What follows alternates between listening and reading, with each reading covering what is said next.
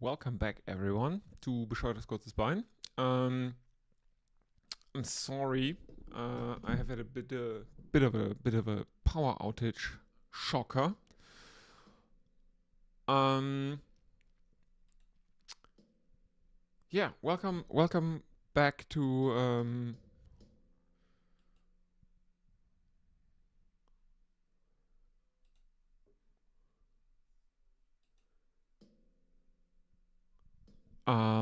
I've had a bit of a power outage, but all seems to be fine for now. Um, let's see what happens today after that absolute shocker of a day one. Um, 17 wickets fell on the first day. 150 all out were India after they chose to bat. And everyone thought that's it.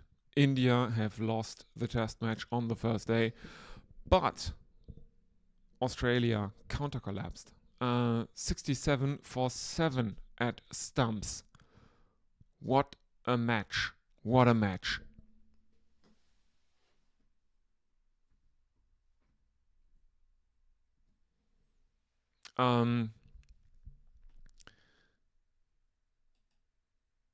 Absolutely mad. Absolutely mad. Marnus Labuschagne played, well, a blistering innings of 2 of 52. Which is kind of the defining innings of this Australia performance.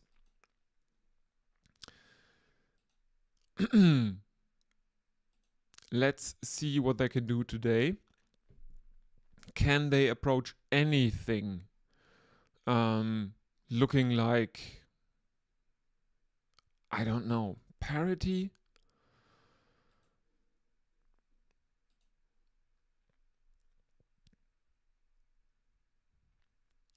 As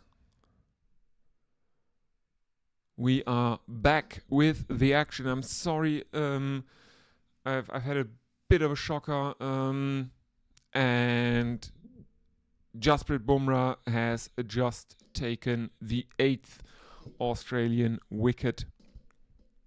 They are currently 70 for 8. Let me have a look.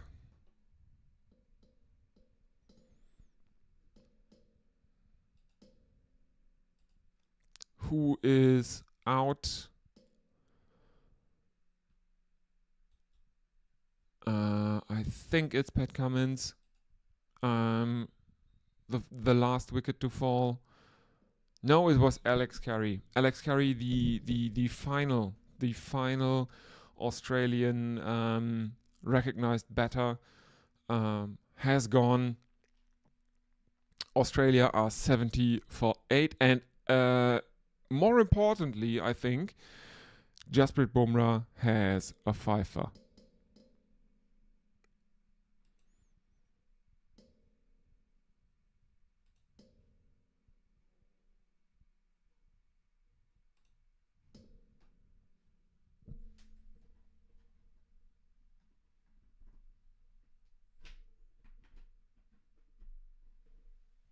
I'm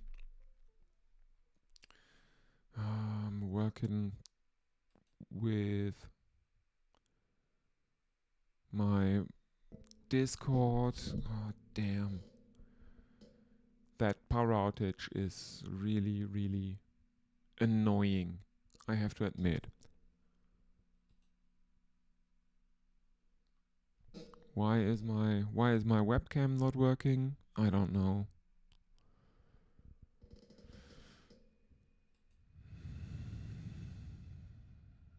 Oh, damn. Yeah. Okay. I will keep you updated while I try to get my webcam to work. Nathan Lyon and Mitchell Starc are the batsmen out in the middle for Australia. Line is on North. Stark is currently on 7 of 20. And one would think that this is kind of close to the end.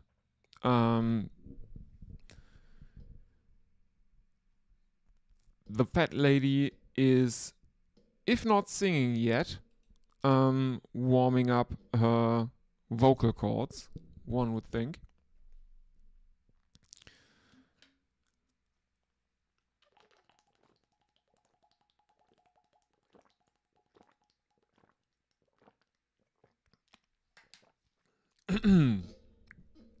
And Jasprit Bumrah is smiling, the stand-in India captain that he is.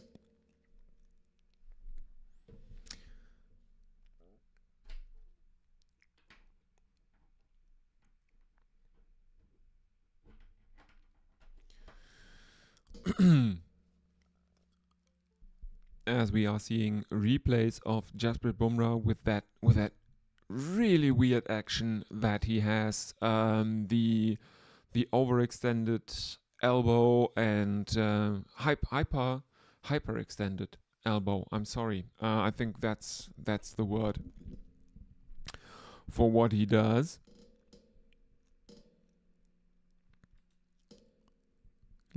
Yes, here we go. My camera is working again. Let me have a look at... Yes, here we are. Sorry everyone, we are back. And I think we are back up and running as intended. So, Rana is bowling his 10th over. He has Stark in his sights, who defends one back towards the offside. There is no run. 3 dot balls for Stark in the 30th over of Australia's first innings. Just a reminder that India have made 150 all out in their first innings. Australia are currently 70 for 8. There is a mid-on, mid-off, short cover, deep square leg, slips, and a very deep fine leg. So Rana has protection out in the deep.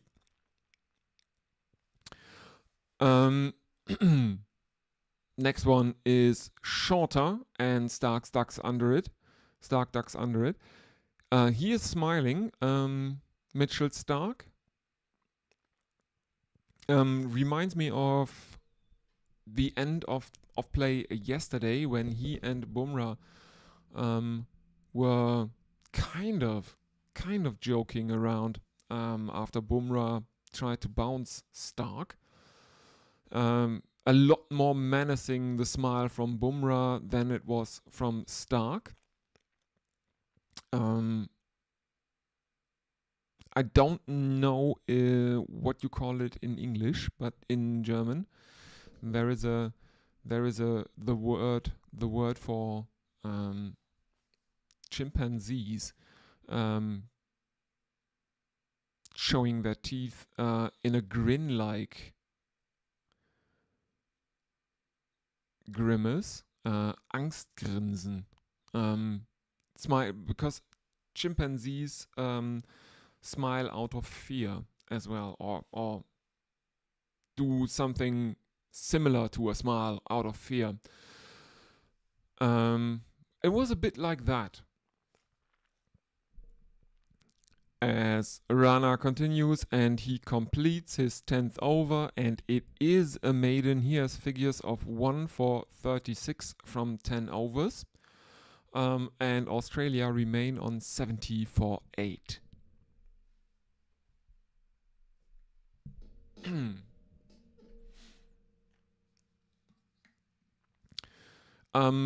Yeah, what are your predictions, everyone? In the chat, will Australia make triple figures? They are currently in danger of making their worst total at home, which was set in 1980, 81. And I think it is 83 currently.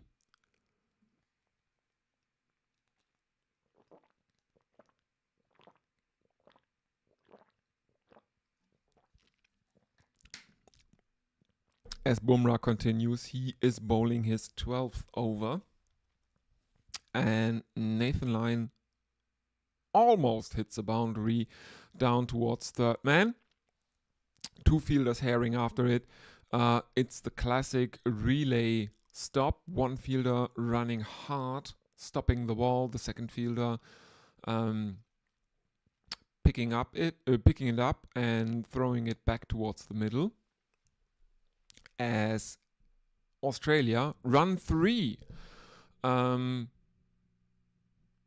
Very, very, very unusual match in the sense that there were a lot of threes in this match.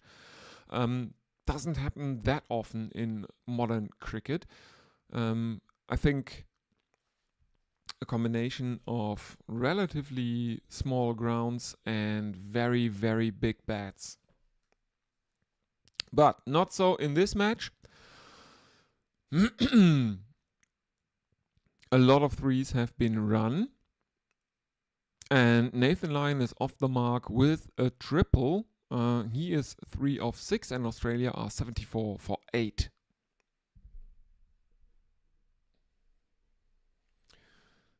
Let's see if anyone might be willing to join us on the call. I know that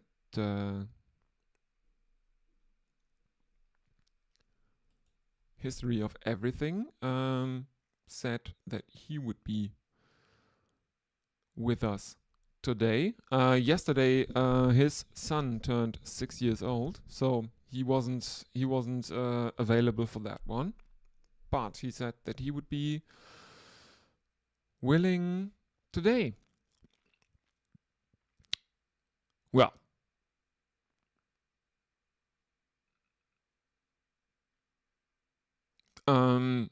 Mitchell Starc gets another single, which is followed by 2 dot balls from Bumrah. Australia 74 for 8. I was kind of annoyed with only 17 wickets falling yesterday, because if 3 or 4 more wickets had fallen yesterday, you could do the old India won the toss and chose to bat, and at the end of the day they still had 9 or 10 wickets in hand joke, which obviously didn't work with just 17 wickets falling.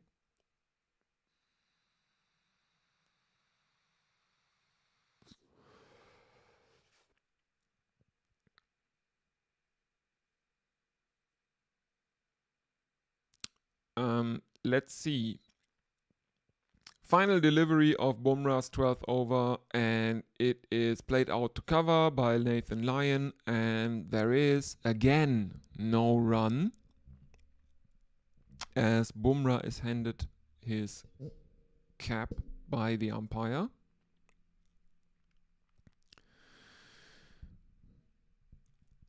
Mitchell Starc wandering out of his crease, we see in the replays. He still has his bat grounded, so no danger of being man-catted there for Mitchell Starc, which is good. But generally, this is a bit of a shocker from Australia. If the Indian innings was not that great, because all their batsmen looked like they lost the ability to bat. Basically, yeah, all of the Australians looked like they had lost the ability to bat, except for Manus Labuschagne, who played the weirdest innings in a match context that I've probably ever seen. He made 2 of 52, which didn't really help in the context of the match. Very, very weird to see Manus making that kind of a score.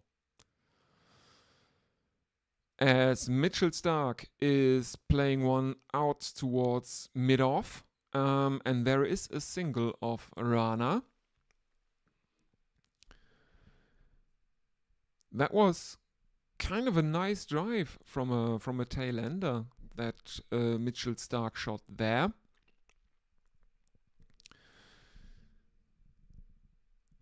The problem for Australia, of course, being that the only wicket they have left in the shed or the only batsman that they have left in the shed is Josh Hazlewood, and any 11 in which Nathan Lyon doesn't bat at 11 is, well, kind of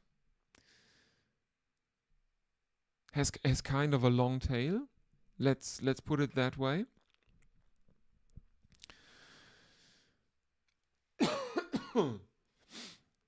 Australia are currently ringing out singles here. A pull shot from Lyon brings him another single, and Mitchell Starc is back on strike. Australia 76 for 8. Starc is on 9 of 27. Lyon is on 4 of 11, and that 9 of 27 from Starc is kind of a big deal in the context of this innings, because I think he is threatening to be one of the highest scoring Australian batsmen in the match so far. Let's have a look at the scorecard. We do have a highest score for an Australian of 21. Alex Carey, who was gone early this morning for 21. He was out, caught, punt, bowled Bumrah. He is the highest score. There is a tie for second place between Mitch Starc and Nathan McSweeney, the debutant. They are currently tied for second place with 10 each.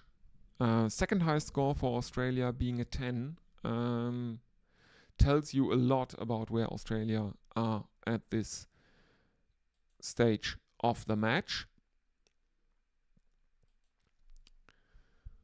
Let's have a look.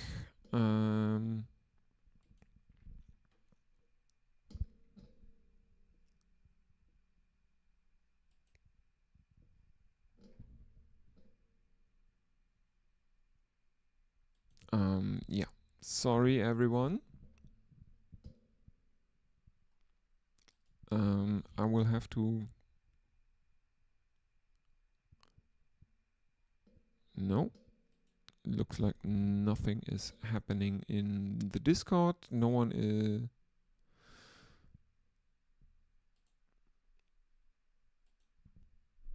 No one is threatening to come in. So you will be stuck with me for the foreseeable future. If you want to get in touch with the chat, with the stream, you can always use social media, Twitter, and I'm not that much on Twitter anymore. I have to warn you. If you have a Blue Sky account, I will probably read that much more likely than any Twitter messages you send me, or you can always use the YouTube chat. Thank you very much. I'd love to get in touch with you. As Bumrah is continuing, he is bowling his 13th over, and as I said yesterday, this is actually the first time that two teams captained by fast bowlers who are not just part-timers. Since 2018 in the West Indies, when Sri Lanka went there, West Indies at the time were skippered by Jason Holder, and Sri Lanka in the third test had a stand-in captain who was Suranga Lakmal, the fast bowler. That was the last time that two test sides were skippered by fast bowlers and faced each other, obviously.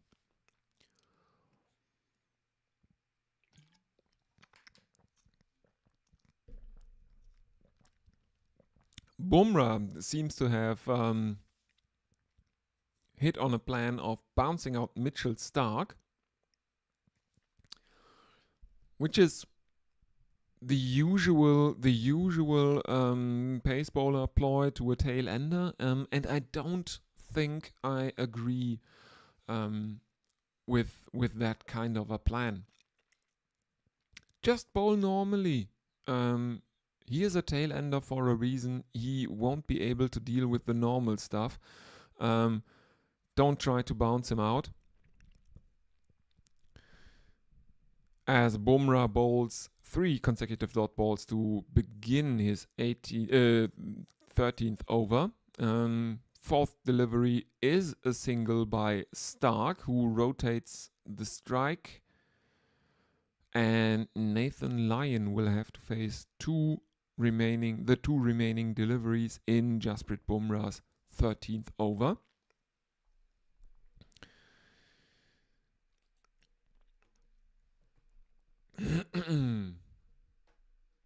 Let's see.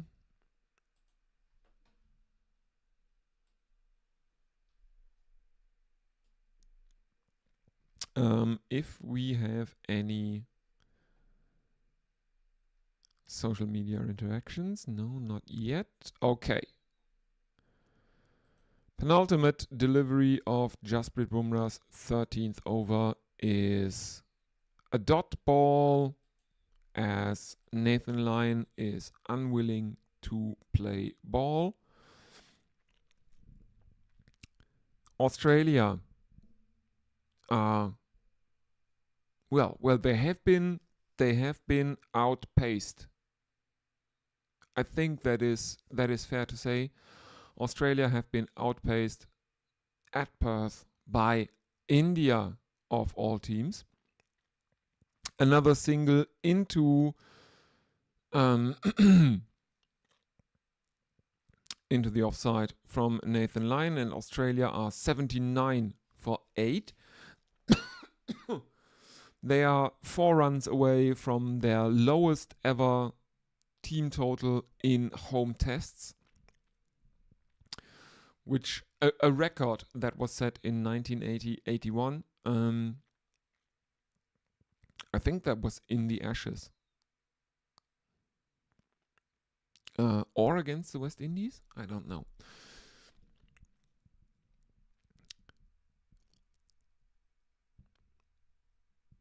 Bumrah is approaching a speed of 141 kilometers an hour, which is really, really quick.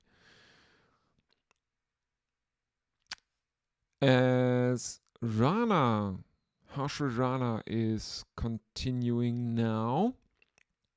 He will bowl his 12th over. He will face Nathan Lyon.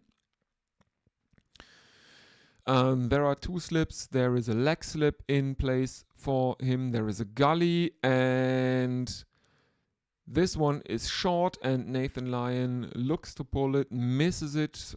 Punt takes it cleanly behind the stumps, and there is no run. Australia remain on 79 for 8.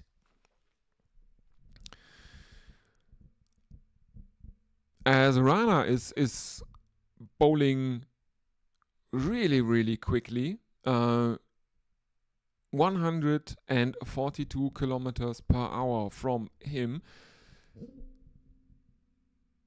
which is really good. Really, really, really hard pace, and that is it. Nathan Lyon looks to cut one over the slips, but there is not enough pace on that one, and it just loops to KL Rahul at third slip.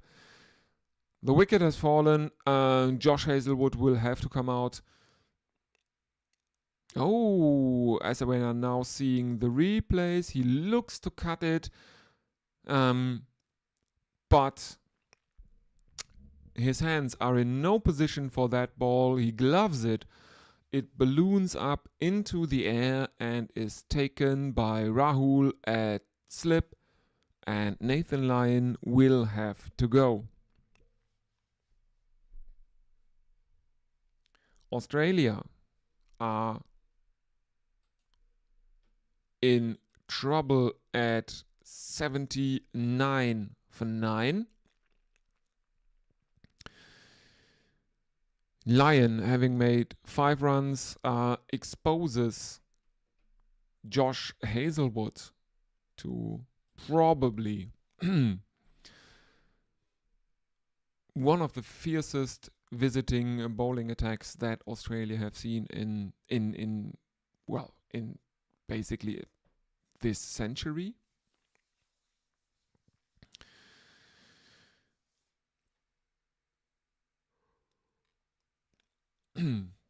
Bumrah is on fire here. He has taken 5 wickets. He is the first or the only bowler in this match that has taken a fifer. Hazlewood was the pick of the bowlers for Australia in India's first innings. He took 4. And Jasprit Bumrah was on 4 wickets at the end of the first day's play. He took his 5th early today. Alex Carey, the last recognized batsman for Australia, he fell to Bumrah earlier today. And India are now 1 wicket away from taking a substantial first innings lead in what seems to be a very, very low-scoring thriller, or what could be a very low-scoring thriller here in Perth at the new Optus Stadium.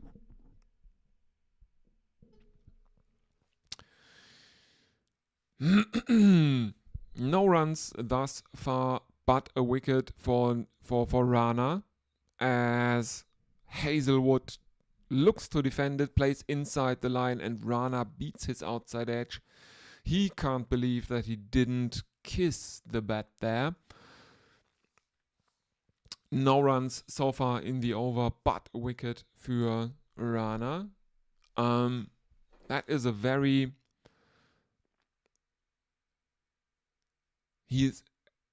Hazlewood is really, really stretching for it. His defense is played about, I don't know, 40 centimeters, half a meter outside of his, or away from his pads, which is looking very, very weird and tells you a lot about Josh Hazlewood's judgment concerning deliveries he has to play at.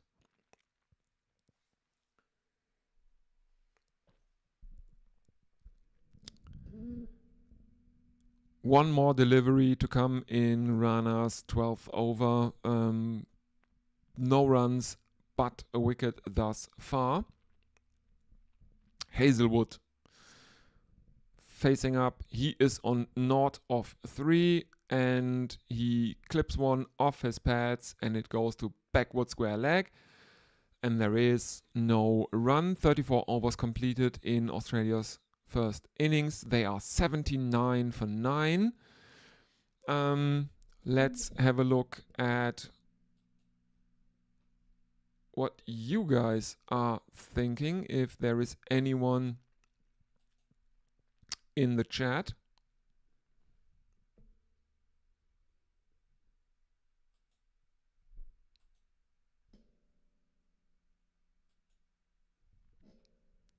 I'm sorry. I don't know why my picture just spazzed out.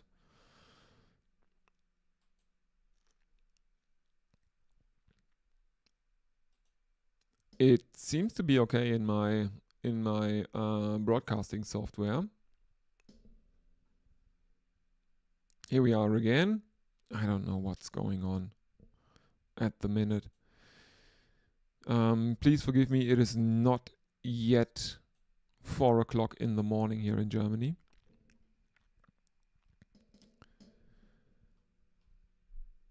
Is there anything on Blue Sky?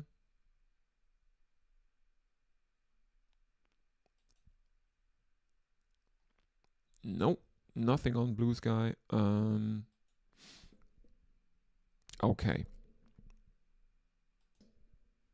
So it is me you are stuck with as Bumrah continues 14th over of the innings. And he begins with 2 dot balls to Mitchell Starc. Bumrah bowling at around 140 kilometers per hour. I'm not certain he is aware of the fact that he has the chance to restrict Australia to their lowest total in home tests ever. 4 runs to play with for Bumrah here as Starc guides one to fine leg, deep fine leg, and Australia, I don't know, are they taking a single? No, they are not taking the single. Mitchell Starc, a tail ender himself, is protecting Josh Hazlewood, who is even more of a tail ender. Dot ball from Mitchell Starc, and Bumrah continues for the 4th delivery of his 14th over. There are 3 slips in place for him, and Mitchell Starc looks to defend it, gets an outside edge, but it doesn't really carry. There is again no run. This was a really unfortunate full toss from Bumrah. In the replays, you can see how it slipped out of his hand. And Mitchell Starc.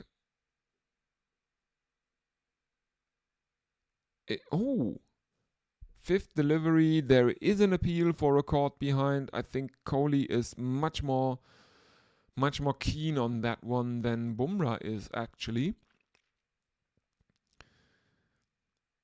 It's not given out by the on-field umpire, and as we are seeing the replays, there is a good 10 centimeters between bat and ball, so no chance of a caught behind. Kohli is back to his old self. If not with the bat, then at least with the appeals. As Bumrah bowls his final delivery, which is defended back towards the bowler by Mitchell Starc. Bumrah feels it and playfully throws the ball towards the non-strikers' stumps, where Josh Hazlewood is wandering out of his crease a bit too much. I'm not saying he's cheating. But it is it's kind of this oblivious way that a tail ender runs out of his or wanders out of his crease. As Rana continues, he has Hazlewood in his sights. Rana bowls right arm around the wicket to the left-handed Hazlewood, who looks to cut, misses, and Punt gathers it cleanly.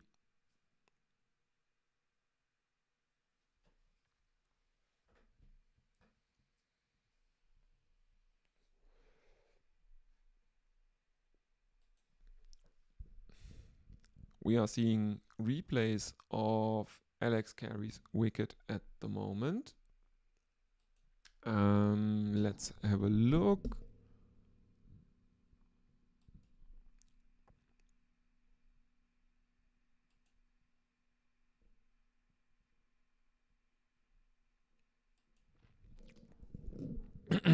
Okay. Yeah, if anyone from my Discord is listening, I could I would like to have someone to co-commentate with. Not gonna lie here. So if you are willing and available, just jump into the call. The only problem is that if you join on the commentary, be ready to commentate. You can't just hang out in the voice chat, because that's how Discord works. As we have Rana overstepping it by about half the width of the line, which of course belongs to the umpire, and Australia therefore are 80 for 9, 3 runs to play with for India if they want to restrict Australia to the lowest total they have ever made in a home test. 2 runs to play with now, because the next delivery is played out for a single by Hazelwood. Stark back on strike. He is the second highest scorer of this Australian innings. He is on 11 of 39. I think only Alex Carey has made more runs than him. Carey has made 21, and no, Travis Head is tied with Mitchell Stark for second place.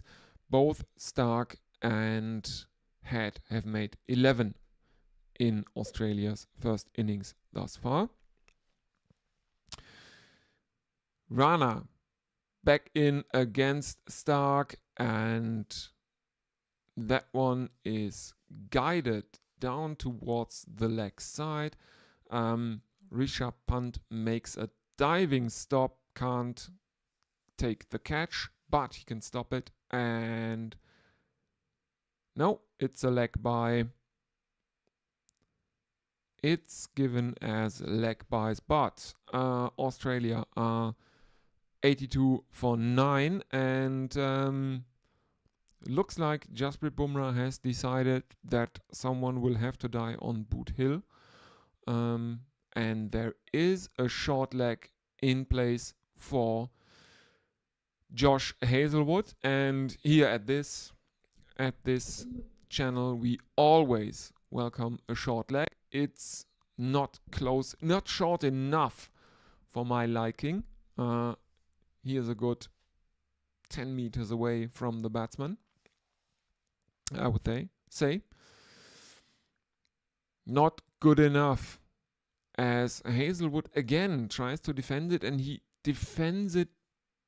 He tries to poke at a ball that is half a meter away from his pads. Don't really know why he is sticking out his bat for that, and it is a Devdutt Padikkal.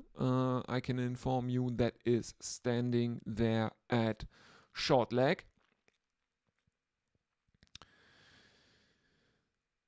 Hazelwood tries to angle one out into the offside. He misses it, and he is again very, very fortunate that he doesn't get bat to that one, because that would have been a very, very easy catch for either the wicketkeeper or the slips which are in place for him. that is the end of the over. Let's have a look if anyone is joining us. There is no one on YouTube. Okay. Is there someone on Blue Sky? Again, you can always use these social media handles. The top one is for Twitter, the bottom one is for Blue Sky, obviously. If you want to get in touch with the stream, I would love to talk to you.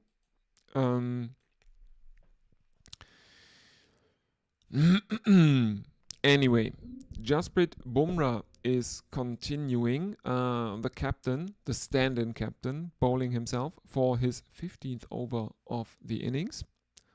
First delivery is a dot ball, as we are now seeing replays of Bumrah's wickets thus far in the innings, and Bumrah continues right arm around the wicket to the left-handed Josh Hazlewood. This one is Mitchell Starc. This is too far outside of off stump, so Starc leaves it, and we are seeing that Bumrah gets a lot of movement with the normally not that movement with a Kookaburra ball that is generally not given to move that much. There are not many bowlers that are not Australian that really like the Kookaburra ball. I know for a fact that the greatest spinner of all time, Muttiah Muralitharan, is one that actually likes the Kookaburra.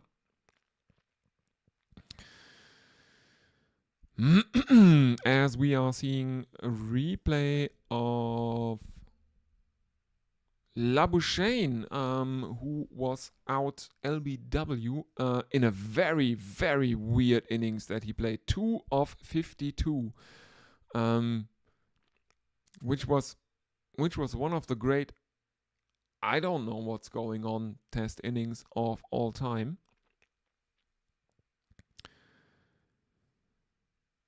A single to Mitchell Starc off the 4th delivery of the over, and Australia are lurching towards that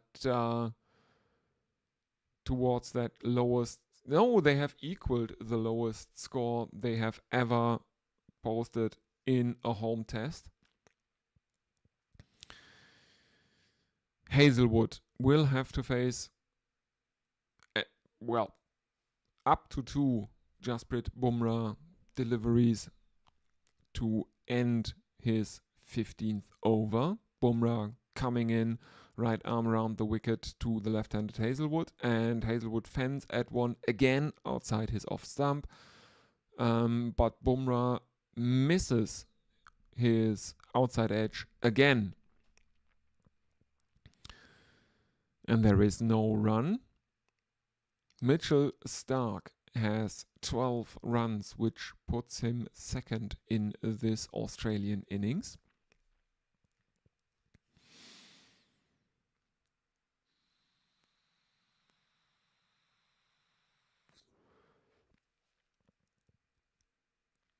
Final delivery, Bumrah right arm around the wicket,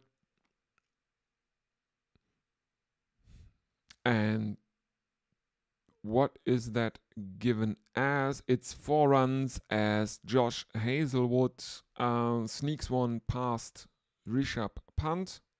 Very, very fine in the offside. And Hazlewood moves on to 5.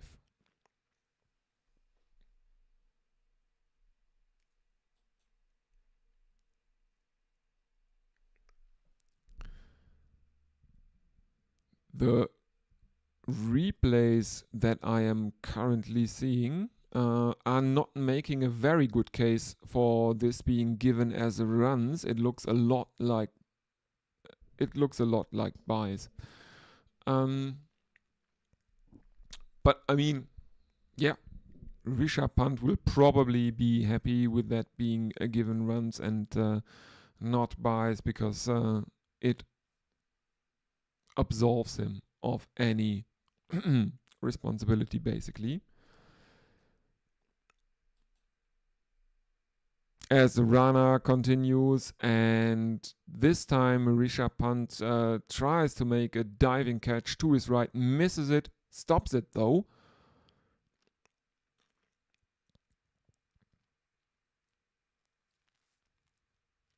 Replays of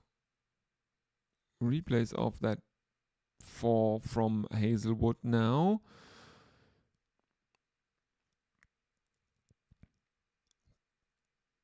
That should have been an easy one for Rishabh Pant as Mitchell Stark plays one out towards mid-off, and I think they didn't take a run. Stark not taking singles, not trusting Hazelwood enough in the situation. There is another dot ball. Rana has figures of 2 for 41, 13.2 overs into his work. Stark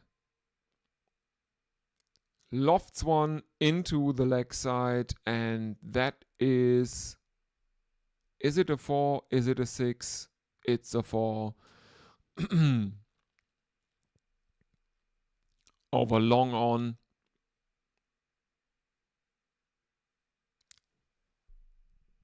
There are runs in this tail for Australia yet.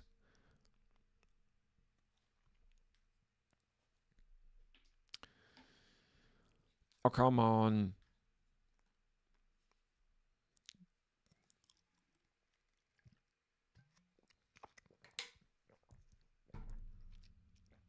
Rana to Stark.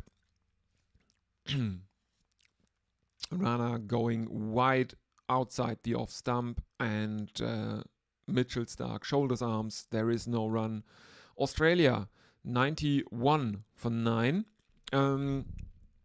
Now that the Indians can't skittle them for the lowest team total at home for Australia, at least they should aim to make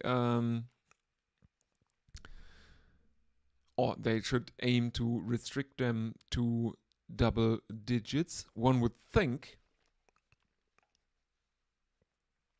Rana coming in again to Stark. This one is clipped off the pads into the leg side, and it is fielded at fine leg. But I think Australia have taken the single here.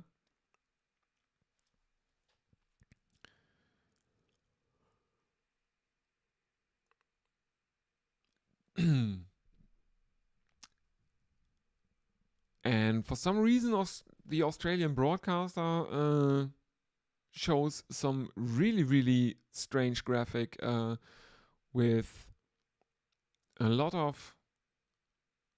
There's a rainbow for the power rating. I don't really get it. Like a rainbow though. I do like me a rainbow.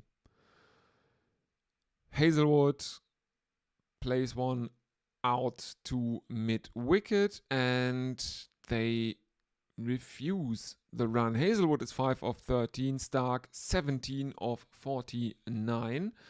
So he is one boundary away from equaling the highest score in Australia's first innings. Let's have a look if anyone is with us. No one on the YouTube chat. Is anyone there on Blue Sky? Nope, doesn't look like it. Anyway, I know that my audience is probably primarily European, and yeah, I know it's fucking early. Bumrah to continue his 16th over. 5 for 28 thus far. The only bowler in the match who has taken a fifer thus far. First delivery to Mitchell Starc, and it is a dot ball.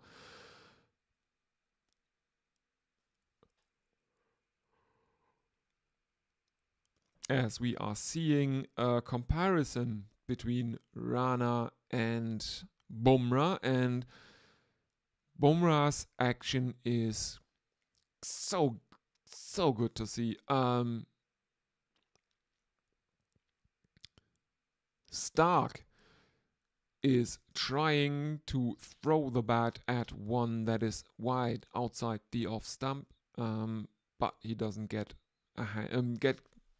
bat to it, and he can be really happy because that looked like something he might edge to punt behind the stumps.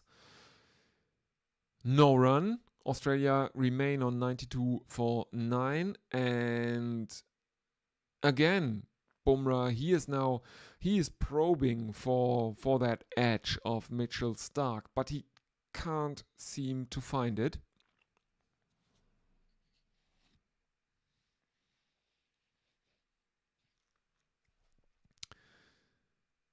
The Indian bowlers have been bowling relatively short on this pitch. They were bowling more of a good length yesterday, but they have pulled their length back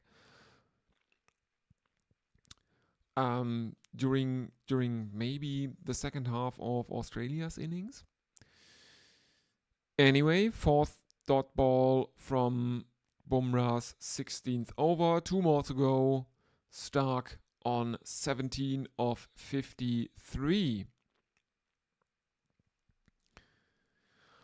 As we are seeing aerial shots of the Optus Stadium, which I don't really love looking at it at the inside. I am very well aware that people that have been there much prefer it to the WACA because the amenities are much more modern, and it is generally more pleasant to watch cricket at the Optus Stadium than at the WACA. But I don't like the look of the inside of it. It's just a concrete bowl. But the outside looks relatively nice, I have to admit. Final delivery of Jasprit Bumrah's 16th over. There are 2 slips and a gully in place, and he bowls to Starc, who plays that out into the onside, and they take a single. 93 for 9 Australia.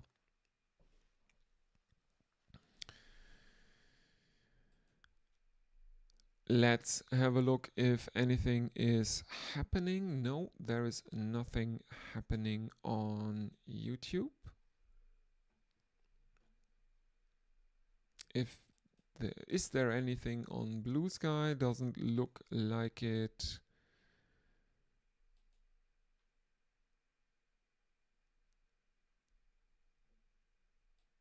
One thing that has come up on Blue Sky right now is that Iceland Cricket says, "We condemn all acts of terror, and that includes drop-in pitches." And that is a great tweet. I will have to retweet that. Skeet, sorry. To re-skeet that.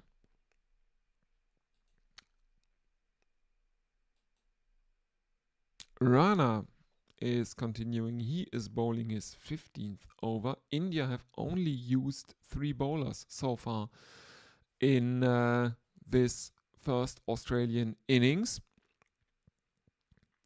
That has now started the 40th over. There is a dot ball first up from Rana. Stark is on 18 of 56. And I think I'm okay, or I would be okay with Mitchell Stark becoming the highest scorer in Australia's innings, remaining not out on top of that, getting the red inker.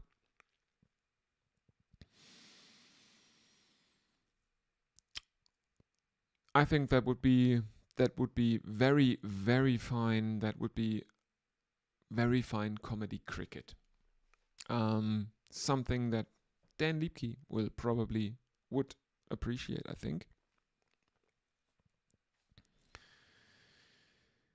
Rana coming in for his third delivery, and this one again is short. Stark ducks, but he doesn't duck low enough and is hit by Rana.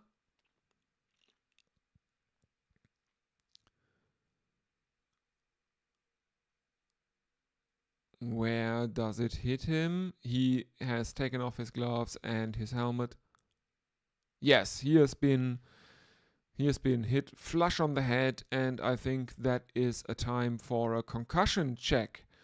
I think Rana is coming in to ask if he is all right.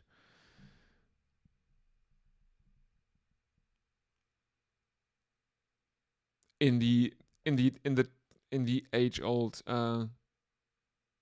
tradition in cricket, when the bowler hits you on the head, he comes in and asks if you are all right. There are drinks out in the middle right now, and I think I will have to. I'll take a very quick break, shortish break, because I need to go and have a wee.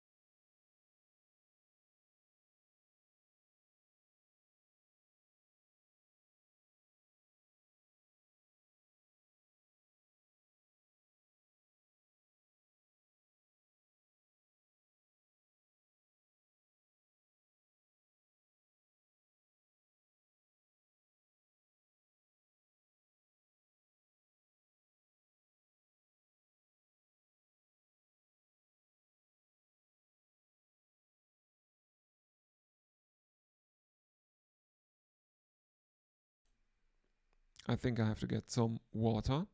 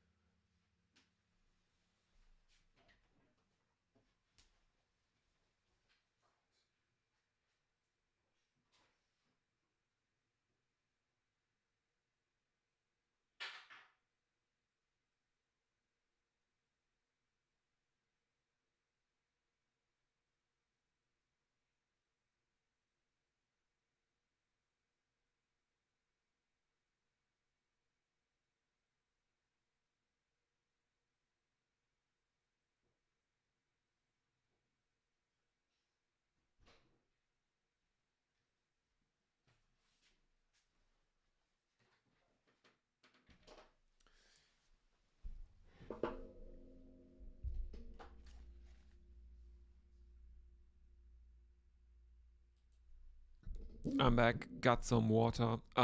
Sorry everyone. I was hoping to have some company for this first session, but alas, and I'm having a bit of a dry mouth. Rana is continuing. He is facing Hazelwood for the first delivery of his 16th over, and that is a single 104 for 9. And Mitchell Stark is back on strike. Probably not what India want to see, because I think they might actually be targeting Hazelwood in this partnership, which is the longest partnership of the match. I think it's the only one that has brought more than 100 runs, faced more than 100 deliveries, and Stark mishits one, it loops up into the air, and that is that. The 10th wicket for Australia has fallen. They are all out, 104, and that is Rana's 3rd wicket. Mitchell Stark, the last man to go. He is the top scorer for Australia in the innings. He has faced the most deliveries in the match so far, and as soon as Mitchell Stark hits that, he knows he hangs his head as Rishabh Pant comes running from behind the wicket, takes it forward of square, and that is that. Josh Hazelwood gets the red inker. He is 7 not out of 31 deliveries. Australia trail by 46 runs in the first innings in a very, very low scoring, maybe thriller. Depends on what the Indian batsman will do today. I think it is time for the old Virender Sehwag quote. Remember, the second and third day may be the best batting conditions of the match. And I, on the basis that the Indians took 7 wickets in the final session of the first day and have been having problems taking the remaining 3 this morning, I might actually agree. Today might be the best batting conditions, and India will have to make the most of it. They will they will probably want to make a substantial score in their second innings, setting Australia an unattainable target. Jasprit Bumrah, the pick of the bowlers for India, definitely. He has taken a fifer. Let's see what happens. But that is that for the first Australian innings. Let's have a quick look at the scorecard. Yes. Highest score of the match, of the innings for Australia is Mitchell Starc with 26. Only one other batsman broke 20, and that was Alex Carey, who made 21. Two more batsmen making double figures. Travis Head 11 and Nathan McSweeney on debut making 10. 5 wickets for Bumrah, 2 for Siraj and 3 for Harshit Rana.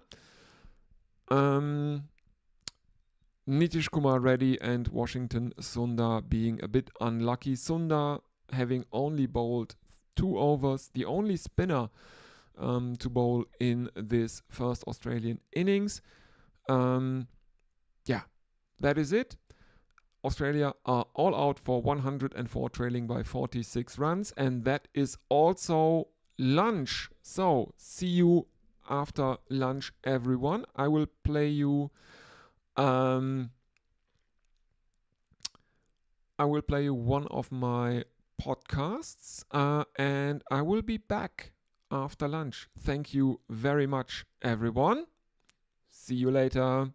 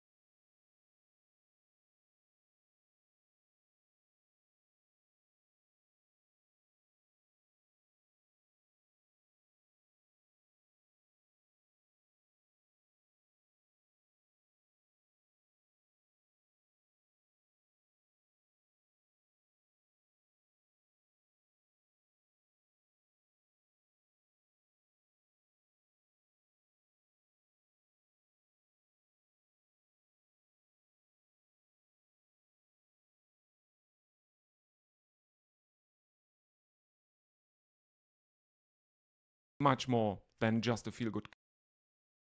My name's Liam, and I have a very, very special guest with me today. It's everyone's favorite feel-good character from cricket Twitter, but he's, of course, much more than just a feel-good character. It's WG Rumblepants. Hello and welcome to the show.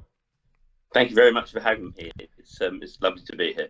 Yes. No, I mean, it's really an honor because you are one of the most recognizable persons on cricket Twitter, and you are also a champion for the club game, for very different clubs, and a Red Bull advocate, and yeah, very, very important in a time where there is so much, well, let's call it what it is, bullshit flying around on social media. It's always good to have people that provide respite from that. But you are basically here because I want to know a bit more about you. How did you come to be this, this recognizable, I would say. Tell us a bit more about you. Thank you for that introduction. That's very kind of you. I think the honest answer is it all happened entirely by accident. The stuff I post on Twitter, just the stuff that matters to me, particularly the club game and encouraging diversity within the game, and particularly Red Bull cricket. In terms of the WG character, that really just came from my interest in WG Grace as a towering figure in the Victorian game, read a lot about him, and decided one year to grow the beard out, and that was going to Lord's that year in September for a test against the West Indies, and I just dressed up just for fun. And people seemed to enjoy it. I enjoyed it. I met a few Australian fans who recognised the character, and we had some banter, and it sort of continued from there. And everyone likes, a character, don't they? So I guess people perhaps gravitated towards my account because of that character, and then hopefully stayed with me because of some of the other stuff that I post, and the beautiful cricket grounds. Yes. I just like I try and be balanced in my views on things. There are lots of extreme views on Twitter, and a lot of sort of binary views, one way or another. It's always right or wrong, and I try and sort of see the shades of grey in the middle. Yes. So yeah, and red ball cricket is just something I really love. I mean, I'm never happier than spending a day at a club game or a county ground, watching a match unfold over the course of a day. And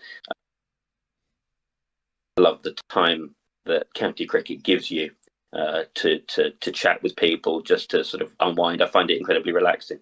Yes, absolutely. And I mean, I'm speaking from a position where I have never been to a red ball cricket match in any test playing nation.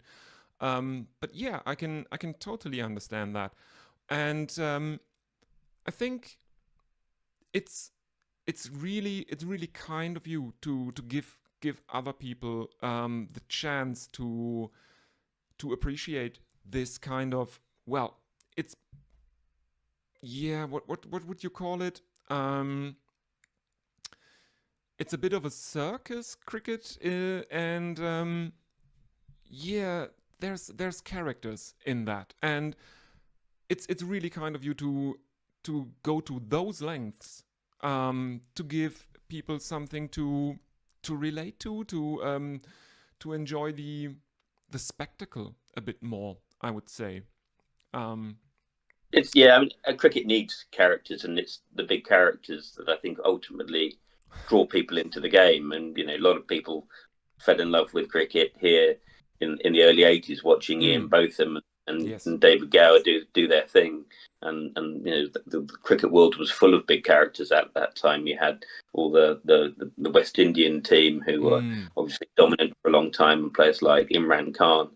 And so those characters draw people into the game, and that's happening now with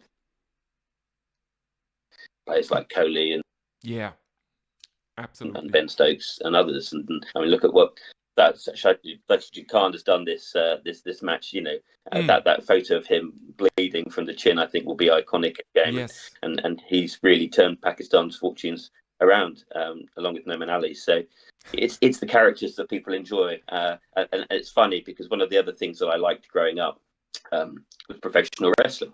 I liked all those characters, Hulk Hogan and The Rock, and those are big characters that draw people in and interest. And I think cricket's become, or with T20, that spectacle, that the music, the lights, and it goes back to the days of the gladiators, doesn't it? People like big characters that they can get behind and relate to, and I think that's true in all of sport, really.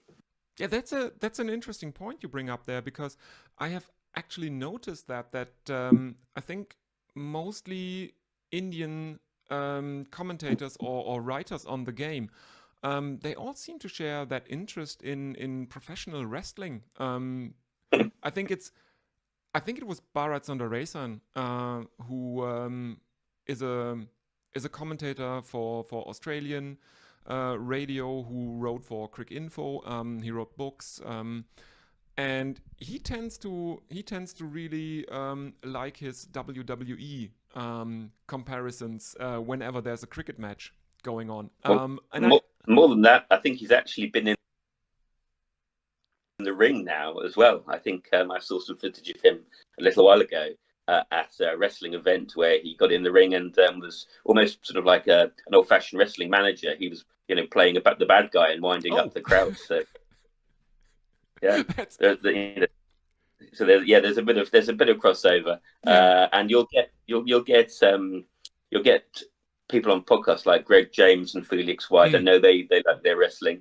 I think Jeff Lemon and Adam Collins like their wrestling. So you're right, there is some crossover. Yeah, they're interesting, and I mean, casting Bharat Sundaresan as a heel is actually genius, because he's probably the most cuddly guy there is out in the world in cricket land. Everyone likes playing the bad guy occasionally, though, don't they? It's fun. Yes, of course. And I can totally understand it.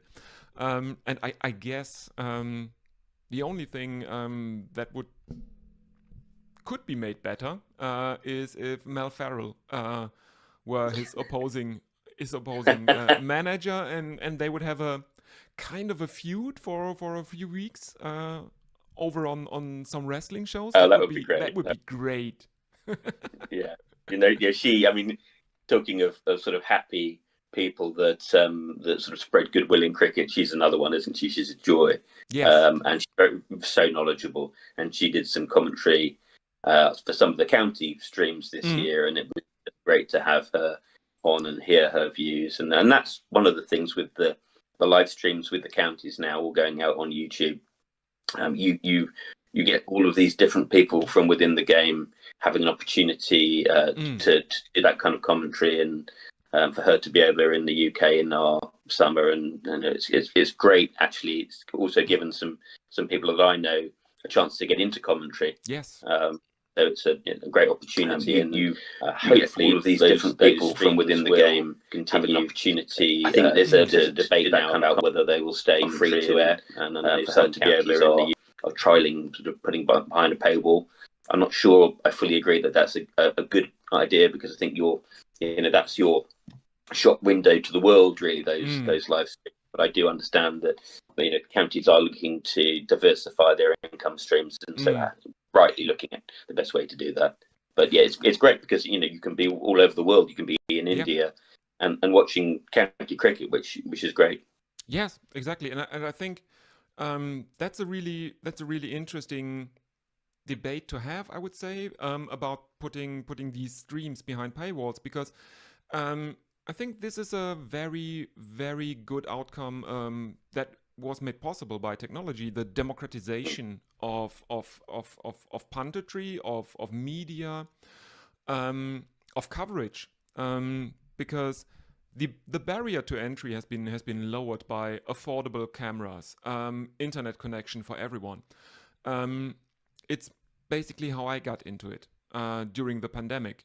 Everyone and their mother started a podcast, and my thing was, yes, you can complain about there not being any German coverage of cricket, online or otherwise, or you can get your stuff together and do it yourself. And I think in the long run, it will be detrimental if you would put it behind a paywall, because you want to get people into the game, and the lower the barrier to entry, the better to get people in the door, so to speak.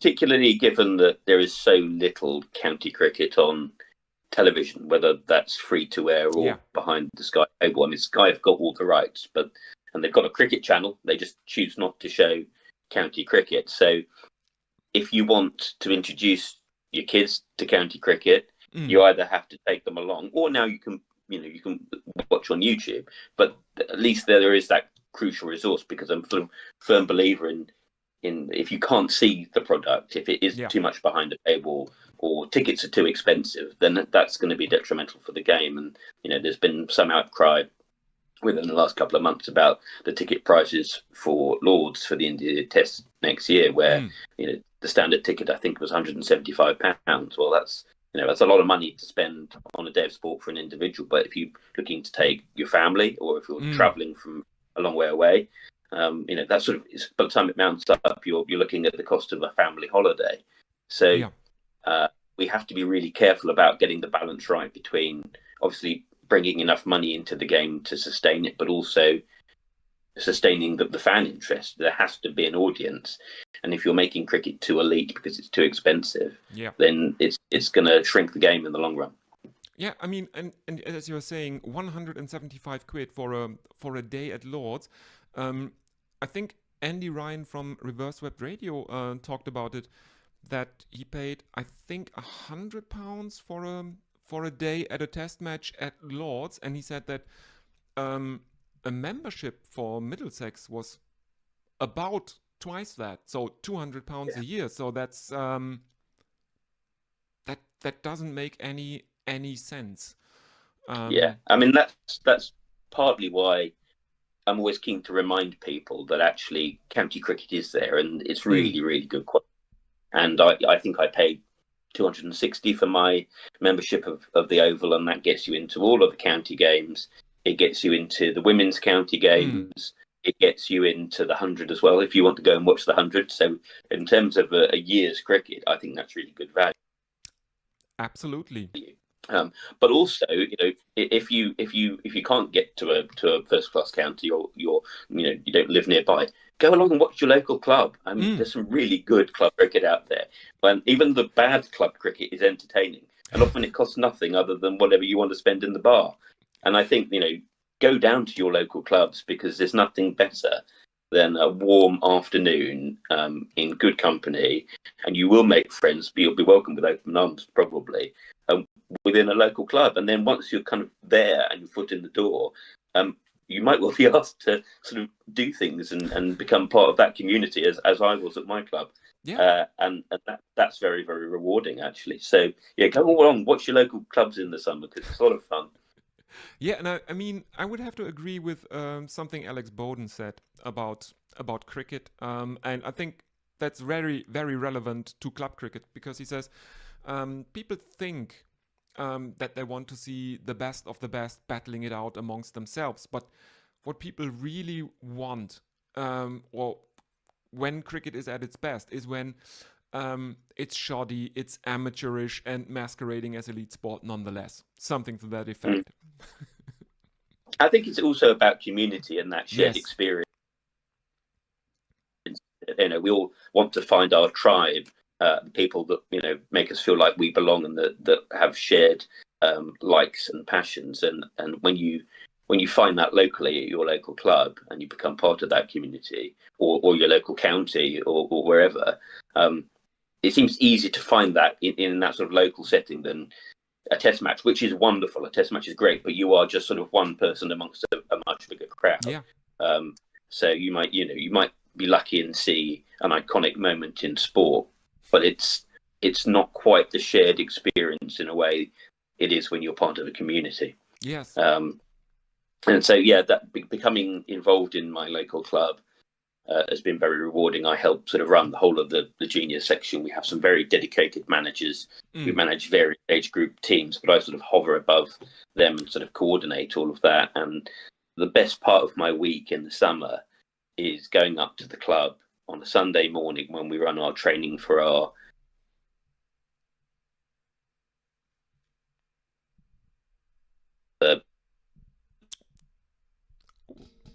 some connection issues again.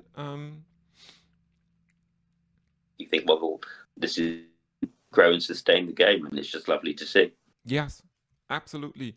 And I mean, cricket is a sport that lends itself to these kinds of communal experiences, I think, because it's not that fast paced generally, if you're not talking about a T20 or a T10 or something like that.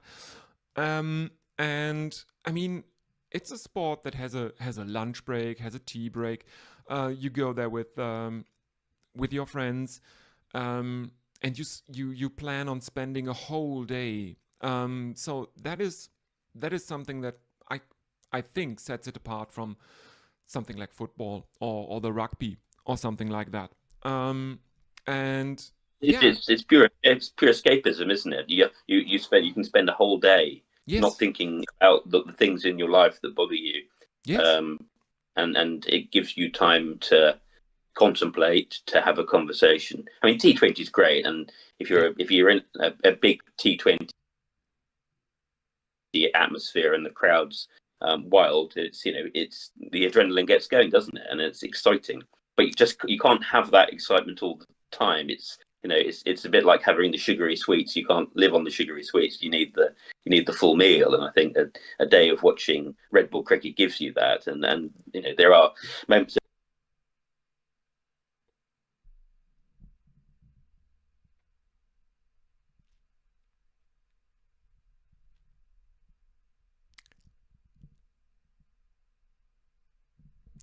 Your audio is cutting out again. I can't hear you. Your audio is cutting out.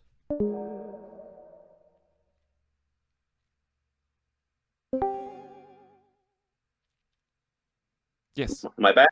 Yes, you are back. Okay, sorry. I'll try and redo that bit.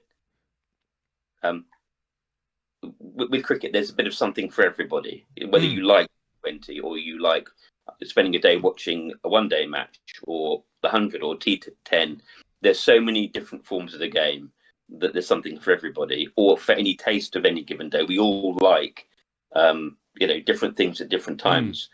So it's a wonderful game because you haven't got that in many other sports. There probably are too many formats and probably a bit going on in the schedule. And sometimes it's hard as a fan to keep up with that and to stay interested in everything that's happening because it is now so fast paced. But we're very lucky too, because on any given day, anywhere around the world, you can normally turn something on and be watching some cricket. Yes, exactly. Yeah, I think the difference between a red ball match and a white ball match is because, of course, the white ball stuff is exciting. We've had the women's T20 World Cup recently, and a very, very thrilling final there between the White Ferns and South Africa, and it's all great, but it's a bit more like a traditional sporting event, like a traditional match, and I think the great stuff is that there is also the other side.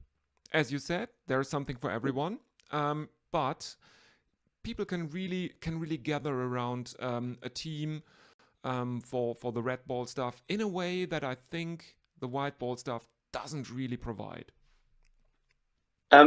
Maybe not in this country. I mean, it obviously does in India because of the huge number of people that are going to watch those matches and paying for the matches on TV. So I think that maybe is a cultural thing in different places around the world. I think the UK is still predominantly interested in red ball cricket. That may be changing, and county fans are so passionate. I mean, not so many paid up county members as we might like now, and certainly in some parts of the country. But they're very knowledgeable and very passionate. And Test cricket is still what brings in most money for Sky. I mean, that's kind of that's what they're paying the ECB for predominantly. But in different parts of the world, it's different, and I think we have to recognise that. And culturally, people gravitate in different directions. So I think in India, you do get a sense that communities build up around those IPL franchises, and people are very, very passionate about it. And they find their tribe, supporting Chennai Super Kings in the way that maybe people in England do supporting Surrey or Yorkshire. So I just think it depends where you've grown up and what you've been exposed to, and will be interesting to see whether IPL teams buying into 100 franchises kind of creates that kind of tribal atmosphere around those teams as the years go by.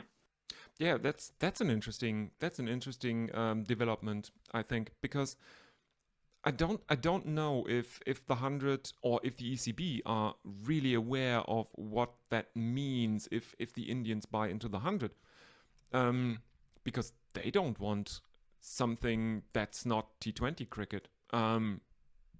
I think the 100 might just turn into the T20 franchise league that everyone expected the ECB to start.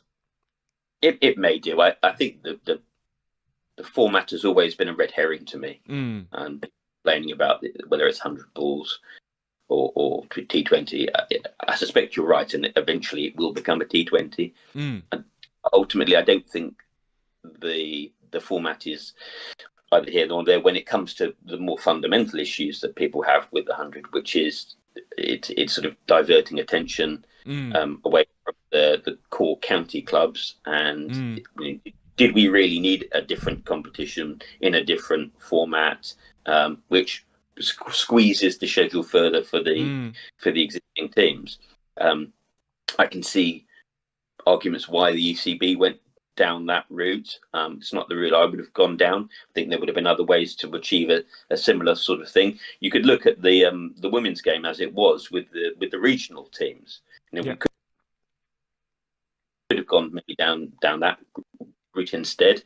I think what people object to is obviously the very long-standing relationships they have with those county teams, and they're sort of being sidelined. And I think there is suspicion that the ECB would prefer fewer counties, or perhaps maybe go to a system where you've got 6 to 8 top counties and tiers below that, and people are very suspicious about that. And the way that the 100 sale proceeds are being divided between the hosting clubs and non-hosting clubs, I think has increased that suspicion, because it seems to exacerbate the concern about there being a two-tier system between the hosting clubs and those who are not hosting.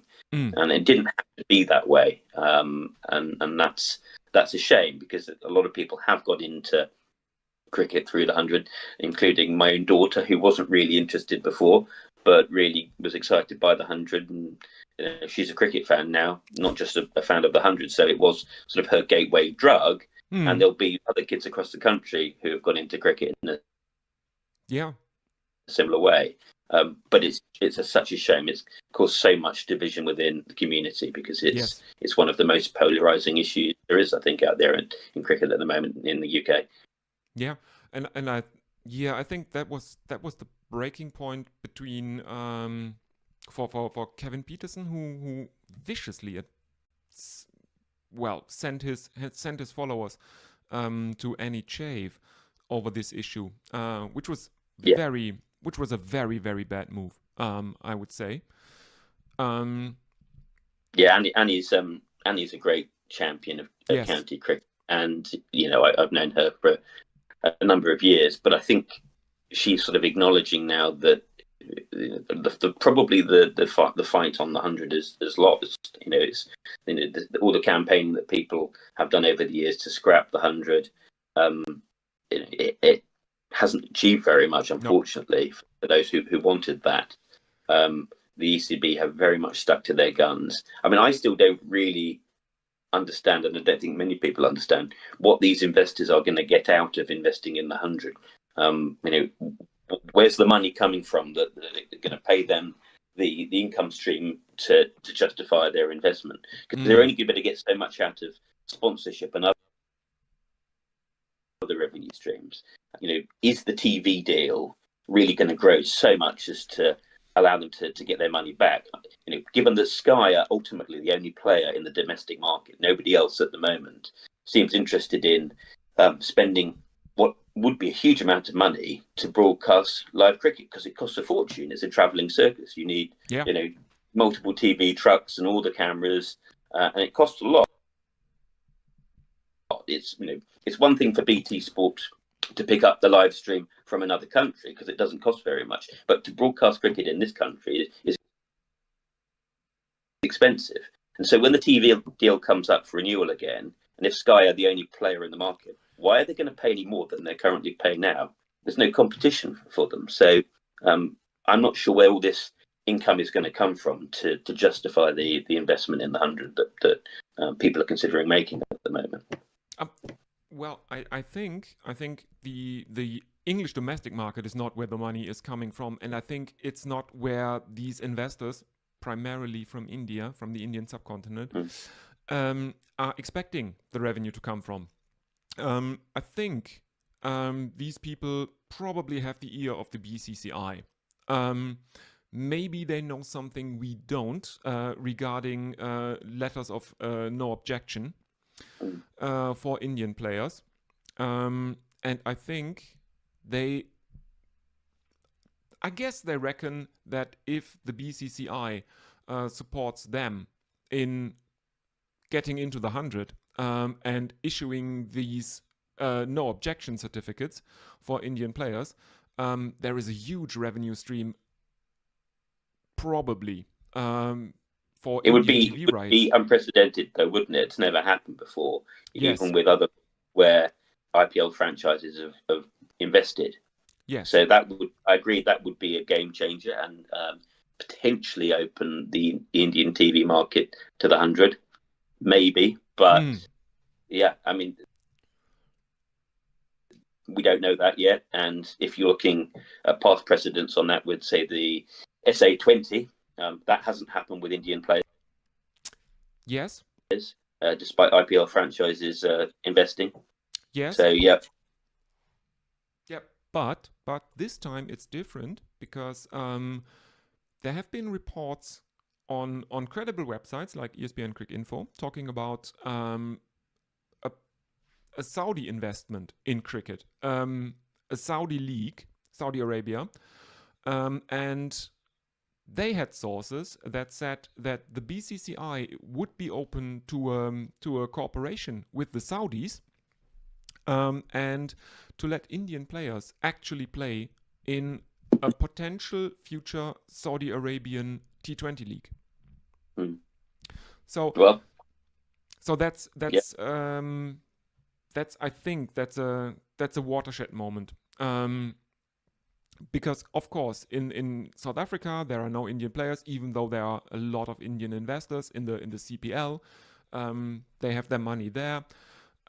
In the major league cricket, is it already major league cricket or is it still minor league cricket in the USA? Yeah. There's the New York Mumbai Indians, which is one of the more nonsensical team names I've ever heard. But there are no Indian players there. But I think the possibility being put on the table for the Saudis, that's probably something that might change all these competitions. Because if Indian investors put money into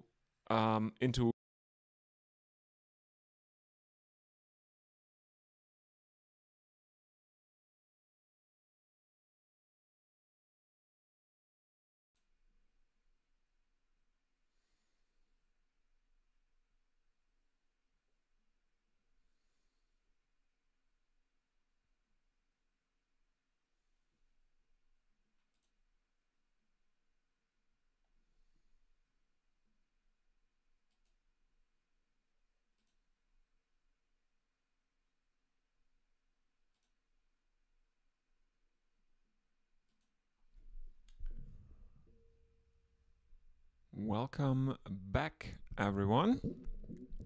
So, that was a really, really rather, well, let's call it what it is. Kind of a turgid first session.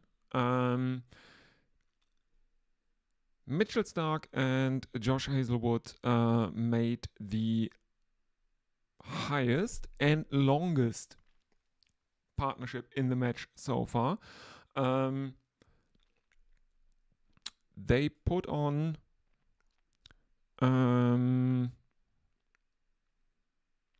25 for the 10th wicket of 100 and second most valuable partnership. The second most valuable partnership, but the longest. 110 deliveries they took for their 25 runs for the 10th wicket. India looked a bit, like they were losing the plot, the Indian bowlers.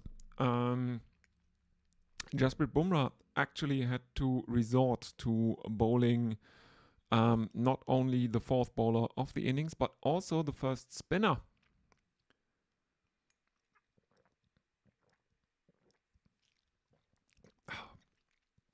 just a bit of coffee. Thank you very much. It is almost 6 o'clock in the morning here in Germany. Well, Australia are still trailing by 46 runs on first innings. And let us see what the Indians can do now. There has been a lot of talk about the pitch being under the radar or under the scanner or on the radar. There has been talk of inconsistent bounce, and I think a lot depends on how the pitch plays going forward from here.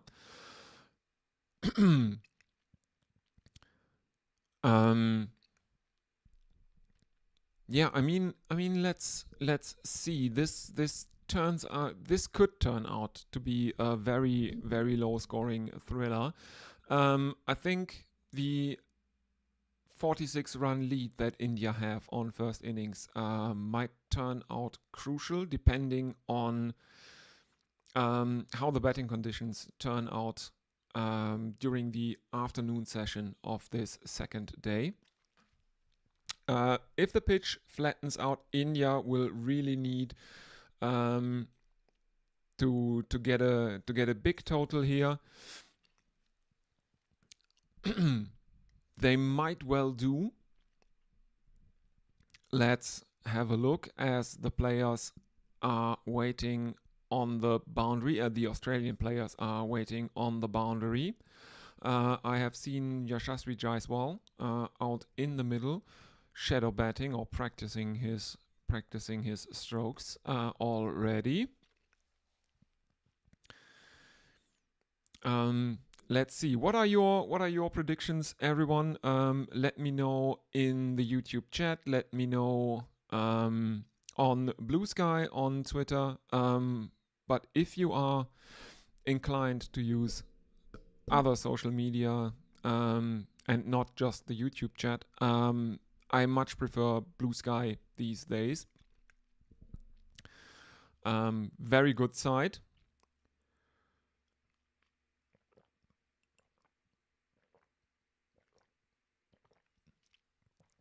Much nicer than Twitter.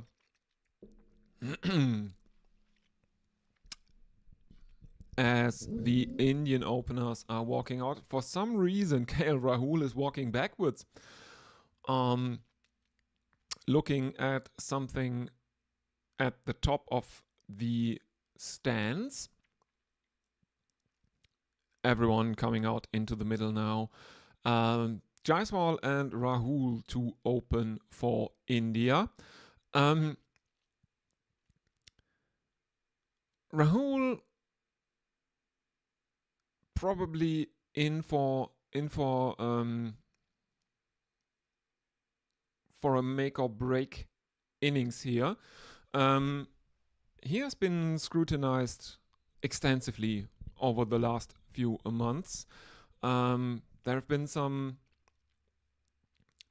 high-profile failures from him, but he was one of the better Indian batsmen in the first innings here in Perth. And even though he averages not that many as an opener, he is the only Indian opener currently playing, or I think all time, to have scored centuries as an opener in India, in Australia, South Africa, and England. And we are set to get underway. Australia are starting with Mitchell Starc, who will bowl to Yashasvi Jaiswal, who made a duck in the first innings. And there is a very, very straight drive. First off from Jaiswal, played straight back towards Mitchell Starc, and there is no run. I will try to give you the field as soon as I can see it. There are, I think, 3 slips and a gully. There is also a short leg for Yashasvi Jaiswal. India, none for none.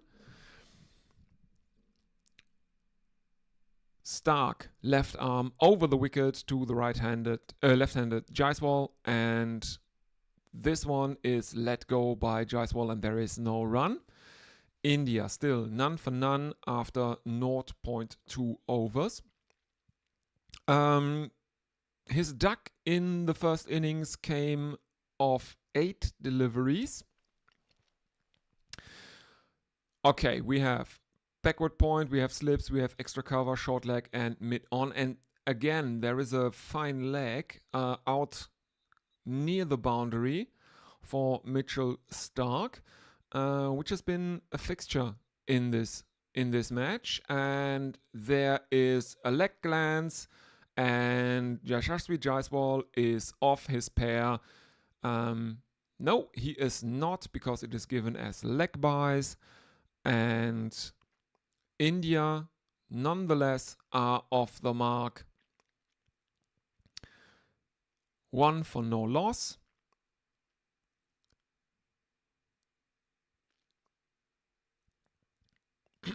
As a short leg is herring after that one.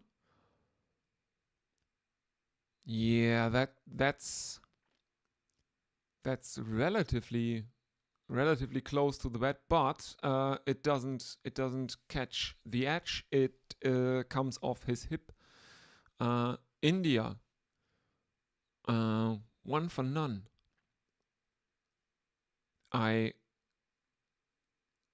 don't know why my footage has now switched over to the Australian. Oh yes,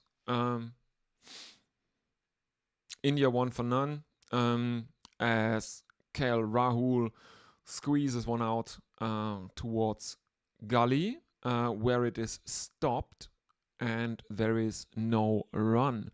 So both Indian batsmen are still on naught. Yashasvi Jaiswal is currently on for a pair.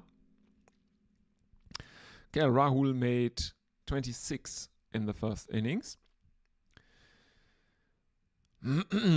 And India now lead by 47 runs. 2 more deliveries still to come in the opening over of the second Indian innings. Mitchell Stark is bowling it, and in he comes. Left arm over the wicket to the right-handed KL Rahul, who is defending that off the back foot into the leg side, and there is no run. Yeah, if you are watching, do get in touch with me. You can do it either via Blue Sky, which is probably the preferred option, or you can also use Twitter, or the easiest probably is by using the YouTube chat, everyone. I'll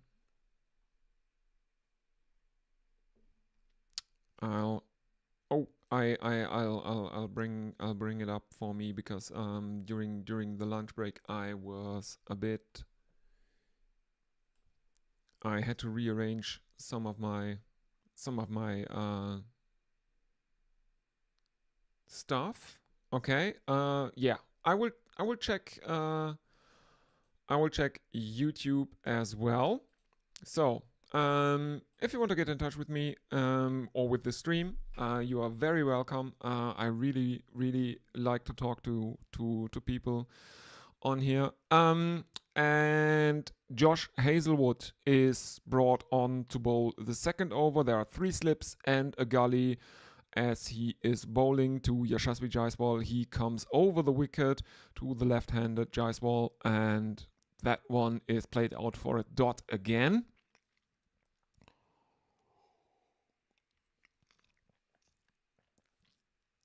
So both Indian batsmen yet to score. The lead is 47 runs though. Reminder for everyone, India made 150 all out in their first innings. The Australian were then dismissed for 104 after being 67 for 7 at stumps on a day one. The last recognized batsman in Alex Carey was dismissed early this morning by Jasprit Bumrah, but the Australians kind of squeezed some runs out of their 10th wicket partnership, which was thus far the longest and second most highest scoring partnership of the match. 110 deliveries Mitchell Starc and Josh Hazlewood faced together.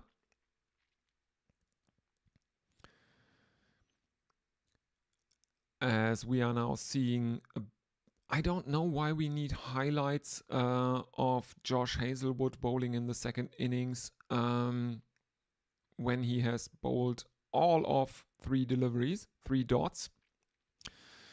He continues right arm over the wicket, and this one is played towards the slips by Jaiswal, and there is again no run. He has now faced 7 deliveries.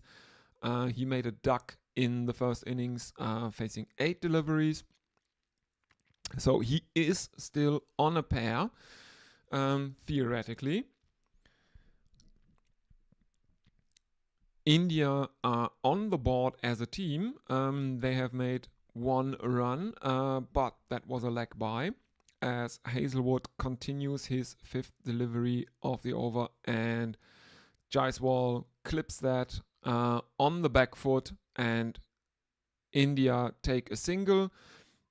So Yashasvi Jaiswal is on the board of the pair, 1 from 8, and KL Rahul will have to face the final delivery of Josh Hazlewood's first over in India's second innings.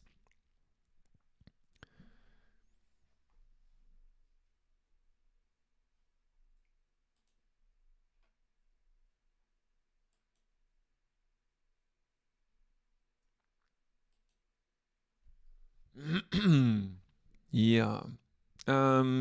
Let's see what Hazlewood can do here. He comes again, right arm over the wicket, and this is a leg glance from KL Rahul, and that is the first boundary of India's second innings, as he finds the boundary at fine leg. 4 runs to KL Rahul.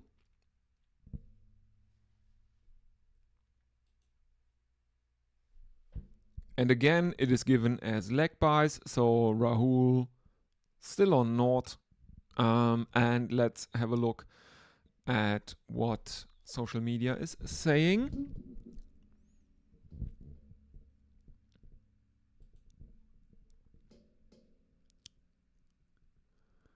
I have one from a German fan. I will first read it in the original. Australien all out für 105, so muss das. Jetzt ein ordentliches Target setzen. Wir sind übrigens erst an Tag 2. Yeah, so Kai Vincent saying Australia all out 104. That's the way to go. Now set a decent target, and this is just day 2. Yeah, and I know exactly what he's talking about. Yeah, this is one of those tests that will reignite the discussion about 2 or 3 day tests, I think.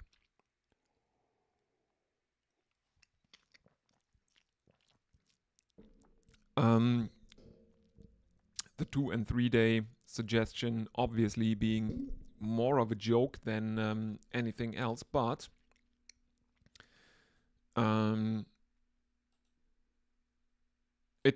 it brings into perspective the discussion about 4 day tests, about scheduling 4 day tests. Mitchell Starc is bowling his second over, the third of the second Indian innings, and he is played out for 2 dots, now 3 dots by Yashasvi Jaiswal. It's a bit weird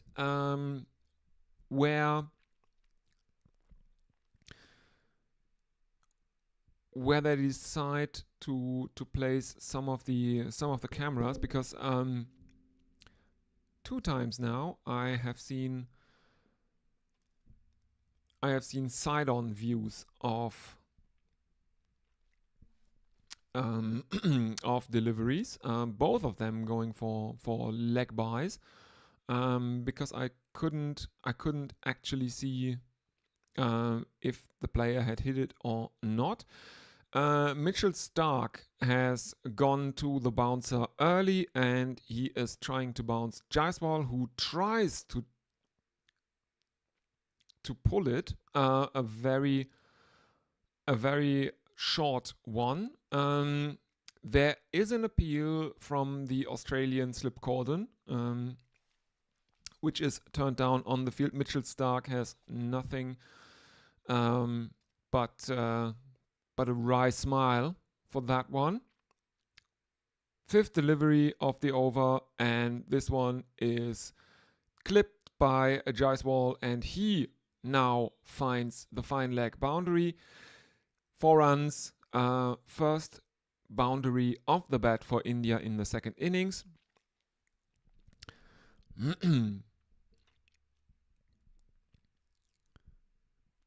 And short leg can do nothing but look at that one. India 10 for no loss in the third over of their second innings. So their lead is now 56.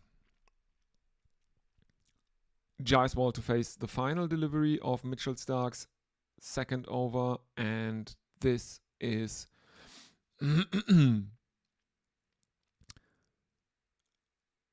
driven at by Jaiswal, but it only goes towards the slips.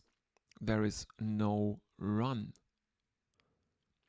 Mitchell Starc figures of none for 4 after 2 overs. India lead by 56 runs. End of the over. Let's have a look at social media. I think there is no one in YouTube. Is there anyone on YouTube? Nope, doesn't look like it. Okay.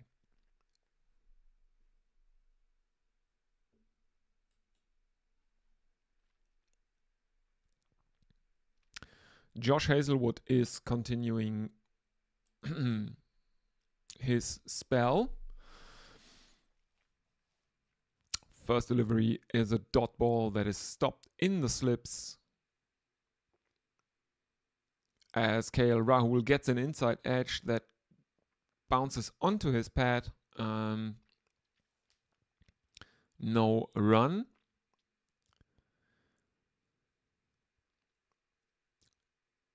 Here we go again. Josh Hazlewood, right arm over the wicket to KL Rahul, who gets an outside edge, but it bounces before it is stopped by Alex Carey as the wicketkeeper.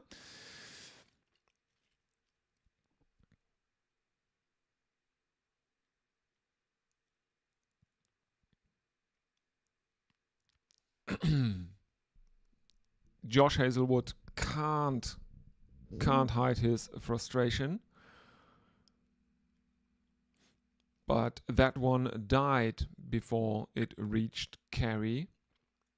Hazlewood in again, third delivery of the over, and a drive from KL Rahul that pierces the field. There are 2 Australian fielders herring after it, and it is stopped by the fielders and thrown in, but not before India have run a couple.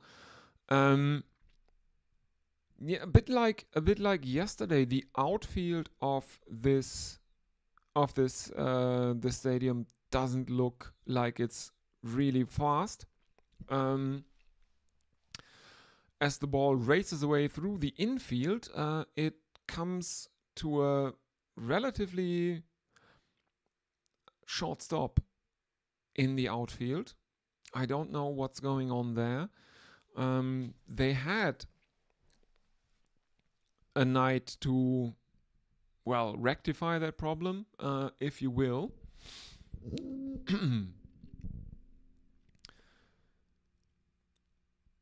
There have been relatively there's been a deluge, if you want, of threes in this match, more than you see in most other men's test matches. And this one, it's short and a pull from KL Rahul, but it is stopped at fine leg, and India, I think, take a single. Yes, they do. Jaiswal back on strike for the final delivery of Josh Hazlewood's second over. India 13 without loss. Shortly before the end of the fourth over.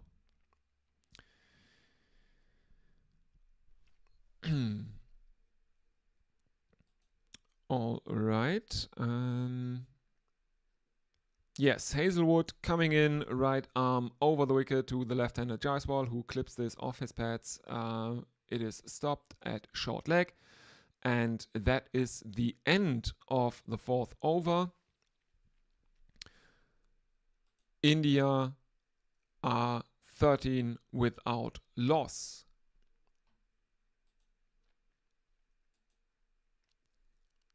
Let's have a look if anyone is with us. Nothing on Blue Sky. And nothing on YouTube. Yeah, if you are listening, everyone, I'll be delighted if you get in touch with me. Mitchell Starc to continue his third over as India are 13 for no loss. Starc has figures of none for 2. In he comes, left arm over the wicket to the right-handed KL Rahul. Angles one across him. Rahul sticks down his bat, but Starc beats his outside edge, and there is no run.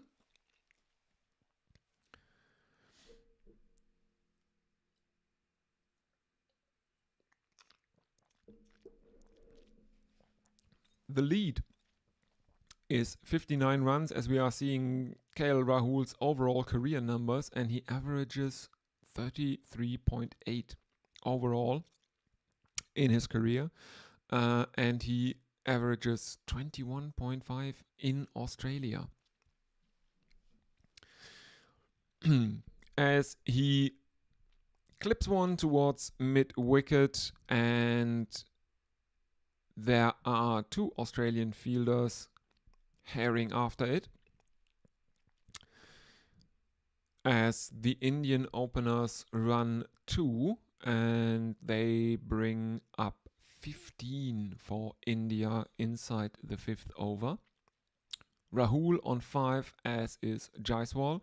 5 runs have come as leg byes for India in this innings thus far.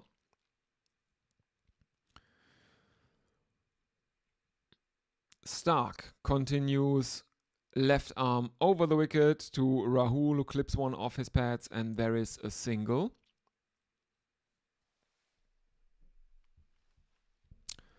(16 for no loss), and Starc is bowling at just a tad below 140 kilometers an hour. So, what's a good target for India to set Australia here? I think they will want 350 probably, because after day one, on which 17 wickets fell, the pitch looks like it has flattened out quite a bit. Testament to that is the Australian 10th wicket partnership, which was the second highest partnership of the test so far. It was the longest partnership of the test so far between Josh Hazlewood and Mitchell Starc. 110 deliveries, which is, well, nothing to scoff at in the context of this match, I would think. 2 deliveries left in Mitchell Starc's third over as he is bowling to Yashasvi Jaiswal, and Mitch Starc bowls left arm over the wicket as Jaiswal plays one square into the offside, and they run, I think it's another couple, yes. India 18 without loss.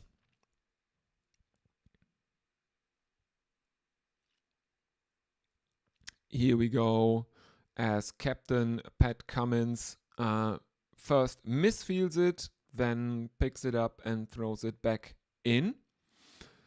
Jaiswal on 7 of 17 and KL Rahul on 6 of 12. Final delivery of the over. Jaiswal puts one away behind square on the leg side, and I think that is another single.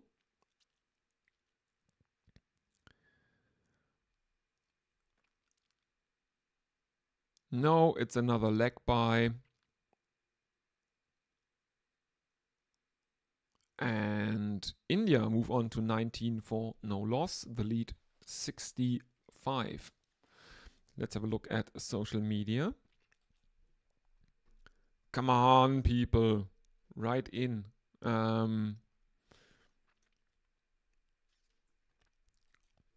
Nothing on YouTube, nothing on Blue Sky. I think there's a notification on Blue Sky. Yes, that's neither here nor there. Okay. Hazlewood continuing to Jaiswal. Hazlewood is bowling right arm over the wicket. There is a single of the first delivery into the offside. Jaiswal moves on to 8. Rahul now on strike. India bring up their 20 overall. 5.1 overs. Hazlewood with figures of none for 5 of 2.1 overs.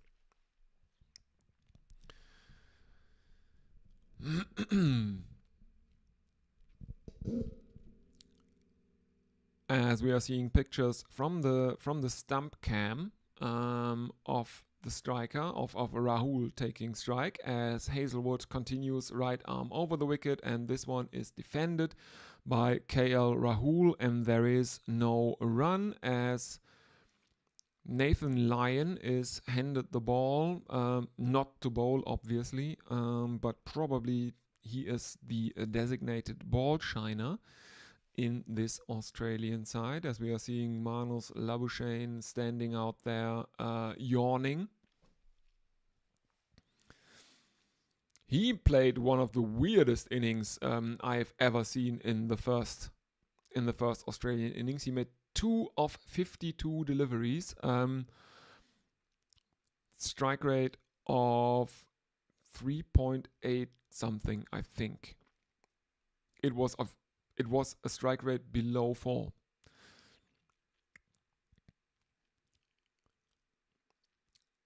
Next delivery, there is an appeal for LBW from Alex Carey, but KL Rahul very visibly on the screen got an inside edge and played it into his own pads.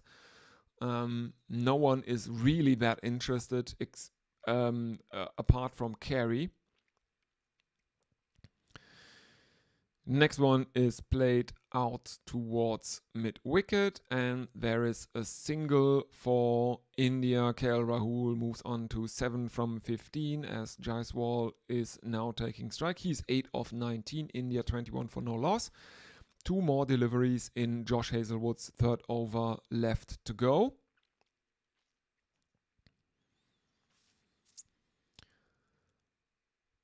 Hazelwood this year has played 6 tests. He has taken 33 wickets at an average of 13.03, which are very, very good numbers. There are 3 slips and a gully in place for Yashasvi Jaiswal.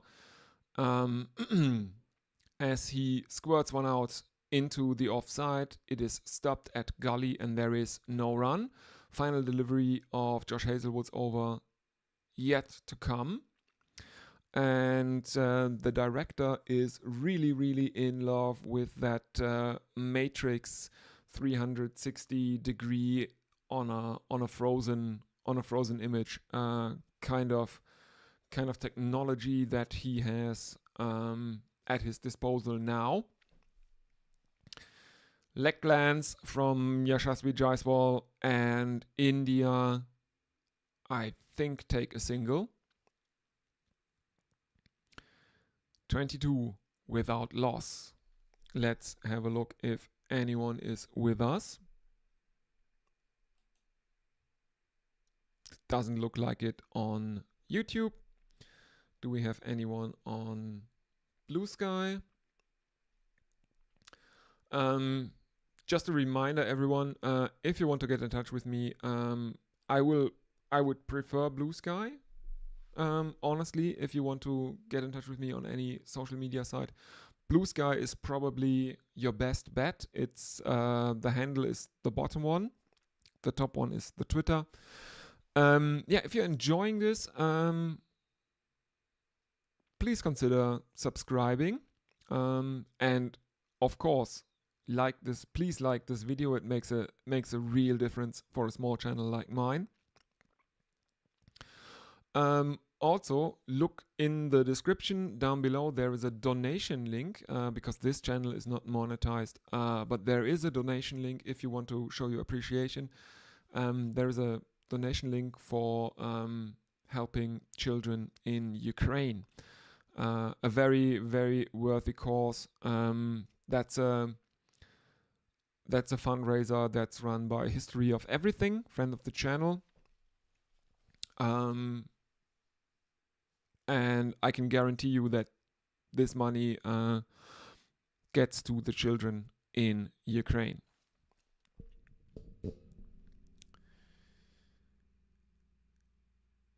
First time that Captain Pat Cummins has brought himself on in the second innings. Here we go. First delivery is a dot ball. Second one is cut by Jaiswal through the slips, and that is 4 runs for India.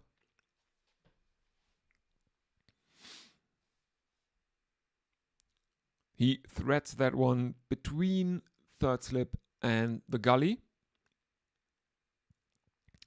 It's not the cleanest of shots because it just gets a toe end of the bat onto that ball, but he rides his luck here.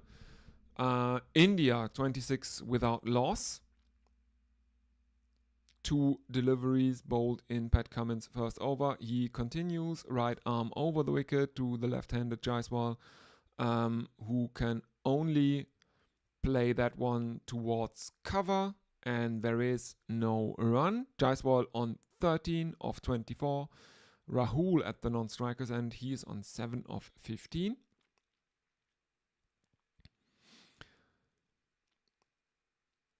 And for some reason, we are seeing close-ups of KL Rahul standing at the non-strikers and practicing his shots, which is kind of weird. 3 slips, a gully. There is a leg slip in place. There's also a backward point. There's a mid-on and mid-off, as Jaiswal defends one into the offside, and there is no run. 6.4 overs bowled. India 26 for no loss.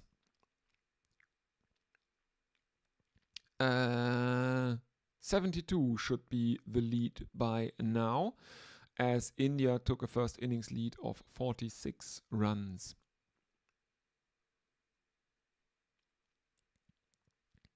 Two deliveries left in Cummins' first over.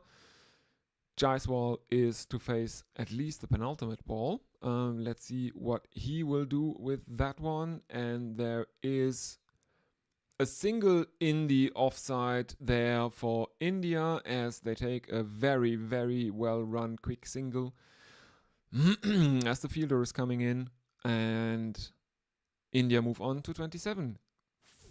73 the lead now. Final delivery of Cummins over yet to come, and Travis Head is thrown a helmet. Will he go to short leg, or is there a silly point? I haven't seen a silly point in quite a while. Would really, really like that. No, there is a short leg in place for KL Rahul, but it goes into the offside to Nathan Lyon at point, and there is no run. 7 overs gone. India 27 for no loss. Jaiswal on 14, Rahul on 7, I think. Let's have a look. Have a gander. Yes, he is on 7. Let's see if anyone is with us. No, nothing on YouTube. Nothing on Blue Sky as far as I can see.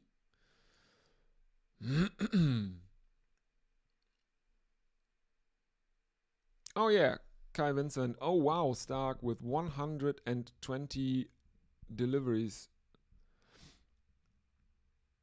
Not bad. Yeah, that's the longest innings of not only the match, it's the longest innings not only of the Australians, it's the longest innings of the match, the longest individual innings. And he compares it to the Manus Labuschagne one, who played the second longest innings for Australia. He made a blistering 2 of 52 deliveries in Australia's first innings, which was one of the weirdest innings I've ever seen.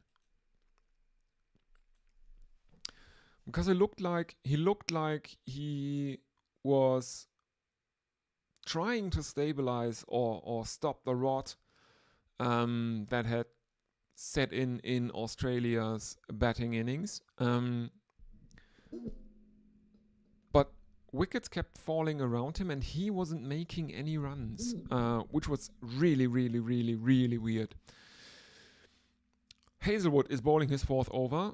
The first 3 deliveries have been dots. They have been faced by Yashasvi Jaiswal, who is on 14 of 29. India 27 for no loss.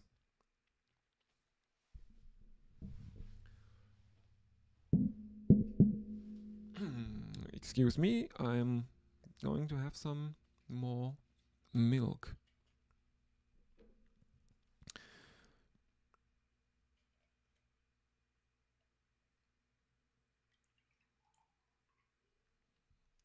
All right. 4th delivery is another dot ball played out by Jaiswal. The lead is 73.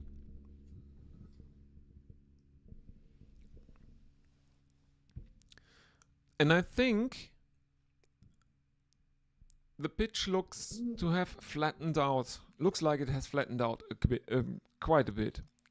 So India will absolutely look to make a substantial second innings here.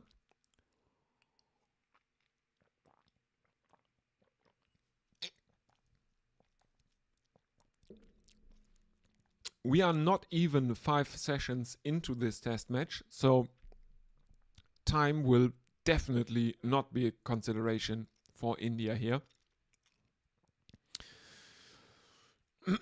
Set a target of at least 350 and then see what happens. They were well on top at the end of at stumps on the first day. But the Australians squeezed some runs out of the tail as Hazelwood bowls his final delivery of his fourth over, which is a maiden.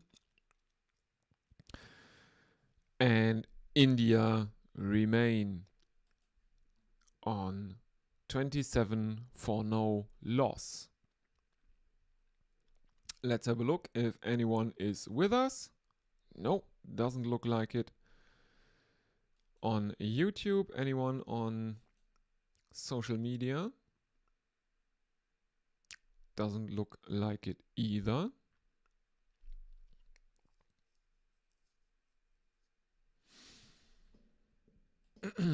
Okay, Pat Cummins to continue for Australia. Rahul is facing him. There are 3 slips, a gully, there is a short leg, there is point, there is mid-on, mid-off. And the first one is played out towards point, and there is no run. India remain on 27 for no loss. The lead is 73 runs. Pat Cummins has figures of none for 5 after 1.1 overs.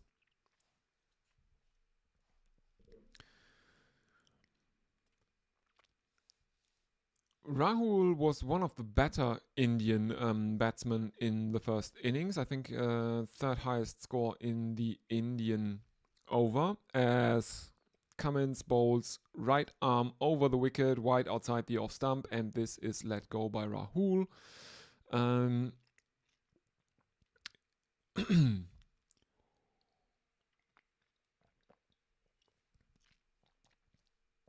He's been criticized heavily as of late. No doubt because his career numbers aren't where he would want them to be. He averages in the low 30s over his career with the bat, and in the low 20s in Australia. On the other hand, he is the only Indian opening batsman to have scored centuries as an opener in Australia, South Africa, and England.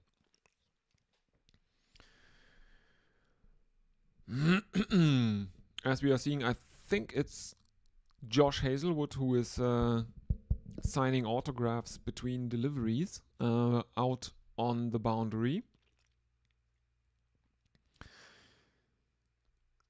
Cummins in, right arm over the wicket to KL Rahul, who squeezes one out to backward point, and there is no run. 27 for no loss. 8.4 overs gone.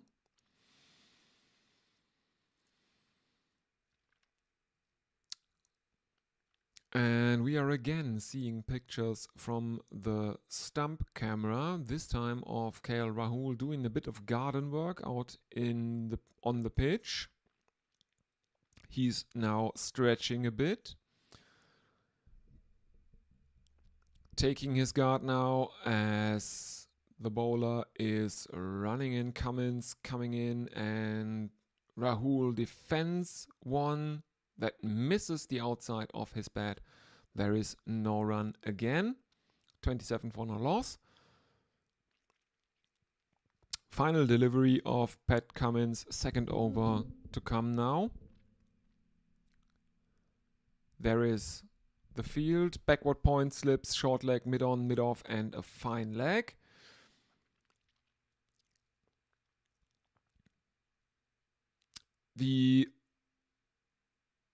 The broadcast is labeling them as slips, but I think one of them should really be called a gully because there is a wider gap between the third slip and the gully. As Cummins bowls one wide outside Rahul's off stump, which is left alone, and there is no run.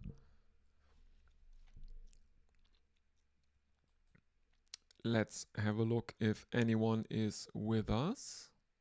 No one on YouTube. I will have to take a short look at my at Discord, because there might be someone waiting in the wings to join the call. Let's have a look.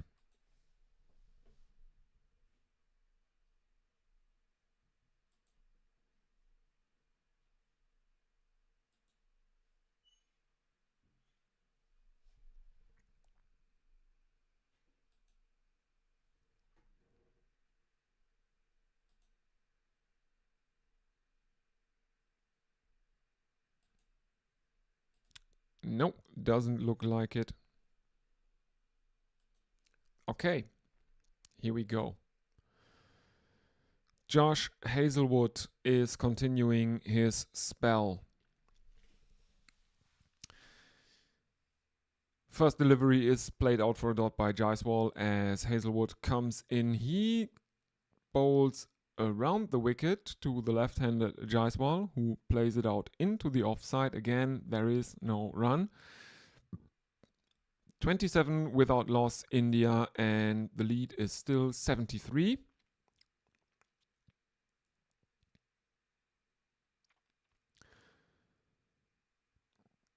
There has been a lot of discussion about the judgment of batsmen and their leaving, and KL Rahul has been looking pretty good so far.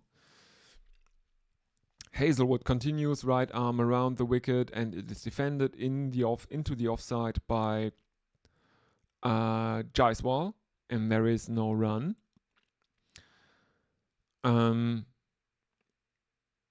He's been looking pretty good leaving so far in this innings. Very much unlike Marnus Labuschagne, who was looking just absolutely mad, leaving stuff that missed the stumps by basically a layer of varnish, a coat of varnish.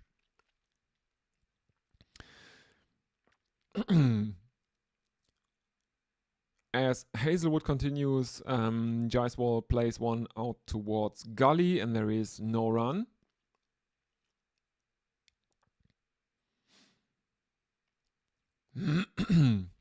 As we are again treated to a highlight reel of KL Rahul's leaves.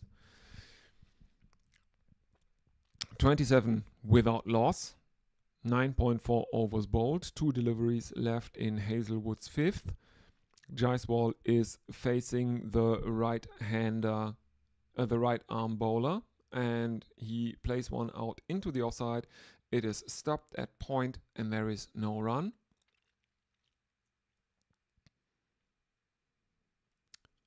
He remains on 14 of 37 deliveries.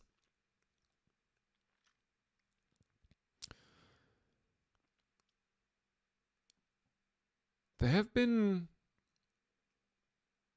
a few maidens now as the batsmen are looking to get their eye in.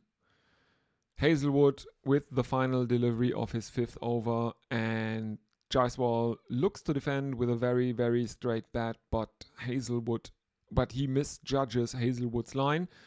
It goes through to Alex Carey, the keeper, and there is no run.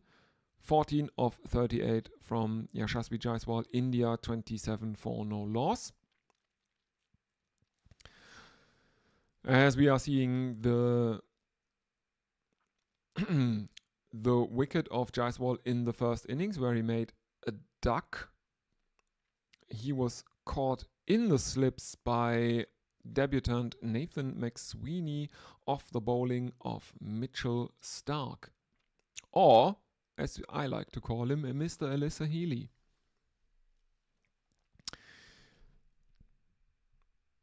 KL Rahul to face the third over of Pat Cummins, the captain, and he bowls right arm over the wicket, and this one is cut out but fielded by the gully.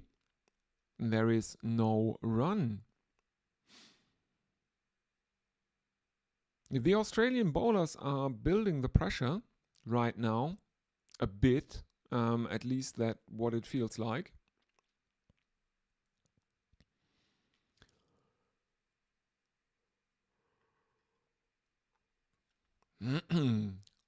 Three slips and a gully for Pat Cummins, and again Rahul squeezes one out to third slip, and that is Steve Smith fielding there. He stops it, there is no run.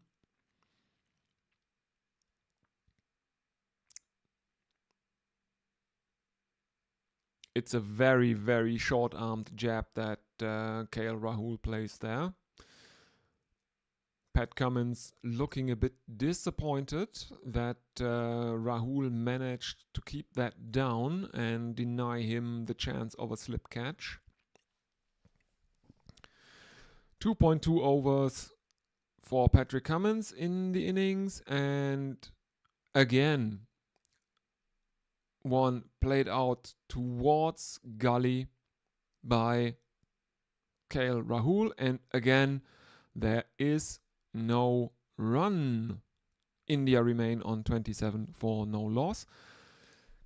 Rahul on 7, Jaiswal on 14.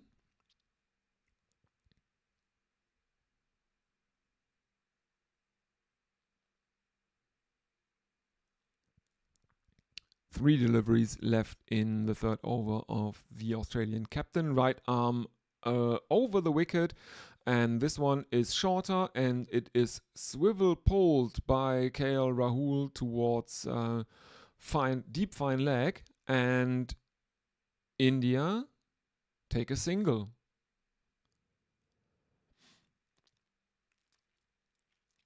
That was aerial most of the way, but the fielder was too deep, and there's no chance of a catch there. India move on now, 28 for no loss.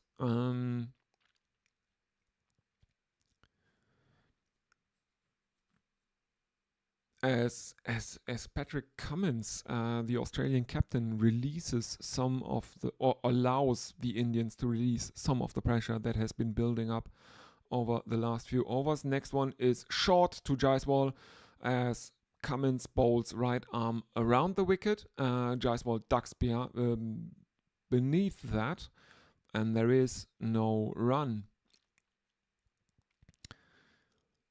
The Aussies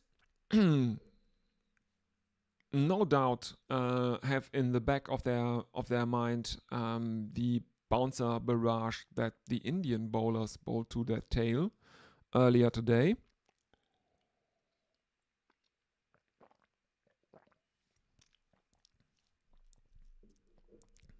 Mitchell Starc, I think, was hit in the head twice and on the shoulder a few times. A single to end the 11th over. India 29 without loss. Let's have a look if anyone is with us. No one on YouTube, I think. Let's have a look at Blue Sky. Nope. And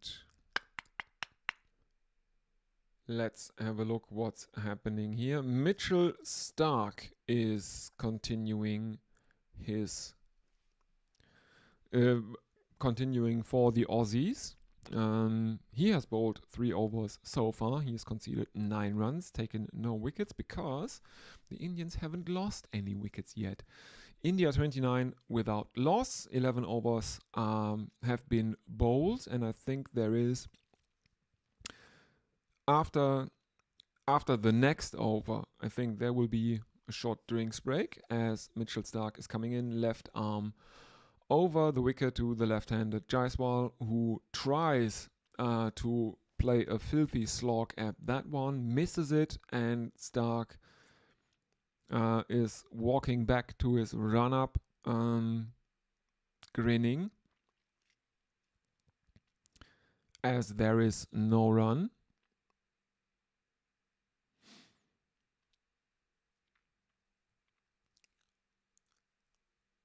Stark is probably laughing a bit because that he got away with one there. That one was maybe a fraction too short and should have been absolutely punished out to the boundary by Yashasvi Jaiswal. But he misses it because I think Jaiswal is misjudging the bounce that is on offer here in the Perth Optus Stadium. Because that delivery from Stark was an absolute loosener. Next one is a better one, and Jaiswal can only play that out for a dot. India remain on 29 without loss. Stark, left arm over the wicket to Jaiswal, who plays that out into the offside, and the fielder is coming around from mid-off, and there is a single in that for India. 30 without loss now. KL Rahul on strike to face at least one Stark delivery. 3 left in the over. As we see Captain Pat Cummins polishing the ball. The Aussies don't seem to have a designated ball shiner. Nathan Lying has been doing it for a bit. Now it's Captain Cummins.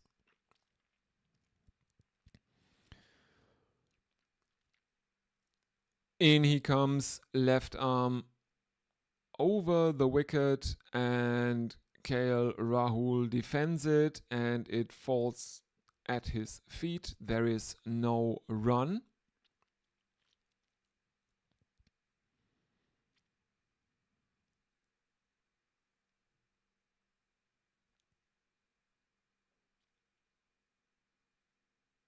Oh, there is a replay, and it actually, he defends it, gets an inside edge to it, and it gets caught in his trousers between his legs and falls down to the ground. Final one, an attempt at a leg glance, mistimed, and there is again no run. Final delivery of Mitchell Stark's 4th over to come. India currently 30 without loss. As we are seeing pictures from the stands where there is a face painting going on. A little kid is has for some reason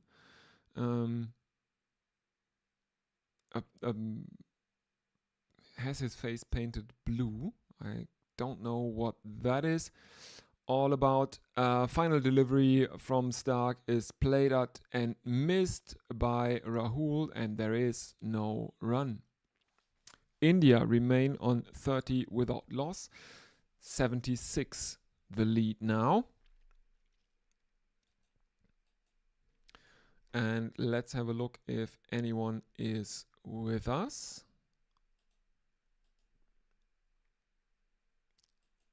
There is no one on YouTube. And do we have anyone on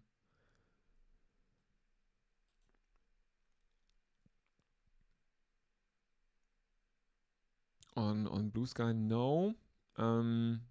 Yeah, there is a new article out by Alex Bowden yesterday about Manus Labuschagne making Virat Kohli pay after Kohli dropped Labuschagne on naught in the first innings.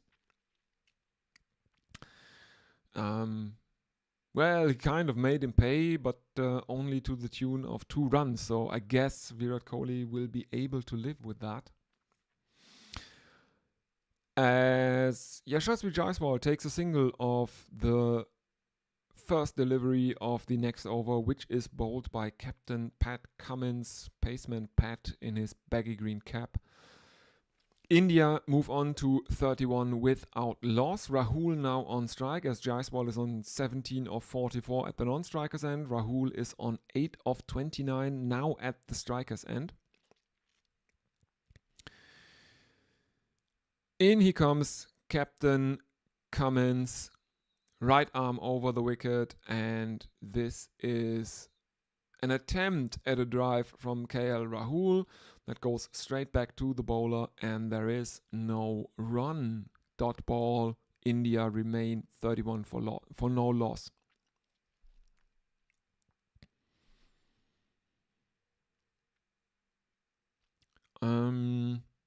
Cummins has figures of none for 8 from 3.2 overs.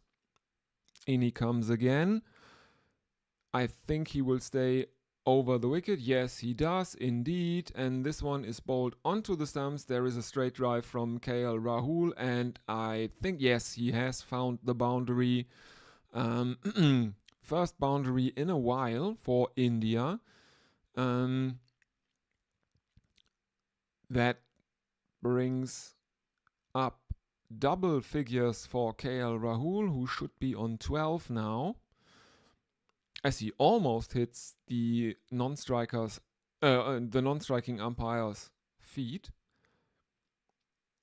And there is a replay that looks so weird because it looks like it's been touched up by AI.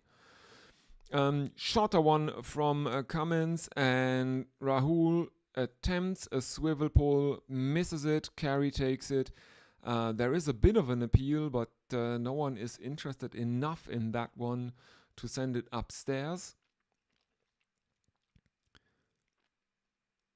And I think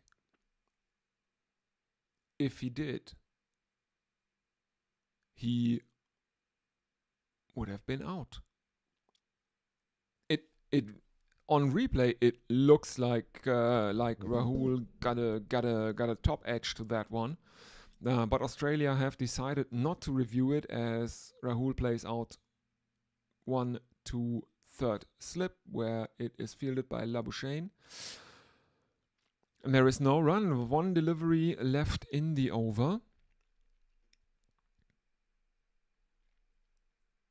Labuschagne is for some reason is really annoyed because he fumbled the fielding there.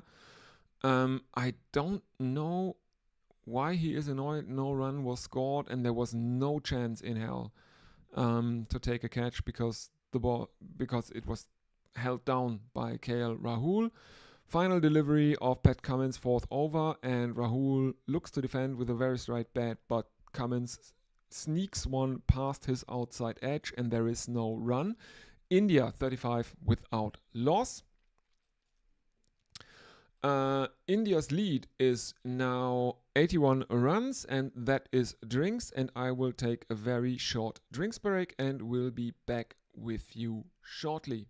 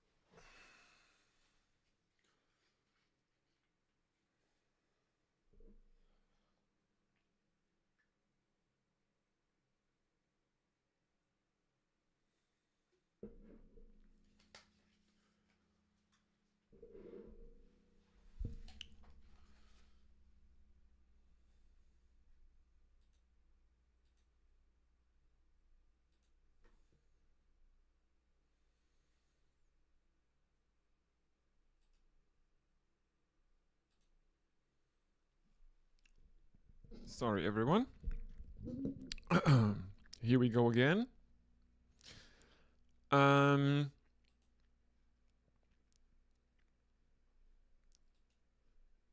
There has been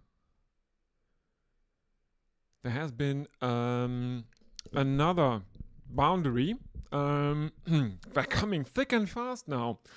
2 consecutive overs bowled by Australia that have produced boundaries for India. Before the drinks break, there was a 4 by KL Rahul, and again after the drinks break he continues as Marsh is bowling his first over, and he has actually bowled a no ball. So a front foot no ball from Mitchell Marsh. And the broadcaster is again showing such a weird, a very, very weird power, I don't know, a power rainbow. Let's call it that, because it's very confusing, I think. Rahul plays a leg glance that is gathered by Carey. There is no run. Rahul on 18 of 39, and he is basically 1 boundary away from raising his average in Australia. Very good for KL Rahul.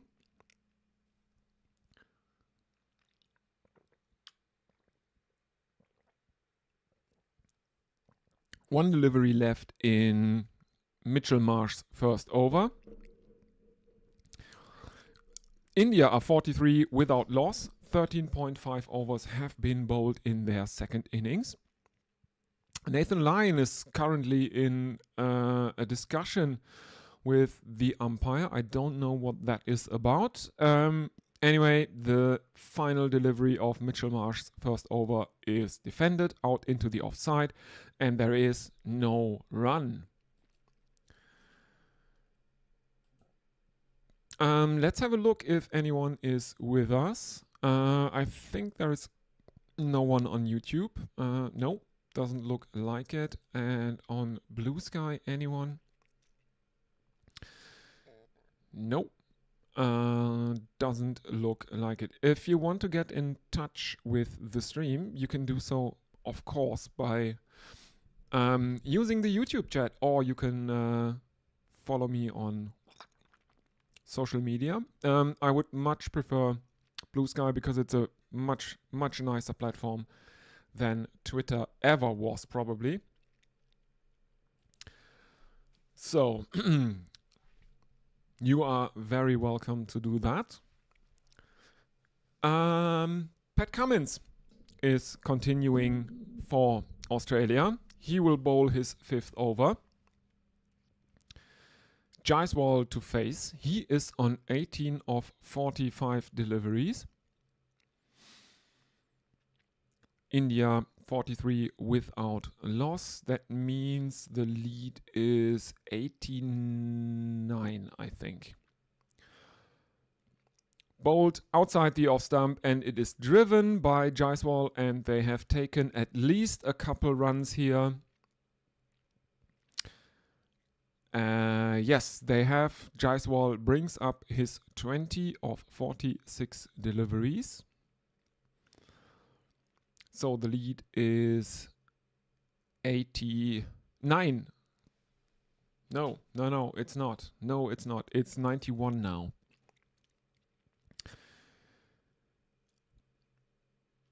That was a... And there is a short one from Pat Cummins, and there is an uppercut over his head from Jaiswal. It's kind of a ramp shot, and that one goes all the way for 4 runs, and India are racing towards 50. They are currently 49. without loss. Jaiswal is moving on to 24 of 47. Rahul on the non-striker's end is on 18 of 40. Cummins has conceded 6 runs in the first 2 deliveries of his over. Another drive by Jaiswal out into the offside. 2 fielders running after it, and my stream has frozen, but it is reeled in right near the boundary, and the Indians should have taken a couple. No, I think they have run 3 again. This is a very, very nice square drive from Jaiswal. And I think they are running for 3 because the strike has changed. And they are not... That hasn't been a single. Can't have been. No, it's been 3. So, India bring up their 50 with a 3, with a triple. India 52 without loss. 14.3 overs have been bowled. Jaiswal on 27. Rahul on strike on 18 of 40. There is a cut shot that is stopped at point. And there is no run. 2 more deliveries left in the over. That has already cost the Australians 9 runs, ruining Pat Cummins' figures. He has figures of none for 21 from 4.4 overs. So we'll end up with an economy over 4 after this over, whatever happens now.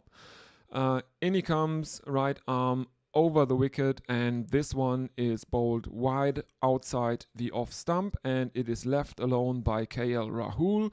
There is another dot ball, final delivery of the over coming up next. Let's see if he will keep his, or will find his line and length again. Because the first 3 deliveries were pretty crap. Rahul to face him. In he comes, right arm over the wicket, and he keeps bowling outside the off stump, and KL Rahul keeps leaving them.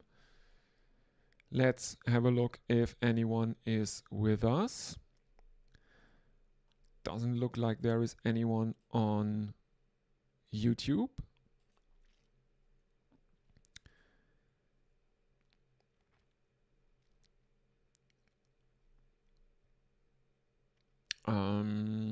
Anything on Blue Sky? Let's have a look.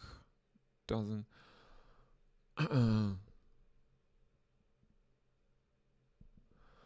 Yeah, Kai Vincent is. There is a sunrise currently going on in Germany. It is sunrise. Yeah.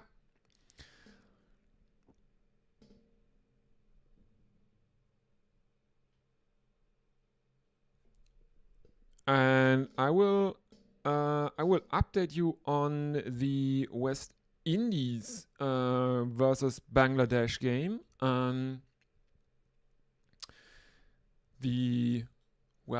It's the Salah duel in the World Test Championship, basically. Bangladesh won the toss, chose to field, and West Indies are currently 250 for 5. Which is not what you want to see if you win a toss and decide to field. No tons though for the West Indies. Near misses. I think 2 batsmen in the 90s. As Mitchell Marsh is continuing to Yashasvi Jaiswal, and he bowls right arm over the wicket to the left-handed Jaiswal, who plays one out square into the offside, and I think there is no run. Because my stream has frozen again. No, there it is. It's back. Is it, though?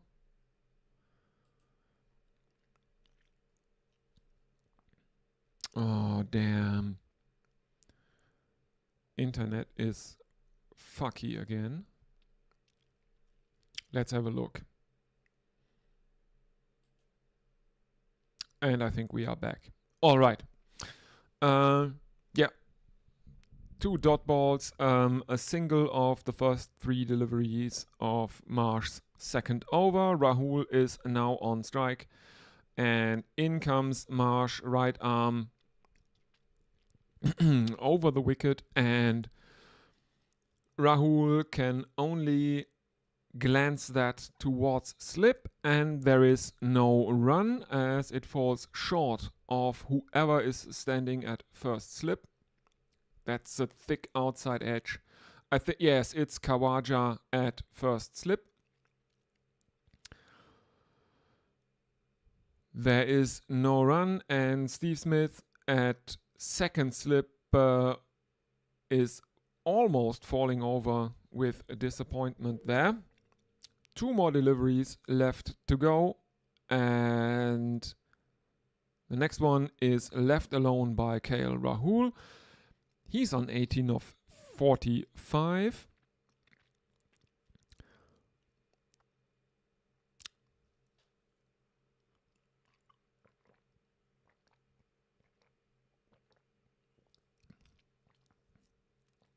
Let's see that again.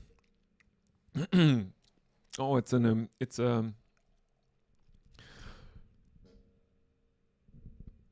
okay. Final delivery of Marsh's second over. This one is fenced at by KL Rahul, and it runs all the way to the boundary at point, and there is a boundary 4 runs for KL Rahul, who has broken 20 as well. He is on 22, and because his average in Australia is 21.5, that means this innings will improve his average in Australia. That's the end of the over. India are 57 without loss.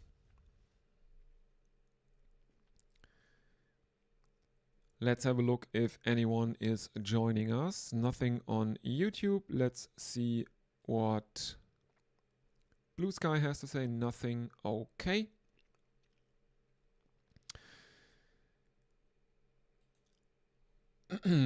Mitchell Stark is the bowler for the 17th over of India's second innings. He has bowled 4 overs this innings, 1 maiden, and he has conceded 10 runs and taken no wickets thus far because, of course, the Indians have not lost anyone yet. They are 57 without loss.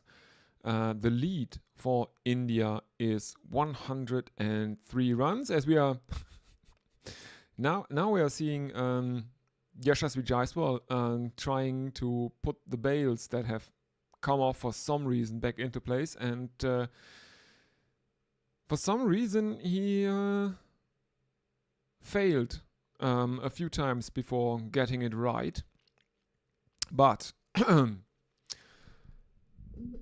everything is back in place, and Mitchell Stark can continue bowling to Yashasvi Jaiswal, and Stark bowls left arm over the wicket, and Jaiswal defends it in front of the stumps, and there is no run.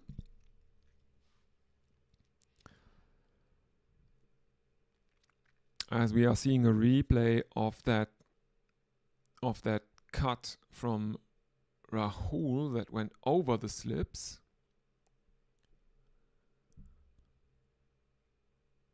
And for some reason, they are mixing kilometers and miles on the broadcast. The bowling speed is given in kilometers per hour, while while the exit speed of balls that have been hit by the batsman has been given in miles per hour. For some reason. I don't know why. Anyway, 2 dot balls to begin the over from Mitchell Starc, his 5th, and this one is played out to backward point by Jaiswal, and there is again no run.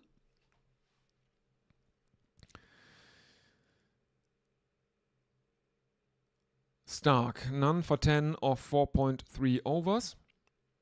Jaiswal is the batsman on strike. India lead by 103 runs. In he comes again, or does he? Now he's running in. Left arm over the wicket to Jaiswal, who bends backwards to evade a bouncer from Mitchell Starc, and there is no run.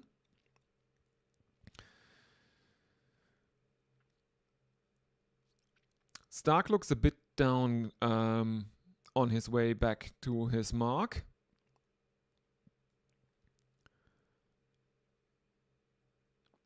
He looks like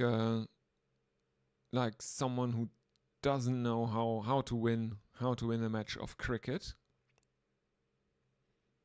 There's a lot of frowning going on from the bowler.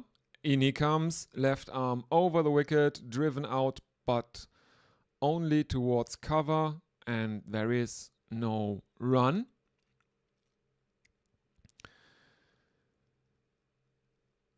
The shot looked good, but he couldn't pierce the field. There is a fielder at cover, as we are seeing slow motion of cheering from Steve Smith in the slips, which looks really weird.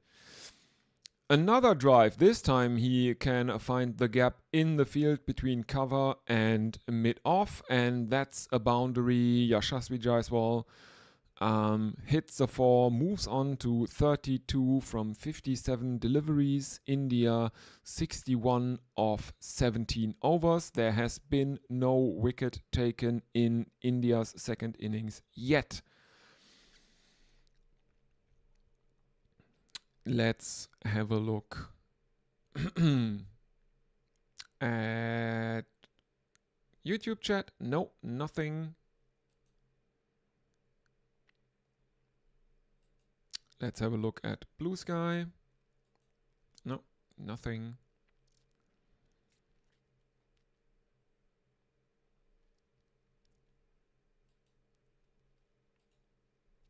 I will repost the announcement of the stream on Blue Sky. Let's hope someone sees it. Mitch Marsh to bowl his 3rd over. KL Rahul is on strike. There are 2 slips and a gully in for him, but this one is played out to the leg side, clipped off his pads, and there is a single in it for the Indians. Rahul 23 of 47, India 62 for none. Jaiswal is now on strike facing Mitch Marsh. And the director is really using that annoying AI assisted matrix shot gimmick that he has been given. He really uses it.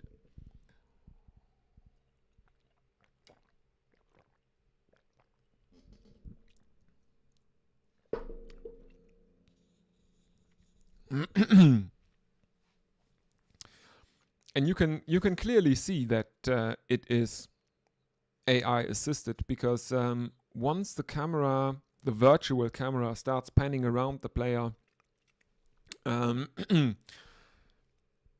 it starts to look a bit like a painting and not like a still photo anymore. or a freeze frame. It starts to look like a painting because obviously the AI is filling in some of the details and extrapolating stuff, and yeah, looks weird.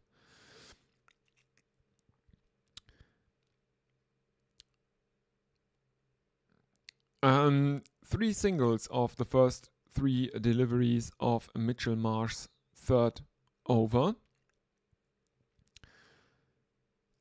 As we are seeing a graphic of the most wickets for Australia. Nathan Lyon is 33 behind Glenn McGrath. He's on 530 and McGrath had 566. And of course, Shane Keith Warne is number one for Australia with 708. Marsh in again, this time to Jaiswal. He bowls right arm over the wicket to the left-handed Jaiswal. A very, very straight drive, but they take no run as the fielders are coming in from mid-on and mid-off and stop that ball from running away towards the boundary. There is no run. Mitch Marsh has figures of none for 16. The Indians lead by exactly 110 runs now. Their second innings, in their second innings, they are 64 without loss, which is comfortably the best opening partnership in this match. Because I will look at it after this over.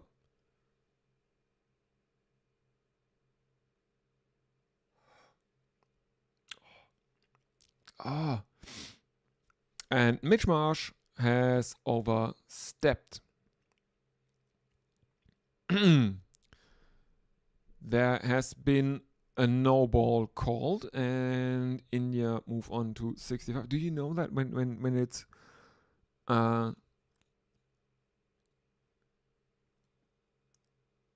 when you feel it in your nose that you are going to have a sneeze, and then nothing happens.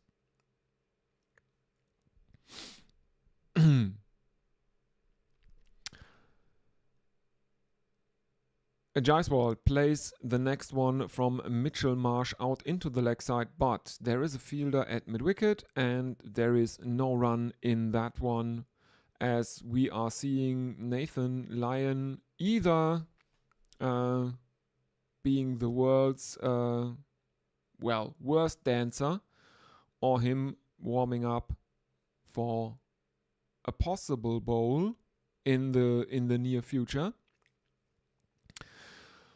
As Marsh comes in for the final delivery of his over, he bowls right arm over the wicket. Jaiswal defends that into the offside. There is no run, and after 18 overs, India are 65 without loss. Let's have a look. Yes, I was going to look at the opening partnerships. India made 5 in their first innings and Australia made 14. So that is just the context in which you have to see this 65 not out 65 unbroken run partnership.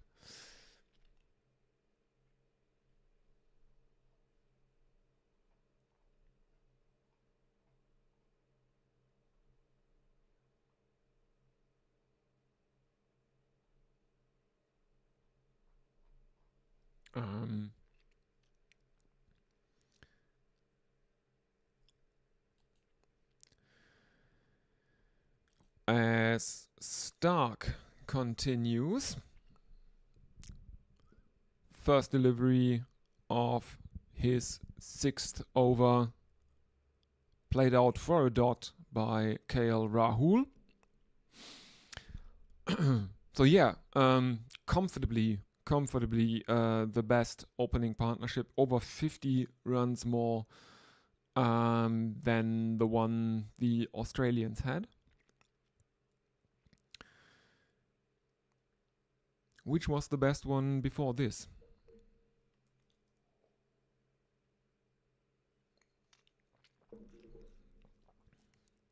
Stark comes in again, left arm over the wicket to the right-hander KL Rahul, who cuts one that Stark bowls across him towards the boundary at third man, but there are two Australian fielders coming in, and again, the outfield is not very quick on this surface here.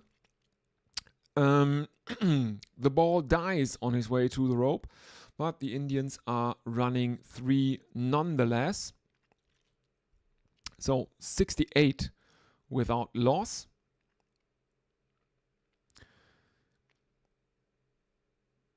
I think that is McSweeney who stops it, and Lyon, who backs him up, comes after him and throws it into the middle.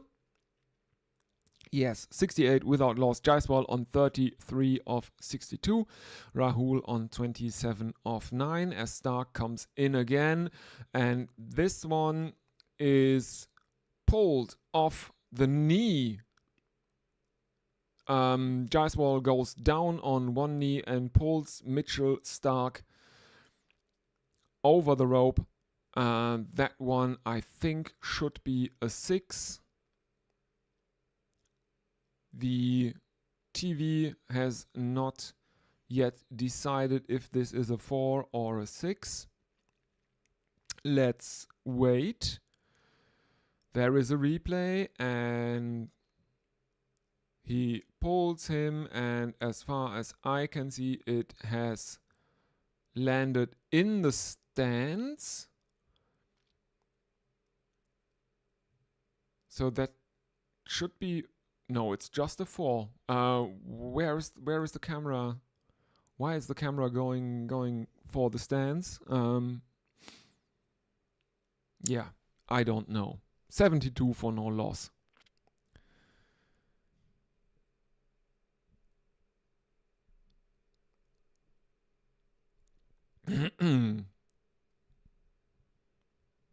I sometimes during this series, I think they're giving the cameras to some interns or stuff like that. The camera work has been shoddy for this one,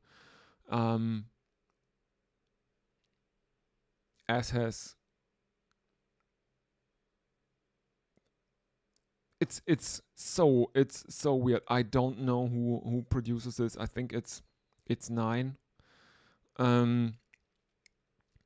Yesterday they continue to not show the scores on the bottom, stuff like that. They didn't show the batsman running, so you were always unsure if they had taken a single, a couple, or run 3 again, because they didn't have that ribbon or that the graphics at the bottom that every cricket broadcast these days has. They decided to drop that, and it was very, very annoying, I have to say. End of the over, and the Indians are 72 without loss, 7 runs coming from Mitchell Stark's 6th over. He has figures of 6 overs bowled, 1 maiden, 22 runs conceded, and no wicket. And as I said earlier, Nathan Lyon was moving around near the boundary in a manner that was either indicating that he had taken too many drugs, or that he would have a bowl in the near future, and it looks like he will be brought on right now. Lyon. 130 matches for Nathan Lyon, 530 wickets, an average of 30.33. 24 fifers for Nathan Lyon. His career best figures are 8 for 50. And he will bowl to KL Rahul.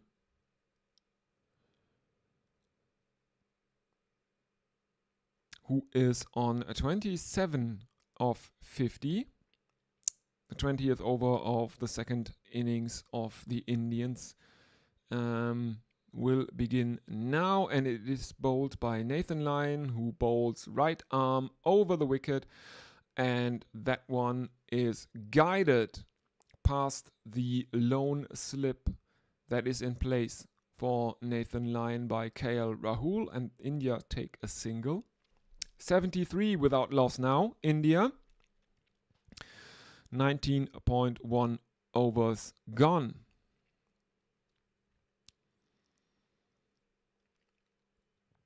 Let's see how Jaiswal plays Nathan Lyon, as both Lyon and Captain Pat Cummins are furiously rearranging the field. There is a short leg, there is one slip.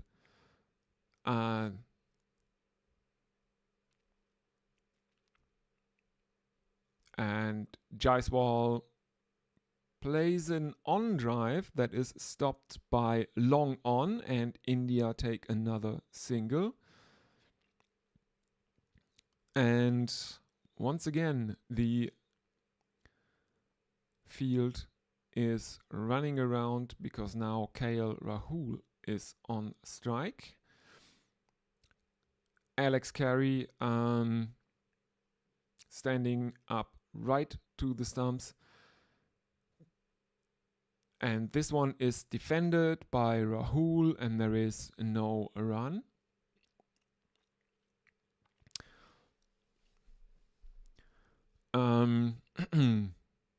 Travis Head is probably the worst person to put in at short leg with that with the helmet on. He's looking quite ridiculous. He's wearing a helmet. He's wearing one of these basically 80s wraparound sunglasses, like something like Bret Hart, the wrestler, and his chin strap is really denting his double chin.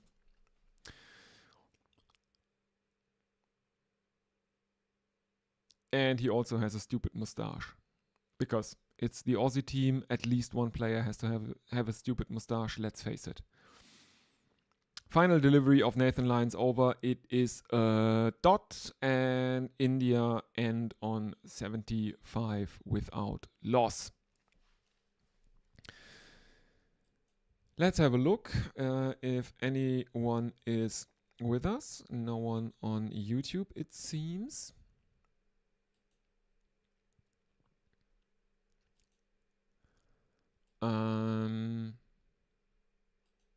No, anything on Blue Sky. Again, you can chime in with your predictions, with your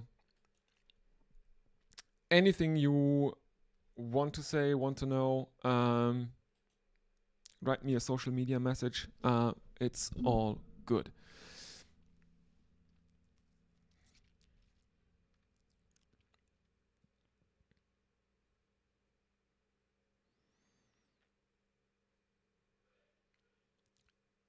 Mitchell Stark will bowl his 7th over. He is facing KL Rahul. There are two slips back in place. There is a gully, there is forward point, there is a cover, and KL Rahul can only play that out into the offside. But there is no run there in it for him. As we are seeing that the commentary team includes Alan Border, which is nice to see.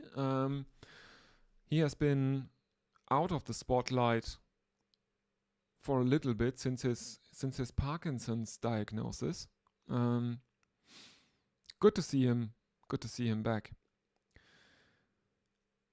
Stark bowls left arm round the wicket to KL Rahul, who leaves a very wide one, and it is taken by Carey behind the stumps. There is no run.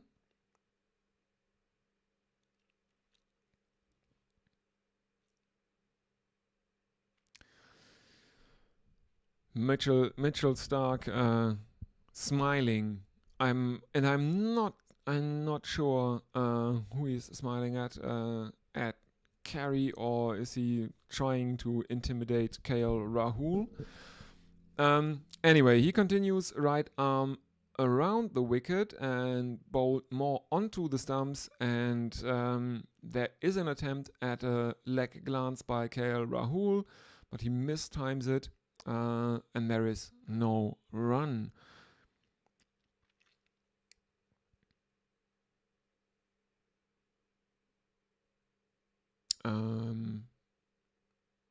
Usman Khawaja at first slip, Steve Smith at second slip, and McSweeney is the gully, apparently, as Stark continues. Coming in, left arm around the wicket, and this one is played out into the leg side by KL Rahul.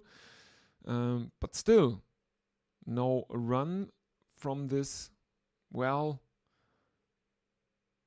unlucky attempt at a clip of the pads. India 75 without loss.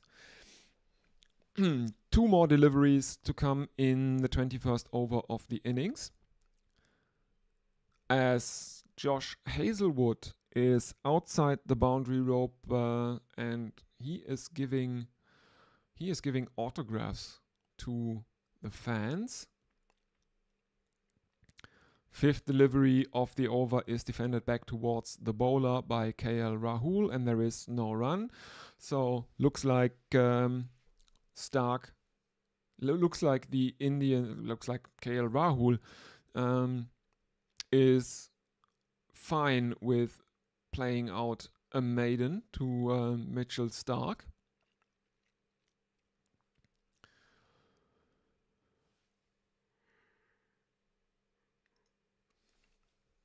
Here we go again. Stark, left arm around the wicket. This one is again wide outside the off stump, and KL Rahul lets that go. He remains on 29.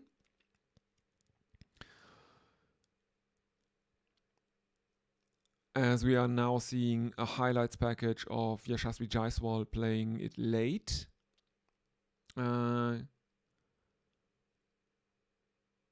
Yeah, he's been. This is kind of a good knock from him after that very, very disappointing duck in the first innings, because going into the series, most people would probably have said that Jaiswal is the one batsman in form in this Indian side.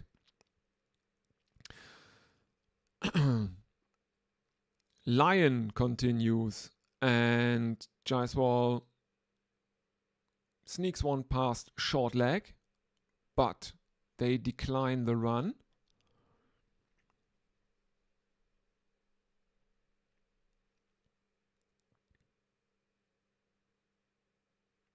Nathan Lyon, right arm around the wicket to the left-handed Jaiswal, and this one is played out to cover. There is again no run. India 75 without loss. I think the Indians will be very, very pleased with how this day is going for them.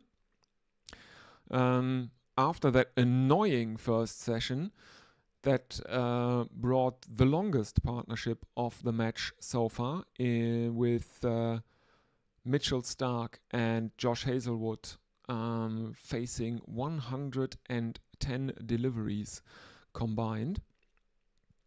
They made 25, I think, for the 10th wicket, which is the second highest partnership in the match up to this point, or was the second highest partnership in the match. It is now the third highest partnership because Jaiswal and Rahul is comfortably the best partnership this match has now seen.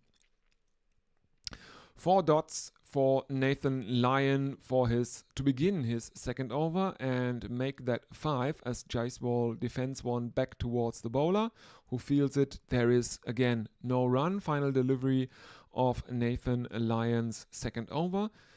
Coming up now, and in he comes, right arm around the wicket to the left-handed Jaiswal who defends this one back into the pitch, and there is no run, and Lyon finishes his second over with figures of none for 3.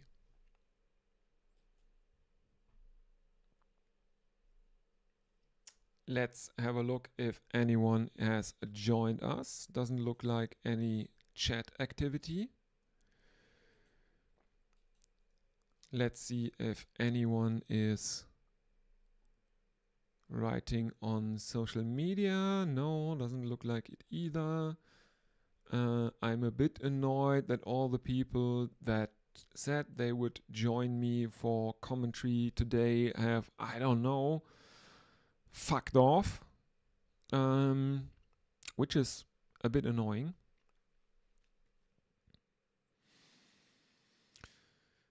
Mitchell Starc is bowling to KL Rahul, who clips one off his pads into the leg side, and they take at least a couple as the Australians are running hard after that ball. Yes, they have taken a couple. India 77 without loss. KL Rahul on 31 of 61. The Indian lead should now be 133.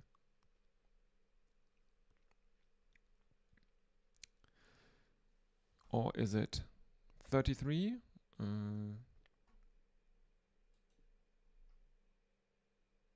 123. Sorry, everyone. Not that bad yet for Australia. A single of the second delivery by Rahul, bringing Jaiswal back onto strike, and there is a reshuffling of the field, because of course there's a right hand, left hand combination out in the middle for India at the moment. Jaiswal is on 38 of 74 after making a duck in the first innings. He will be very, very pleased with how this second innings is going for him. He will now face Mitchell Starc, who is bowling his 8th over, the 23rd overall in the innings. Here we go. Mitchell Starc, right arm around the wicket to the left-handed Jaiswal. Interesting. Who can only defend this one into the offside, and there is no run.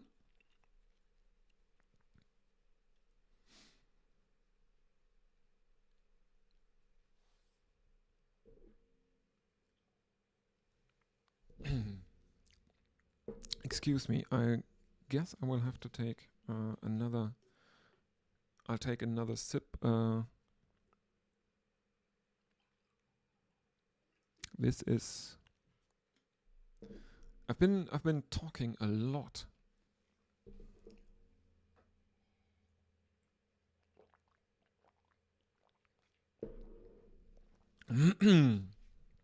Anyway.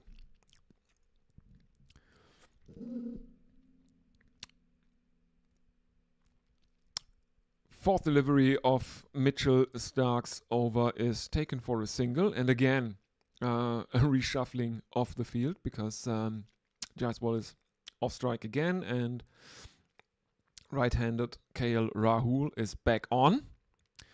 India 79 without loss.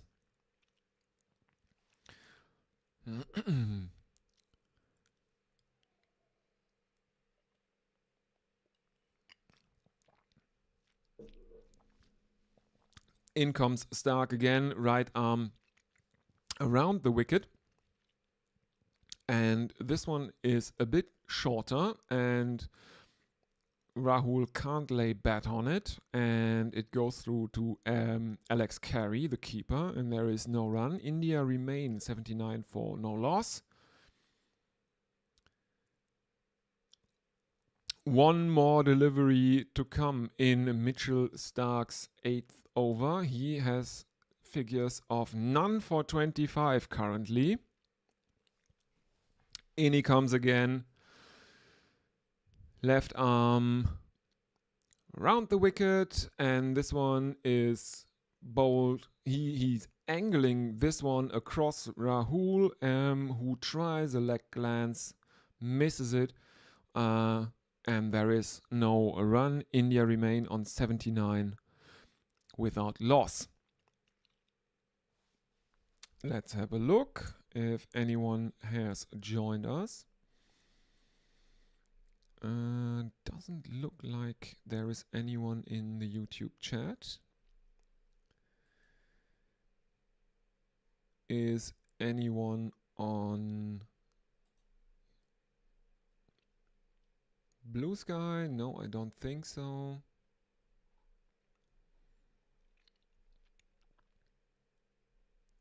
Let's see. What's the time at the ground? I think there will be another 2 overs before tea.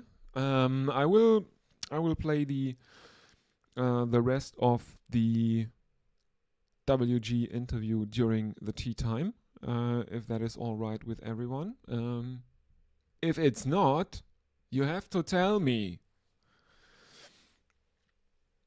And you can do so by either using the YouTube chat or writing to me on Blue Sky or Twitter. But I would really prefer Blue Sky. Lion is back for his 3rd over. First delivery is a dot ball as Jaiswal dances down the pitch. But it is fielded by a Lion, by the bowler himself, and there is no run. Same for the second delivery.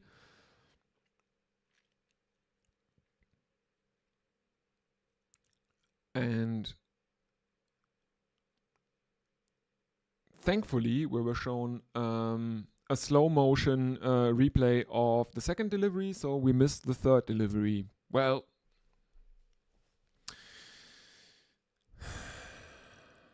I don't know. Sometimes I really don't know what they are doing.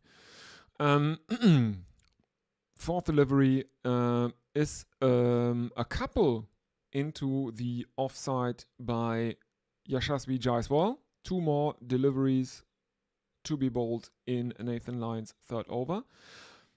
And this one gets an outside edge, and it is squeezed out towards point by Jaiswal, who looked like he was looking to defend this one. Dot ball. India 81 without loss, 23.5 overs. Final delivery of Nathan Lyon's 3rd over, defended into the leg side. Travis Head at short leg is picking that one up, and there is no run. Let's have a look if anyone has joined us. Nothing on the YouTubes.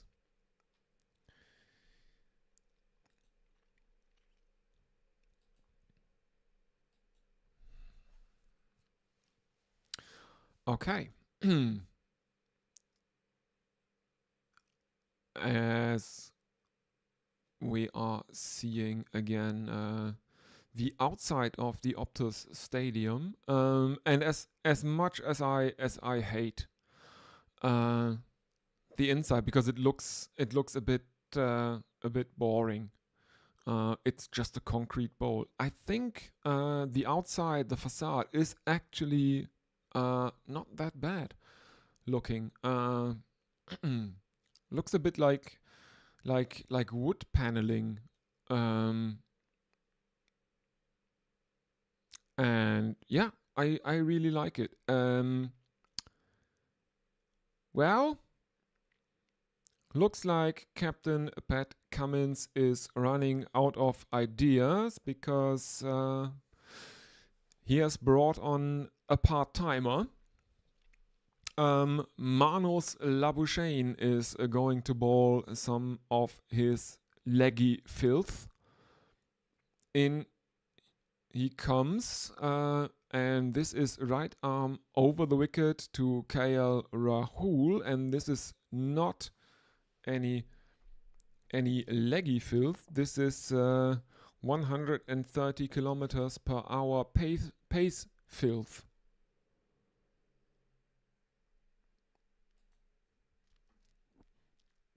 Interesting. I've up to this point I have only seen Manos Labuschagne bowl filthy leg spin, but he is now bowling filthy pace. Pulled into the leg side by KL Rahul, and there is a single.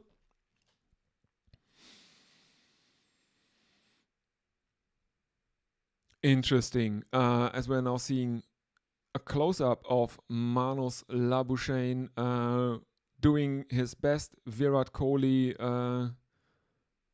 impression as a bowler. He is very, very he looks very ungainly. Running his run up, his action is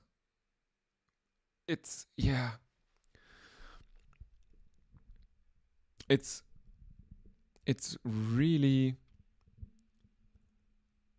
it looks really, really bad, but he's basically the reverse of Nitish Kumar Reddy, because Reddy looks like someone, his run-up looks like someone who's proper fast, proper quick, and he then isn't. And Manos Labuschagne is basically the inverse of that, because he runs in and it looks like, yeah, I'm a part-timer, I also bat a bit. And he then bowls at 138 kilometers per hour. That's pretty good, but I think he has been warned by the umpire for running down the middle of the pitch.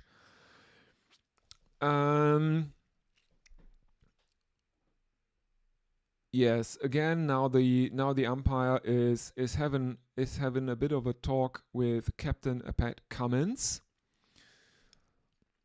I think Manos has been warned by the umpire to not run on the pitch.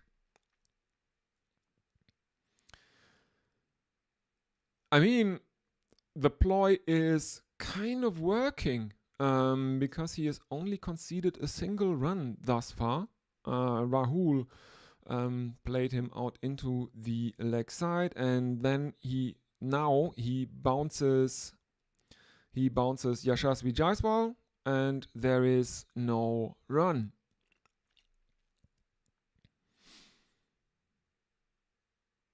And yeah, there are at least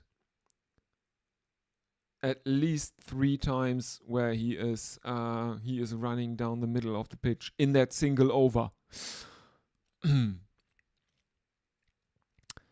batsmen are out of their creases. They are having a bit of a chat out in the middle. India 82 for no loss. Lyon is back for his 4th over after that rather weird Manos interlude. Okay, fine. I can live with that. Rahul is facing Lyon. He has a slip, a short leg. And this one is defended back towards the bowler, and there is no run.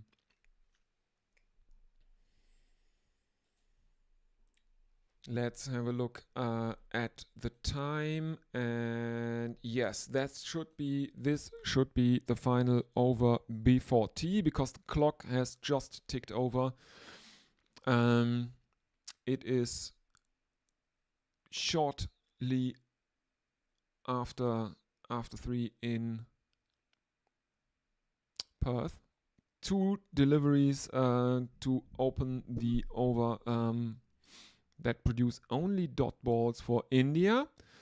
But now KL Rahul has guided one past the slip towards third man, and India take a single. Jaiswal is on strike. 83 without loss, India.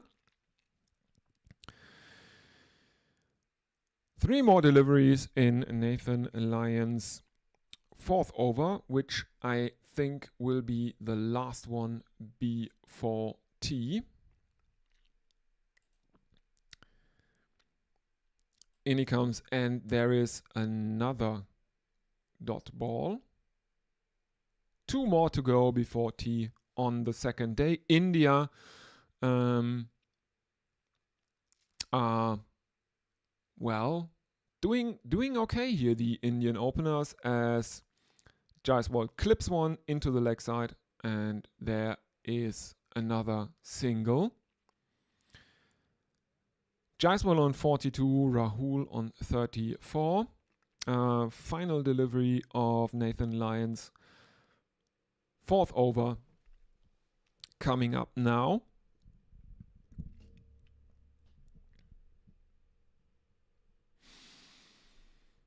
Here we go. KL Rahul taking strike. Last delivery before tea. Lyon right arm around the wicket, and this is defended out into the leg side, and I think that will be tea. Yes, indeed it is.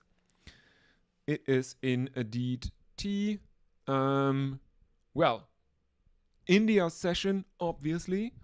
They made 84 runs. No wickets fell.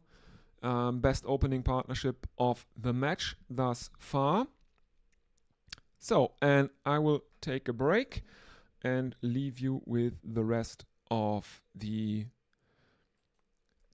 WG Rumble Pants interview. See you in a bit.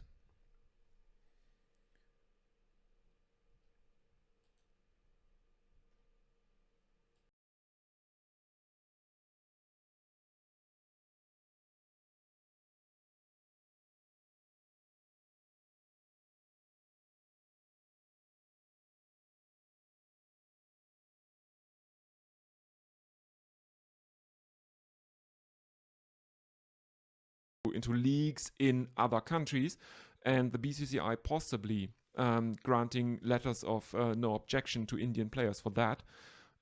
That's a real game changer. Yeah, absolutely. I agree, and maybe that's what investors are hoping. So we'll have to see how that all unfolds. Of course, you've got Indian franchises now investing not only in potentially in the 100, but also potentially in county clubs as well, with the news of the sale of Hampshire. So we are at a crossroads, I think, in the English game. I think the fight on the 100 has firmly been lost by those who objected to it. It's not going anywhere for the foreseeable future. So the schedule is not going to get any easier, and county cricket probably will still end up being squeezed.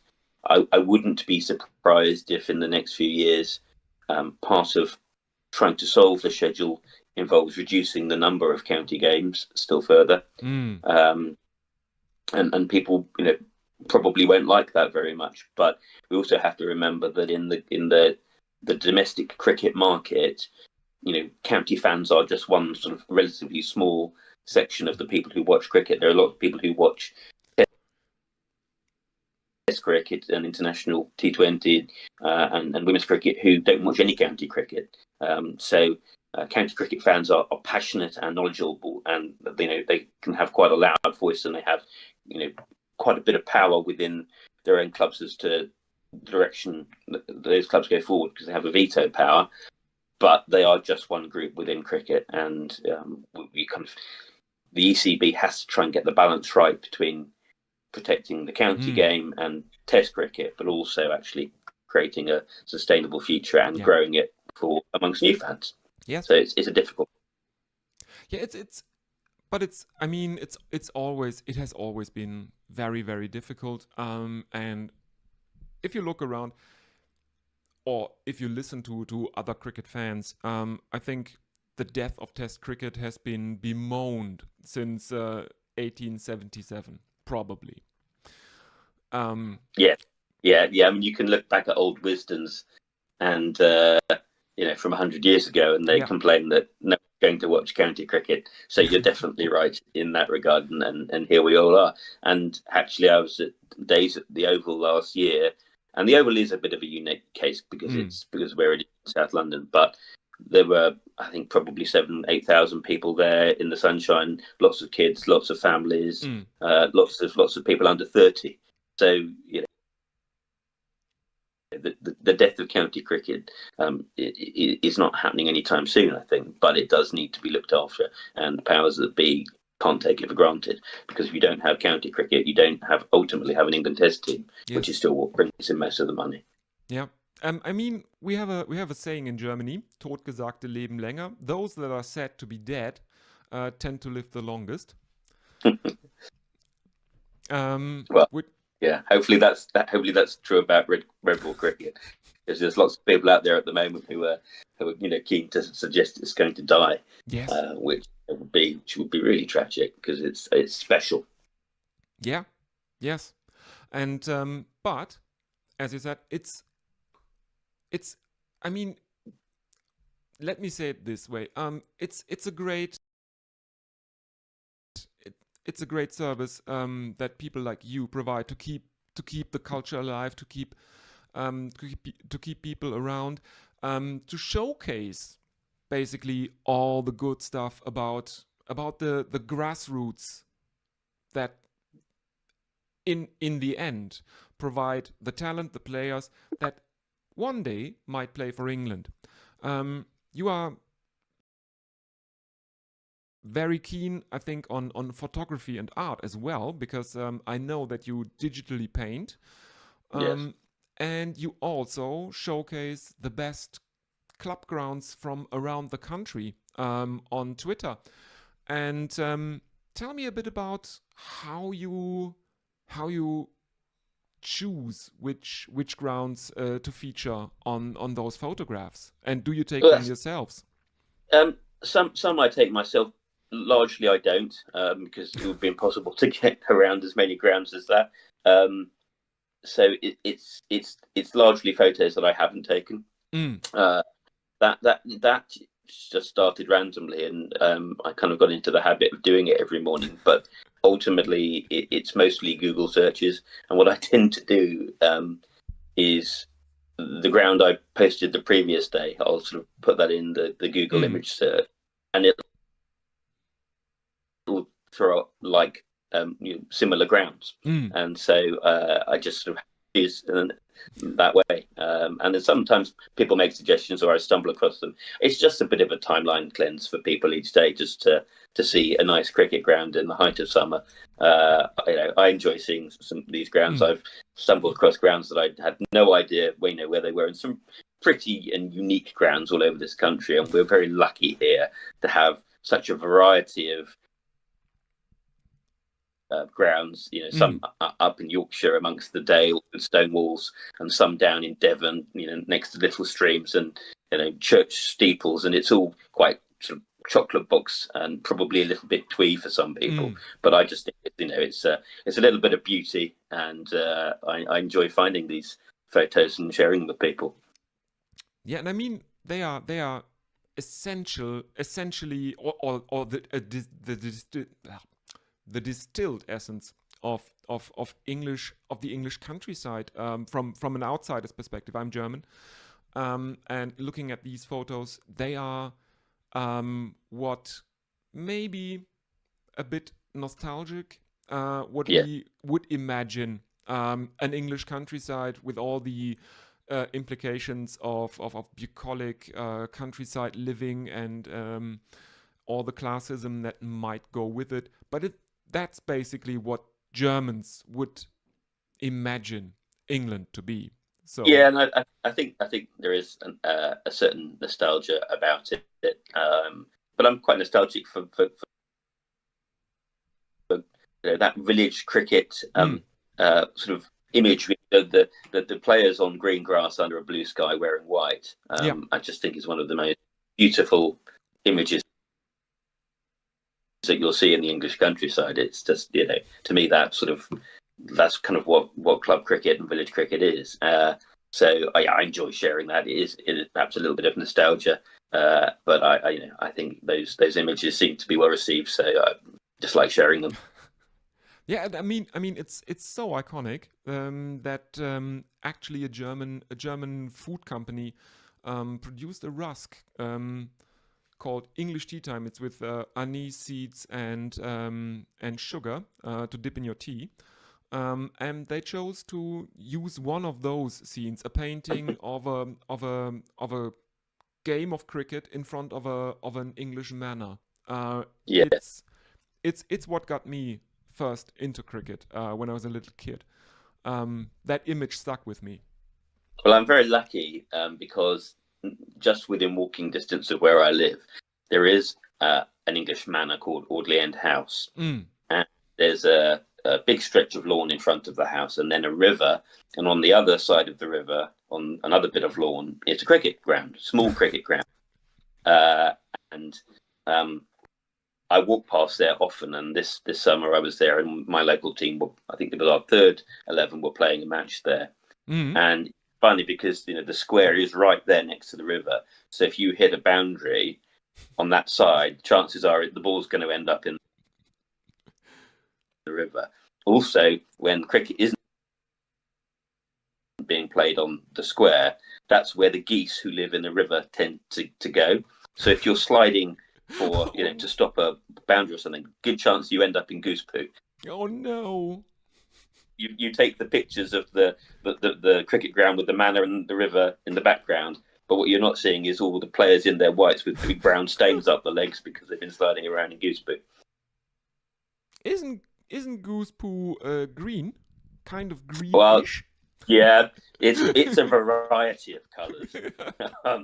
But yeah, so players love playing there because it does look so lovely. But they enjoy trying to fish the ball out of the river or sliding around in the goose poo. Yeah, well, I mean, not much reverse swing probably on that ground, but otherwise that's fine. Yeah, no, it's a fun place to play and a fun place to watch cricket. So yeah, we are lucky where we are with so many cricket grounds, and certainly cricket grounds that I never knew existed before I started posting those photos. So it's fun to learn about that and to link up with people at clubs as well who want me to showcase their ground for them. Cricket groundsmen can be quite proud of their handiwork. And rightly so, because they put a lot of time into preparing wickets and making grounds. Some of them, including our own local groundsman, I think sometimes would rather no cricket is played on the square because he put so much work into it and he doesn't want it to be spoiled. But I have to take my hat off to all cricket groundsmen because they do an awful lot of work and they're the ones that enable the players to play. Yeah. Absolutely, and that's an interesting point you bring up. You said that that some clubs reach out to you. How often does something like that happen? How big? I guess. Yeah, I mean, I just get a DM with a club suggesting a few photos. So yeah, that happens. Probably every couple of weeks, I'll get a club suggesting that I showcase their ground, and I can do anything to help them because clubs are always looking for new players. And if I can highlight a lovely ground and people nearby see that and go, actually, I'd like to go down there and see what they're doing, then that's great. I'm very happy to do that. Yeah, it's all kind of just part of spreading the word about the game and helping grow the game. Yeah, that's exactly it. I think I think people need to get into that that mindset that there is something new, this newfangled thing called the internet, and I think clubs need to use it better than they do right now to market themselves, to show people that they exist. Yeah, absolutely. And some clubs are really good at that. I think ultimately many clubs are run by volunteers, so they've only got the time as they've got, and sometimes those volunteers aren't always the youngest people in the community. So you know, you have to sort of make allowances for that too. But yeah, the internet's a great tool for that. And before actually I was running the junior section at my club, I was doing their social media for them, so I kind of know how best to use that. Ultimately, you are as a club only as good as the volunteers you have, and it's about getting as many people as you can to do a little rather than a small number of people doing a lot, and trying to break down that way and making it fit in with people's very, very busy lives, so that no one is sort of overwhelmed and breaks down under the pressure of trying to run a club, because some clubs, including my own, are ambitious and they want to both grow the game and have a lot of kids playing cricket, but also be successful at the senior team level. And that takes a lot of work. Ultimately, that involves trying to find sponsorship and trying to bring in overseas players with all of the home office regulations that you have to then comply with, and finding groundsmen and other volunteers to do kind of media stuff or run the bar. So it's a big operation. But it's very rewarding when you're part of something and the club's getting it right. Yeah, absolutely. I always found it interesting that my perception has always been that Australia is the country with all the clubs, where the level below the professionals is very, very developed. In the UK, you always have the big elephant in the room being the 18 counties. Whereas in Australia, there's a lot more. Well, the clubs are very, very important to Australians. The great cricket clubs and stuff like that in Melbourne and Sydney, they are basically, because they only have 6 state teams, that's where the talent is coming from. And I always had the perception that in England, that's not as much the case. I think probably right. I mean, I've not been to Australia, but from the players that have been our overseas players at our club, that's the impression I've got. It's a much more intense standard of competition at the top grade level than at the top level of our amateur game and our Premier Leagues. It seems to be a sort of a different younger and playing at a higher standard earlier in Australia. So there are things that we can and should be doing in the future if we really want to sort of be up there at the height of world cricket. And we're probably in some way behind both Australia and certainly India in that regard at the moment. We're still very reliant on private schools to develop our top players, and you're only then getting one demographic through. That's changing now with things like the ACE program, and some of the work that's being done to bring Asian cricketers into the game. But we haven't, I think, got that real intensity of club competition up and down the league structure in the way that I get the impression that they have in Australia. Yeah, and I mean, one of the telltale signs is that I think Ian Botham went over to Australia to play in grade cricket. He didn't go to play in the Sheffield Shield. He went over to play in the grades. Yeah, exactly. Yeah. So I think that's going to be the challenge for the coming years. Trying to widen the pyramid here at the base to get as many people playing cricket as possible, but then making sure we have enough intensity of competition towards the top of that structure, so that we're developing the best players in the world. But you need the base to be as wide as it possibly can be to make sure you're getting all the right people through to make sure that top level is really elite. Absolutely. Interesting. Do you think that the ECB would really have to change maybe the county system a bit to make the path basically a bit clearer between the local clubs and the counties after that? A bit of an integration of the clubs into a very developed system, into a very clear system. Yeah, what was the minor counties, what's now the national counties, is a funny system because not many of them have their own grounds or facilities. They're sort of drawing on local clubs for players. So those players will be both a member of a local club, probably a Premier League club, but also be playing for national counties. So there's some already divided loyalties there. Again, they're largely run by volunteers. They will probably be playing mostly at club grounds rather than their local grounds, maybe at university grounds. So that's not a professionalized structure in the way that it could be. Yeah. But to overhaul that is going to take a huge amount of money and a huge amount of effort. And I'm not sure that's where the ECB are focusing at the moment. Or rather, they're not focusing on that. What may be more likely, although I think it would cause further division within the game, is that the current two-league first-class structure in the first division and the second division is possibly split into three divisions. And so you do have, say, 6 elite clubs and then a second division and a third division. And a bit then like the Ranji Trophy.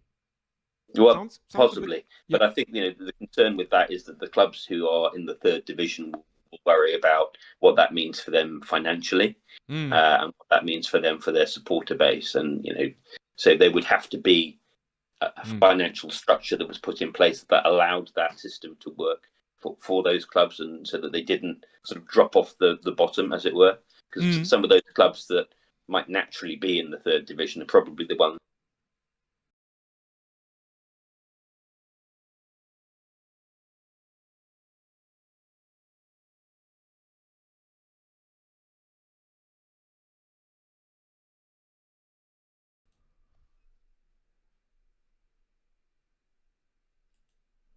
And we are back, everyone. Hello.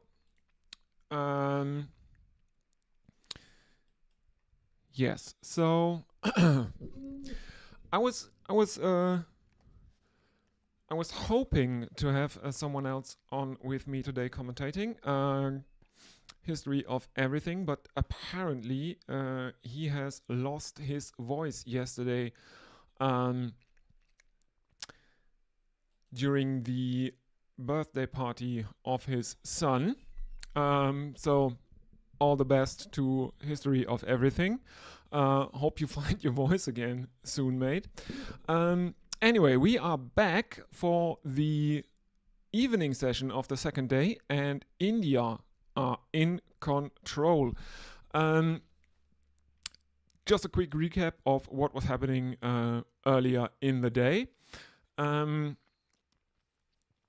The Indians dismissed the Australians at the stroke of lunch, taking the remaining 3 wickets in the first session. The Australians put on the longest partnership up to that point in the match for the 10th wicket between Josh Hazlewood and Mitchell Starc. But since then, the Indian openers have been dominating the Australian bowling attack. The Australians have not been able to take a wicket in the afternoon session. And Yashasvi Jaiswal and KL Rahul have put on an unbroken 84-run partnership for the first wicket. Their lead is now around 130. Let me have a look exactly what it is. Yes, 130 runs is the lead for Australia, for India exactly. And we have people on YouTube. Kai is there, WG Kai Cricket 99. Hello and welcome. If you want to get in touch with the stream, everyone, you can always use the YouTube chat, and you can also use either my Twitter or my Blue Sky handle. Patrick Cummins, captain of Australia, is opening proceedings for the hosts in this evening session of the first test, the second day of the first test, in the Optus Stadium in Perth. We have seen Manus Labuschagne bowling some pace during the afternoon session. But he was also very, very unsuccessful. And he was also warned by the umpire for running on the pitch. As Cummins bowls 3 dot balls first up, we are seeing Labuschagne, who is throwing the ball back to the bowler after being... No, he's not throwing it to the bowler. The keeper is throwing it to Labuschagne, who throws it to Marsh, who presumably now has thrown it back to his captain, who is running in now. And here he comes, right arm over the wicket to the left-handed Jaiswal, bowls one across him, angles it across Jaiswal, who leaves it probably both on height and line. Leaving on length and line is always a very, very, very good look. Here is the field. There are slips, there is a gully, cover, mid-off, mid-on, and square leg in place for Pat Cummins, bowling to Yashasvi Jaiswal. The lead, as I said, is exactly 130 runs. India well in control here as Cummins continues, right arm over the wicket to the left-handed Jaiswal, who defends this one back towards the bowler. Cummins picks it up, threatens a throw at the stumps, but doesn't follow through on that threat. And there is no run. India remain on 84 without loss. We are seeing Australian debutant McSweeney, who is, relatively helplessly cheering on his teammates. Next one is an attempt at a drive from Yashasvi Jaiswal, but he misses it. It goes through to the keeper, and that is a maiden for Pat Cummins, first up after tea. Jaiswal plays down the wrong line there. I think he misjudged the line of that one quite a bit. As we are seeing a comparison between the pitch on day 1 and day 2, and there is the marked difference. It was relatively green yesterday. It is turned a much redder color on day 2. There are a lot of scratches at the creases, as you would expect with batsmen marking their guards. Josh Hazlewood is continuing. He is bowling his 6th over. He has conceded only 7 runs in his 5 overs so far in the second innings. Very, very economical. Hazlewood. And he continues in the same vein, bowling a dot ball first up because KL Rahul tries to cut it, but it is cut off by point. There is Usman Khawaja there with his arms crossed, chewing his gum, looking relatively critical. The Aussies look like they don't know what to do against these Indian batsmen who survived the afternoon session as Rahul clips one off his pads into the leg side, and there is a single. 85 for no loss, India now. Jaiswal is on strike. He is on 42 of 94 deliveries.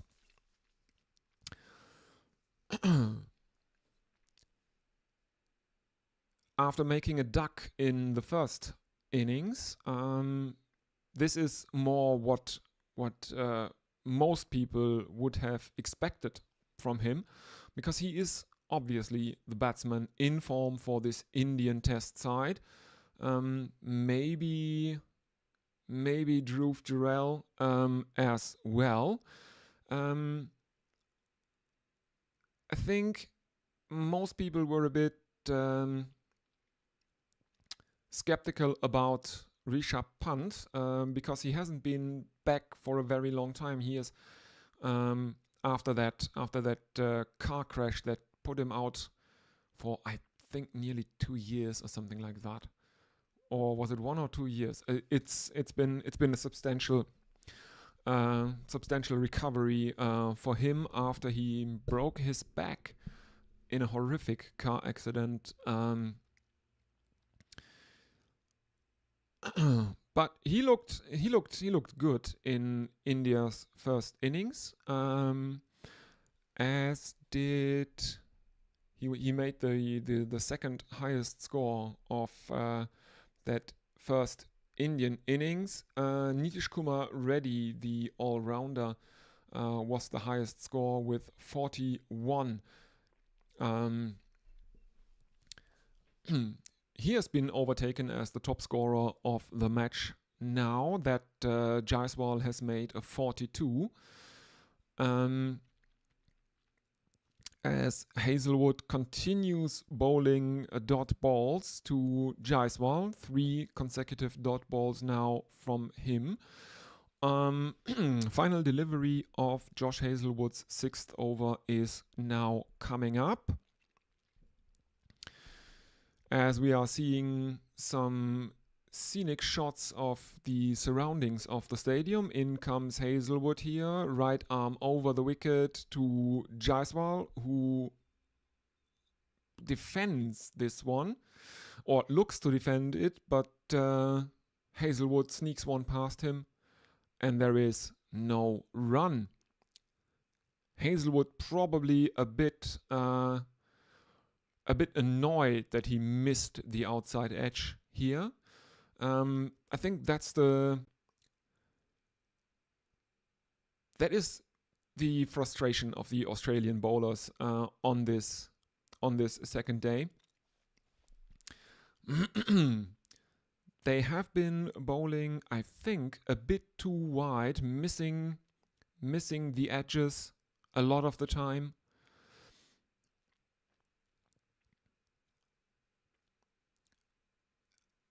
I know what their thinking is. The traditional tactics in Australia are bowling outside the off stump, but and bowling it relatively short. I think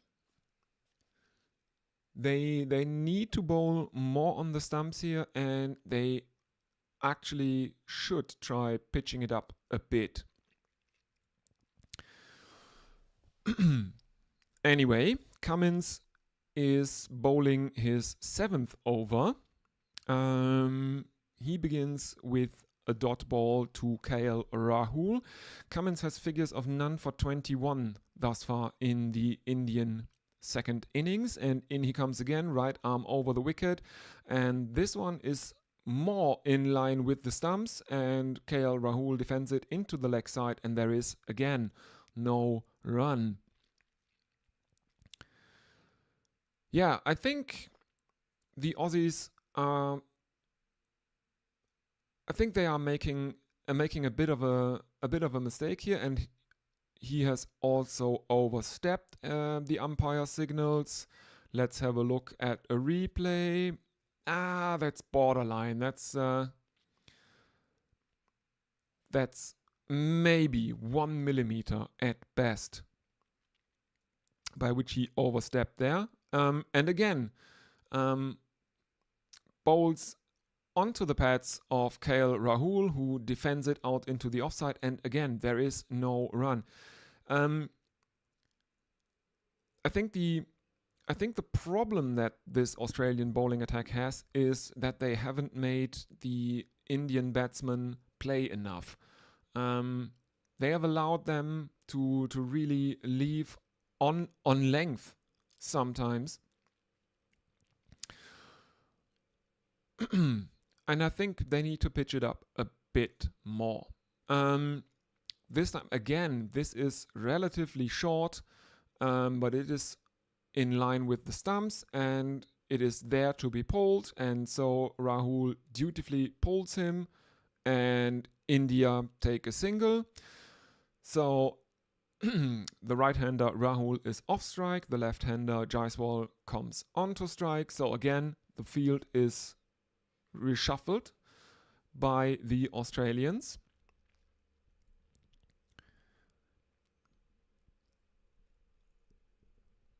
As we are now seeing a replay of Pat Cummins' action from side on. Next one again, defended by Jaiswal as Cummins continues to bowl over the wicket, even to the left-hander, which is also kind of, well, remarkable, really, that some of the Aussie bowlers sometimes they change their angle, but not always. If the Indians take a single, I think Lyon was one that sometimes chose to bowl around the wicket to the left-hander, but not always.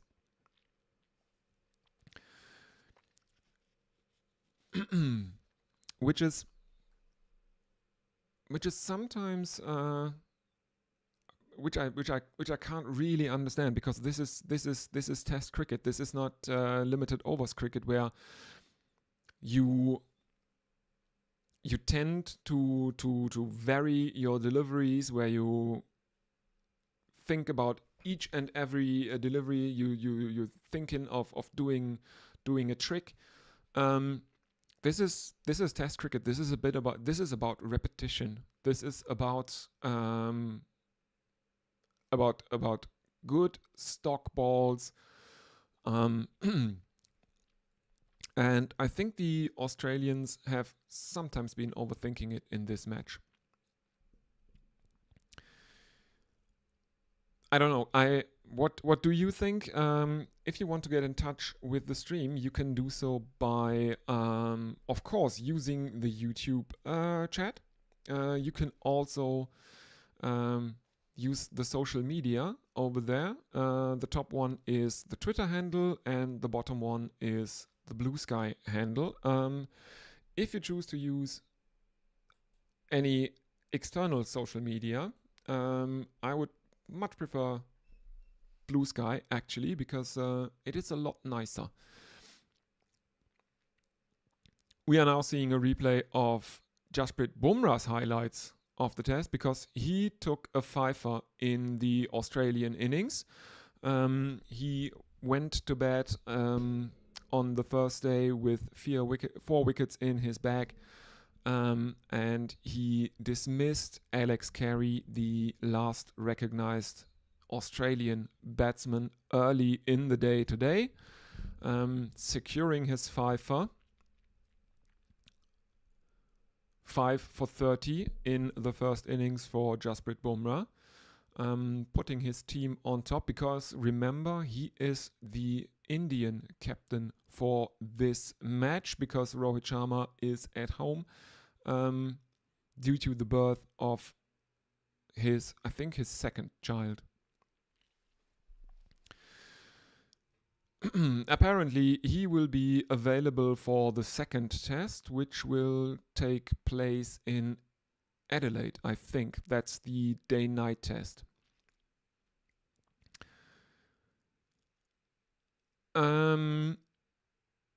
Hazelwood is bowling his 7th over, and he starts with 2 dot balls to KL Rahul. And apparently, David Warner has made his way into the commentary box as part of the team, as a permanent part of the team, at least for this series, after he retired from all forms of cricket. I think he retired from all forms of cricket now. 3rd dot ball in a row from Josh Hazelwood. Rahul on 36 of 79. India 87 for no loss. And the 4th ball from Hazelwood is defended out into the offside by KL Rahul. And there is again no run. Hazelwood has been very economical in this innings. After being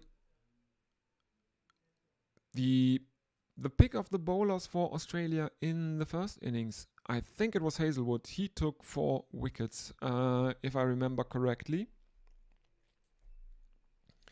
Let me have a look at the scorecard. Yes, it was Hazelwood who took 4 wickets in India's first innings. He was the pick of the Australian bowlers. He is probably, thus far, also the pick of the Australian bowlers for the second innings, if only based on his excellent economy of a little over 1, as he will now bowl his final delivery of his 7th over. Hazelwood coming in, right arm over the wicket, and he again bowls outside the off stump, and Rahul thinks about defending it, but then withdraws his bat, and there is no run.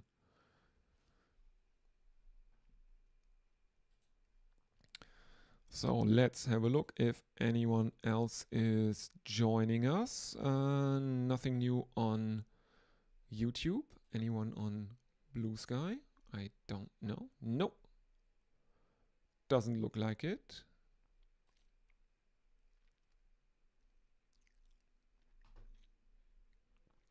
Okay. There are currently drinks out on the field, which is a bit weird. The drinks break generally takes place halfway through a session. And we are now seeing a comparison that shows that the Aussies have pulled their length back considerably during the second innings. They've been bowling much fuller during the first innings of India. And now they have pulled their length back, and it's not working for them. Not really.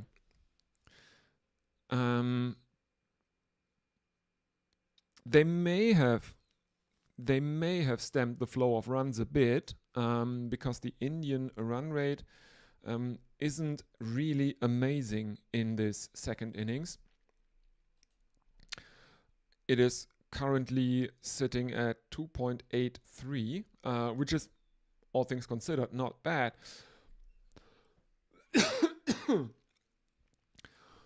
But they haven't been able to make a breakthrough. No wickets have fallen, and the Indian lead is 133, which should be concerning for the Australians, as based on first innings performance, this might actually already be a stern test for them. They made only 104 runs in their first innings, and 25 of those came of a 10th wicket partnership, something that you shouldn't count on ever. Cummins bowling his 8th over to Jaiswal, and Cummins continues to bowl over the wicket, and he definitely has the plan to bounce out Jaiswal. Currently it is not working because Yashasvi Jaiswal is leaving Cummins on length, swaying back like a bit like Michael Atherton used to do. Atherton, of course, doing it because of his ankylosing spondylitis. Or, as we say in Germany, Morbus Bechterew. That's not a joke. That's what it's called here in Germany, in German. 4 dot balls for Pat Cummins of the first 4 deliveries of his 8th over. 2 more to come. Jaiswal is on strike. He is currently the top scorer in the match, with 42 runs of 105 deliveries. Previous top scorer was Nitish Kumar Reddy, the Indian all-rounder who made 41 in India's first innings. And there is a drive, a very, very straight drive from Yashasvi Jaiswal. And again, the ball basically dies in the outfield. The fielder running after it has no problem stopping it. And first overtaking it, then stopping it. And the Indians take a couple. Yeah, that's been relatively weird in this test. The outfield is very, very slow. The infield is fine, I would say, but the outfield is really, really slow, which is remarkable for an Australian ground. One would assume the Australians generally have grounds that reward shots. And this one really, really doesn't. End of the over. India are 89 without loss. 2 runs coming off this Pat Cummins over. And the lead is 135 runs. Let's have a look if anyone is with us. Nothing new on YouTube. Do we have anyone on Blue Sky? There is one mention. No, just someone liking my announcement that we will continue after tea. And Nathan Lyon will bowl. He is replacing Josh Hazelwood now. Lyon was brought on late in the afternoon session, looking for a breakthrough. He was unsuccessful after Pat Cummins actually. No. Lyon started, then Cummins rotated Manus Labuschagne into the attack, and I was expecting Labuschagne to bowl some filthy leg spin, but he didn't. He bowled some filthy pace.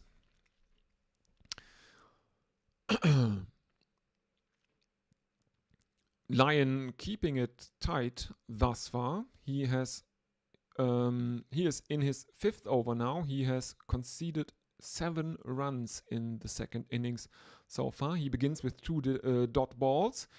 In he comes again, right arm over the wicket, defended by KL Rahul into the ground, and there is no run. India remain on 89 for no loss after 31.3 overs.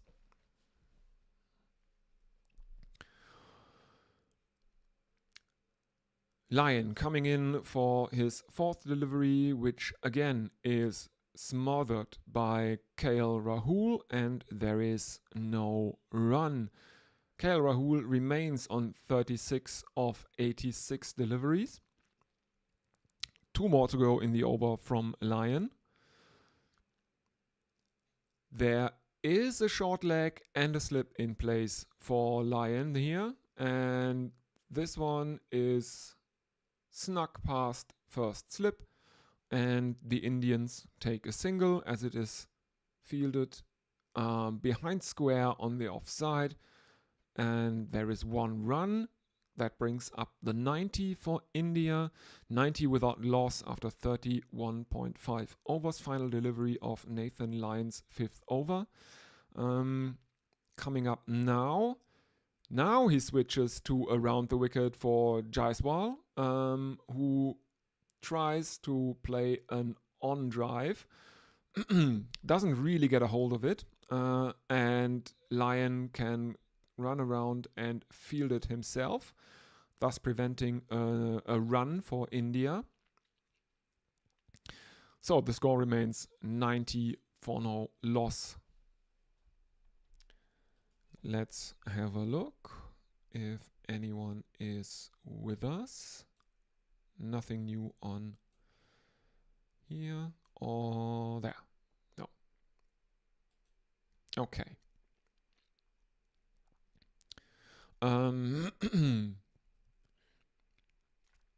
Cummins will continue from the other end. His figures are none for 25 from 8 overs. He has KL Rahul. Now to bowl 2. India 90 without loss. As Cummins comes in, right arm over the wicket. There is 2 slips and a gully.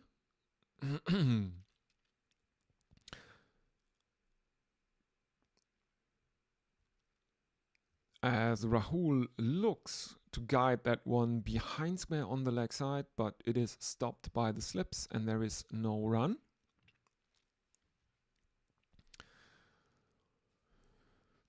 The lead is 136 and the Australians are looking a bit demoralized here. Cummins right arm over the wicket and there is a cut shot from KL Rahul that is fielded at gully, and again there is no run. That's Nathan Lyon at gully.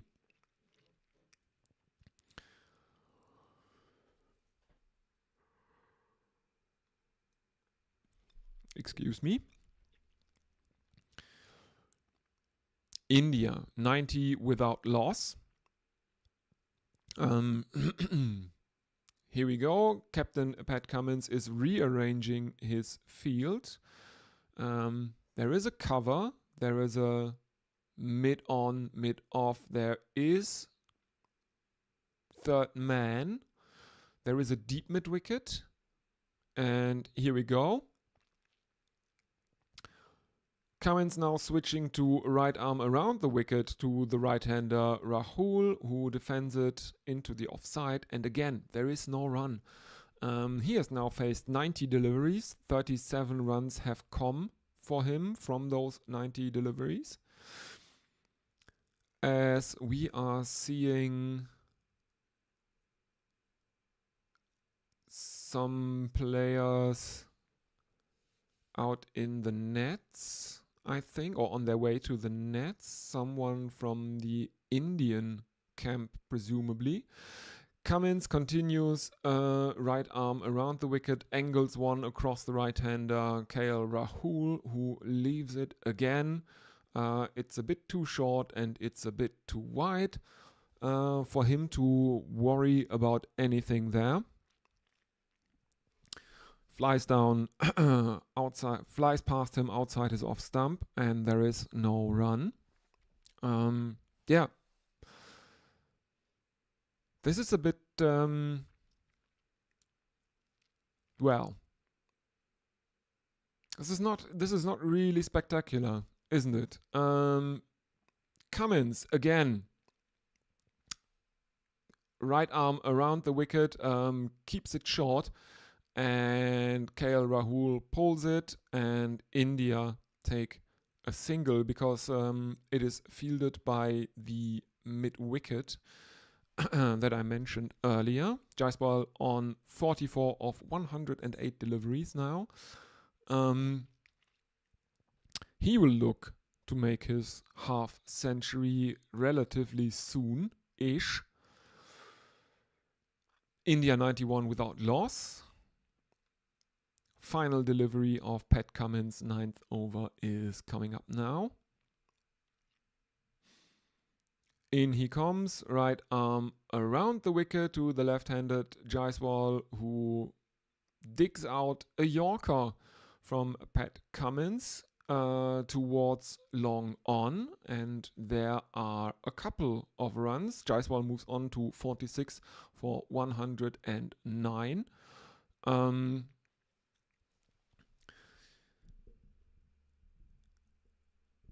Yes, it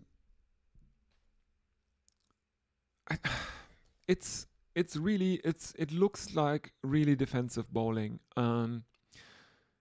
The Indians haven't been able to score freely from the short balls or from the short-ish balls that the Australians have been bowling.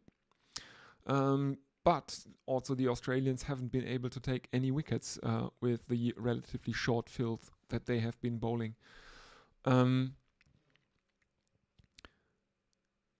Some changes in tactics would be in order, one would think. As we are seeing that Nathan Lyon's stats at the Perth Stadium are really, really good. He averages below 20 at the new stadium, at the Optus Stadium in Perth. Overall, for his career, his average is a tad over 30. So Nathan Lyon really, really seems to like the new this stadium here, as he bowls right arm over the wicket, and this one is a bit short, and it is there to be cut, and so don't mind if I do. Thinks KL Rahul, cuts him, and India take another a single. Rahul now on 39. India 94 without loss. Lyon switches to around the wicket for the left-handed Jaiswal, and he plays it out to long off, and India take, I think, another single. Very defensive field now for Nathan Lyon. He had a slip in place earlier and a leg slip. The leg slip is gone now. There is a short leg, but the leg slip is gone. There is only one slip, and that should be Steve Smith, and a reverse sweep from KL Rahul down to third man brings India another single, and KL Rahul brings up his 40 runs.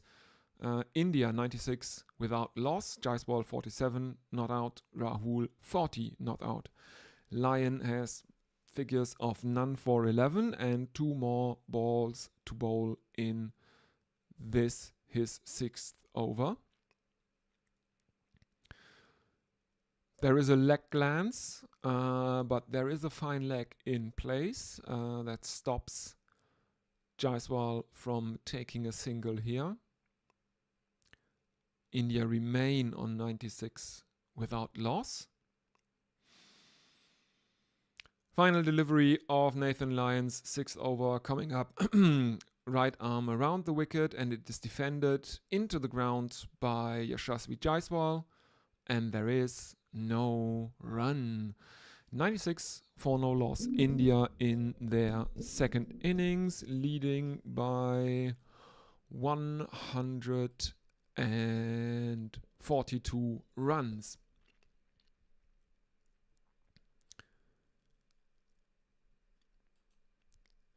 Let's have a gander if anyone is saying anything.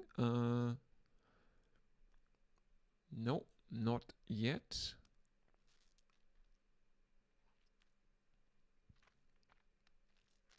Let's see what the Aussies will do now.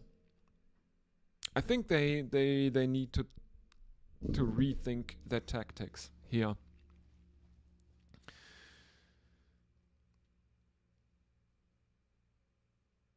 Hazelwood has a good economy in this second innings after he was the pick of the bowlers of the Australian first innings.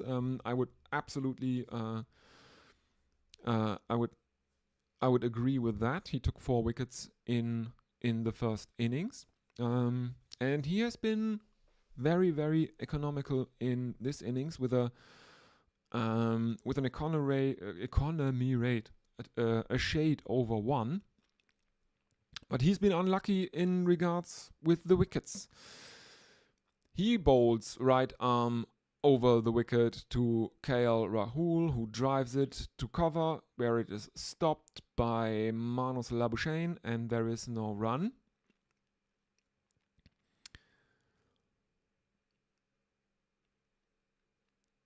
Okay. There is a bit of a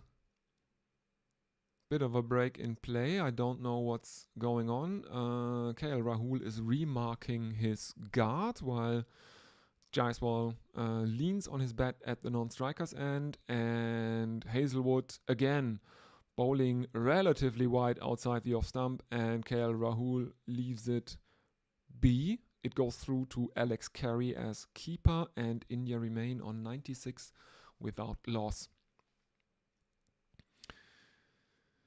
Rahul on 40 of 97 deliveries. This is, as Jeffrey Boycott would say, proper test cricket.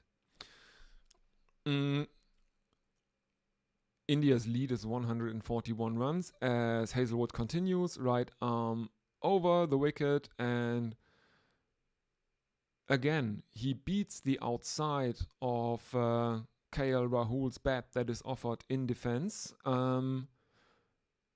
It must be frustrating for Josh Hazelwood. This is proper bowling, and if he would tuck in his line a bit more towards the stumps, he might have had probably a couple of wickets in the second innings. This one is played out to cover by KL Rahul as Hazelwood bowls a bit more towards the stumps, but there is a fielder at cover who stops it. There is again no run, and if he can bowl a maiden here, his economy will be exactly 1 for the second innings. Second slip now in place for Josh Hazelwood, bowling to KL Rahul. Nathan Lyon is wandering around the field with his hands behind his back.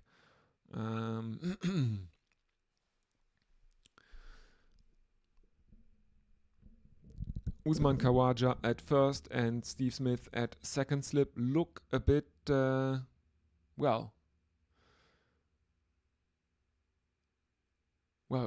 basically clueless. They don't know what to do.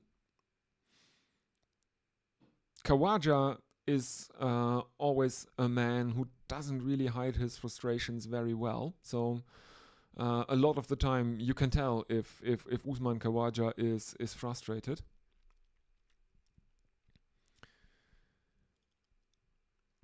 As we are now seeing the heat map that Nathan Lyon bowls towards Yashasvi Jaiswal, he's very accurate during this second innings here. Lion is now brought back into the attack. And I would have suspected that that is a drinks break, but it is not yet. Maybe. Oh no! It's sorry. Yeah, it's because they start 20 minutes later than I always expect. They don't start at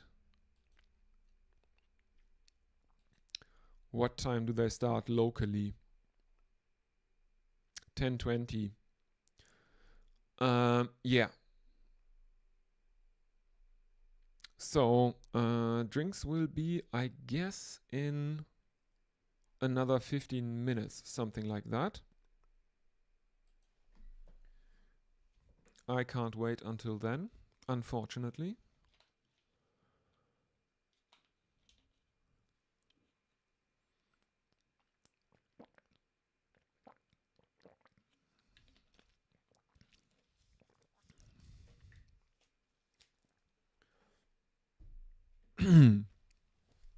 Okay, much better.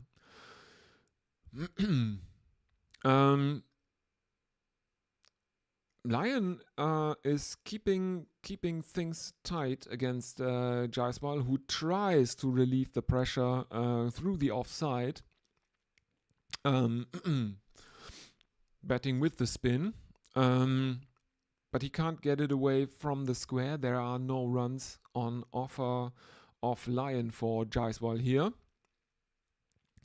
India leads by 142 runs. But they've been the run scoring has been kept relatively quiet, and I don't. But maybe that's at the expense of creating chances, because the field set is relatively defensive, as Jaiswal gets one into the outfield, and I don't know if it is. Yes, no, it's just a single. This time they didn't follow the ball. I can't tell you who stopped it, if it just died in the outfield, which is very, very slow. Jaiswal inches a bit closer to his half century. He's on 48 of 117. Final delivery of a Lions 7th over to KL Rahul, who defends it, and there is no run.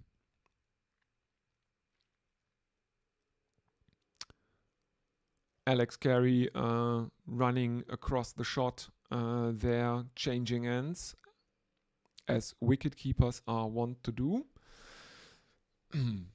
Now, let's see if anyone is with us. Nothing new on YouTube, I think.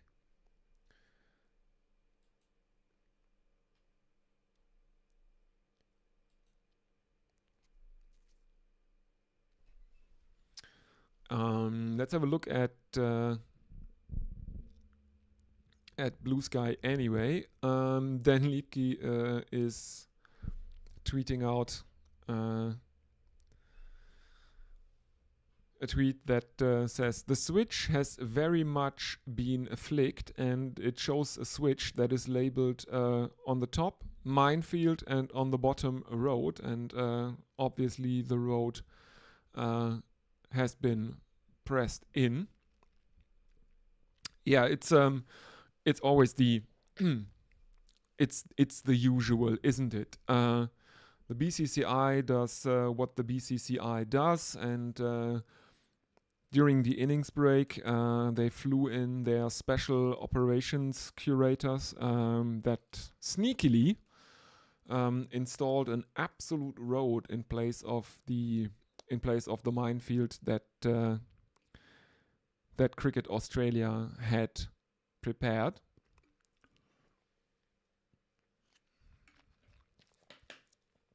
And the sneakiest thing about these special operations curators is that they did it in front of everyone's eyes and no one noticed. Very good. Very good.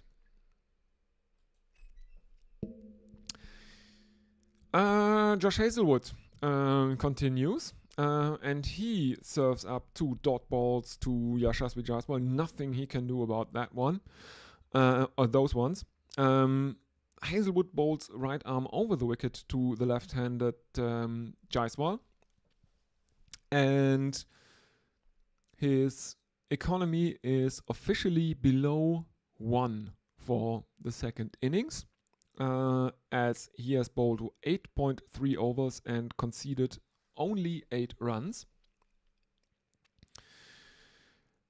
And we are now seeing that the last opening stand for India in Australia was in 2003 and 4 in Sydney,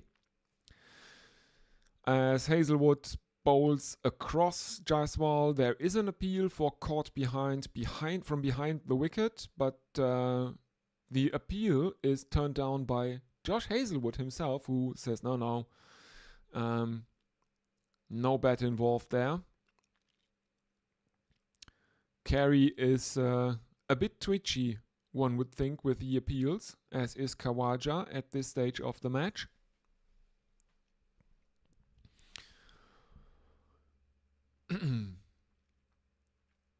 Here we go again, and this one is on the stumps and clipped off the hip of Jaiswal, and it dies before reaching fine leg, and that is another single. Jaiswal on 49, 1 away from a half century. India 2 away from history, basically. The first 100 century opening partnership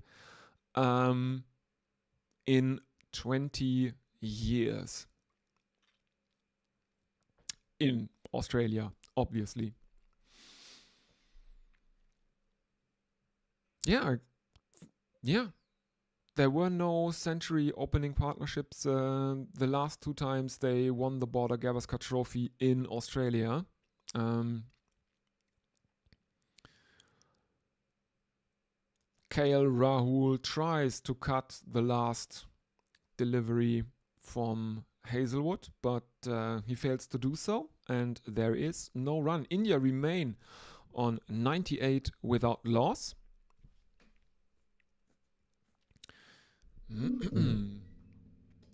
I think I will have to re-skeet that minefield thing from Dan on Blue Sky.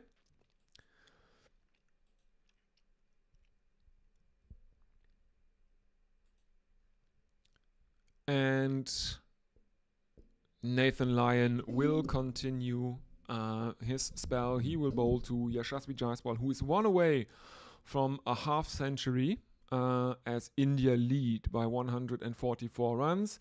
And he gets down on one knee and cuts Lyon away, but there is again a fielder in the deep. The outfield also very, very slow. India can only take a single, but it means that Yashasvi Jaiswal is reaching his half century. He is congratulated by his batting partner. 950s and 300s in 15 tests. He is very much one of the players to lead India into the future. The youngster. India 99 without loss, 1 away from a historic century opening stand. But KL Rahul can't get there off the second delivery of the over. That's a dot ball. Yashasvi Jaiswal's career figures. He's 22 years old, has played 15 matches. Rahul attempts an on-drive of Lyon, but Lyon hustles across the pitch and fields it himself. Dot ball. He has conceded 13 runs from 7.3 overs. India still 1 away from the first opening partnership that is worth a century or more in Australia. And now they have done it. KL Rahul has cut Nathan Lyon, and that means India bring up triple figures. Jaiswal on 50, Rahul on 41. And the opening partnership is worth 100.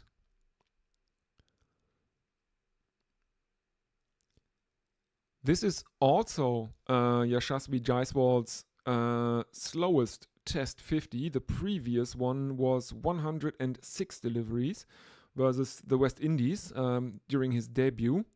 This one took him 123.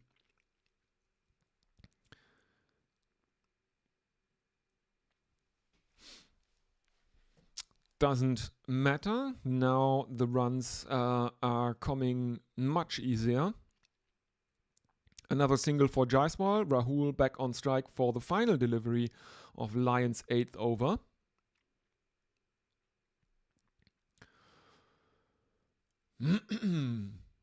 Here we go. There is a slip. There is a short leg. And Rahul defends delivery that Lyon bowls right arm around the wicket back towards him, and there is no run.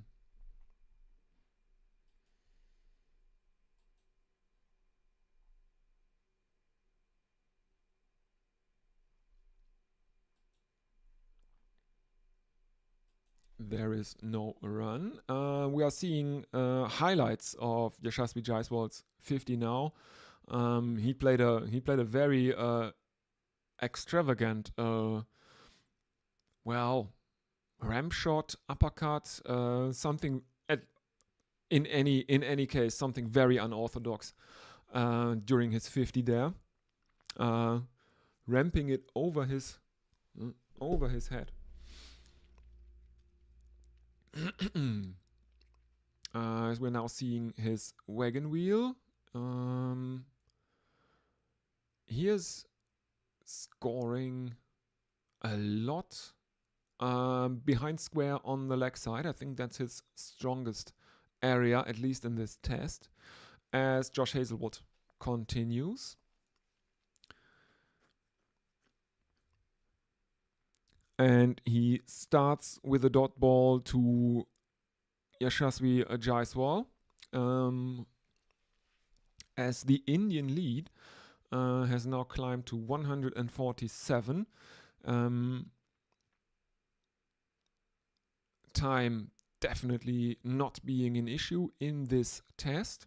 This is only the second day. There are potentially 3 more to go. As Hazlewood comes in right arm over the wicket and bounces Jaiswal, who ducks, and there is no run. Another dot ball. The Australians are keeping the runs down. They haven't allowed the Indian batsmen to run away with it, but on the other hand, they have not been able to take any wickets, make any breakthroughs. And Hazlewood comes in again. There are 2 slips and a gully in place for him. And again, he bowls across Jaiswal, who leaves it probably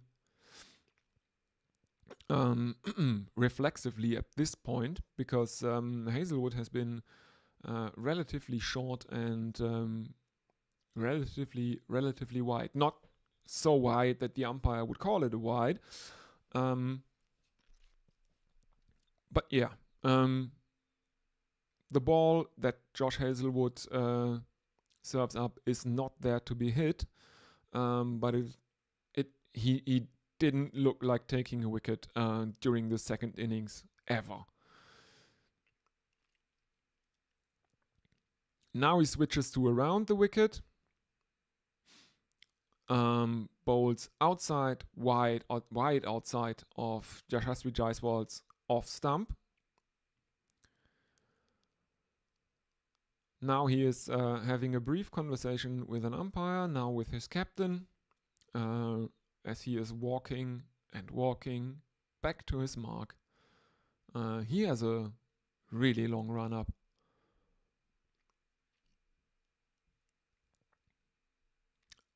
As we are seeing a slow-mo replay. And yeah, it's too wide, too short. This is very, very negative bowling from Hazelwood. It's good for his economy, but for nothing else.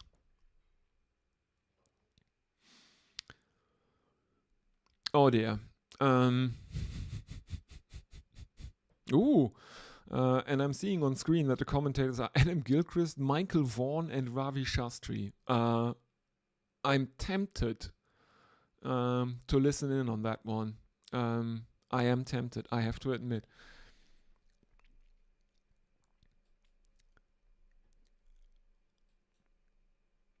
I think Shastri can talk a lot of shit, and I'm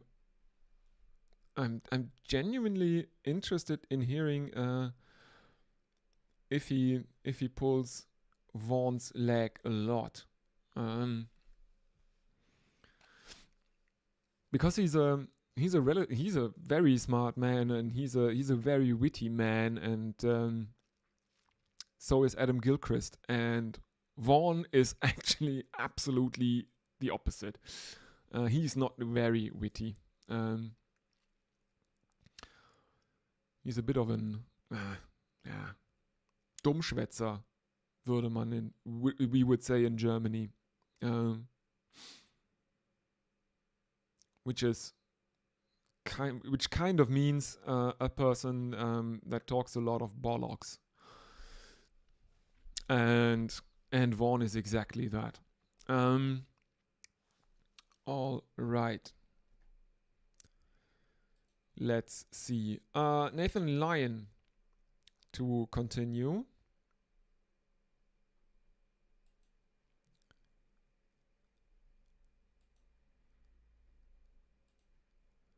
And that is another dot ball, as KL Rahul can't find any runs at the moment.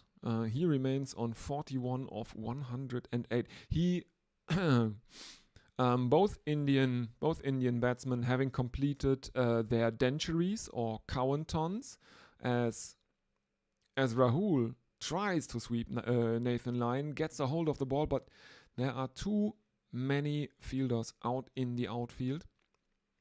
With the outfield being relatively slow, that certainly doesn't help. Well, let's see. Nathan Lyon coming in again. Right arm around the wicket to KL Rahul, who defends it, and there is no run. 39.3 overs having been bowled in this second Indian innings that, I remind you, started after lunch. Lunch was taken as the final Australian wicket fell. So what's that? I think one and a half sessions should be the duration of this Indian innings time-wise. So 3 hours.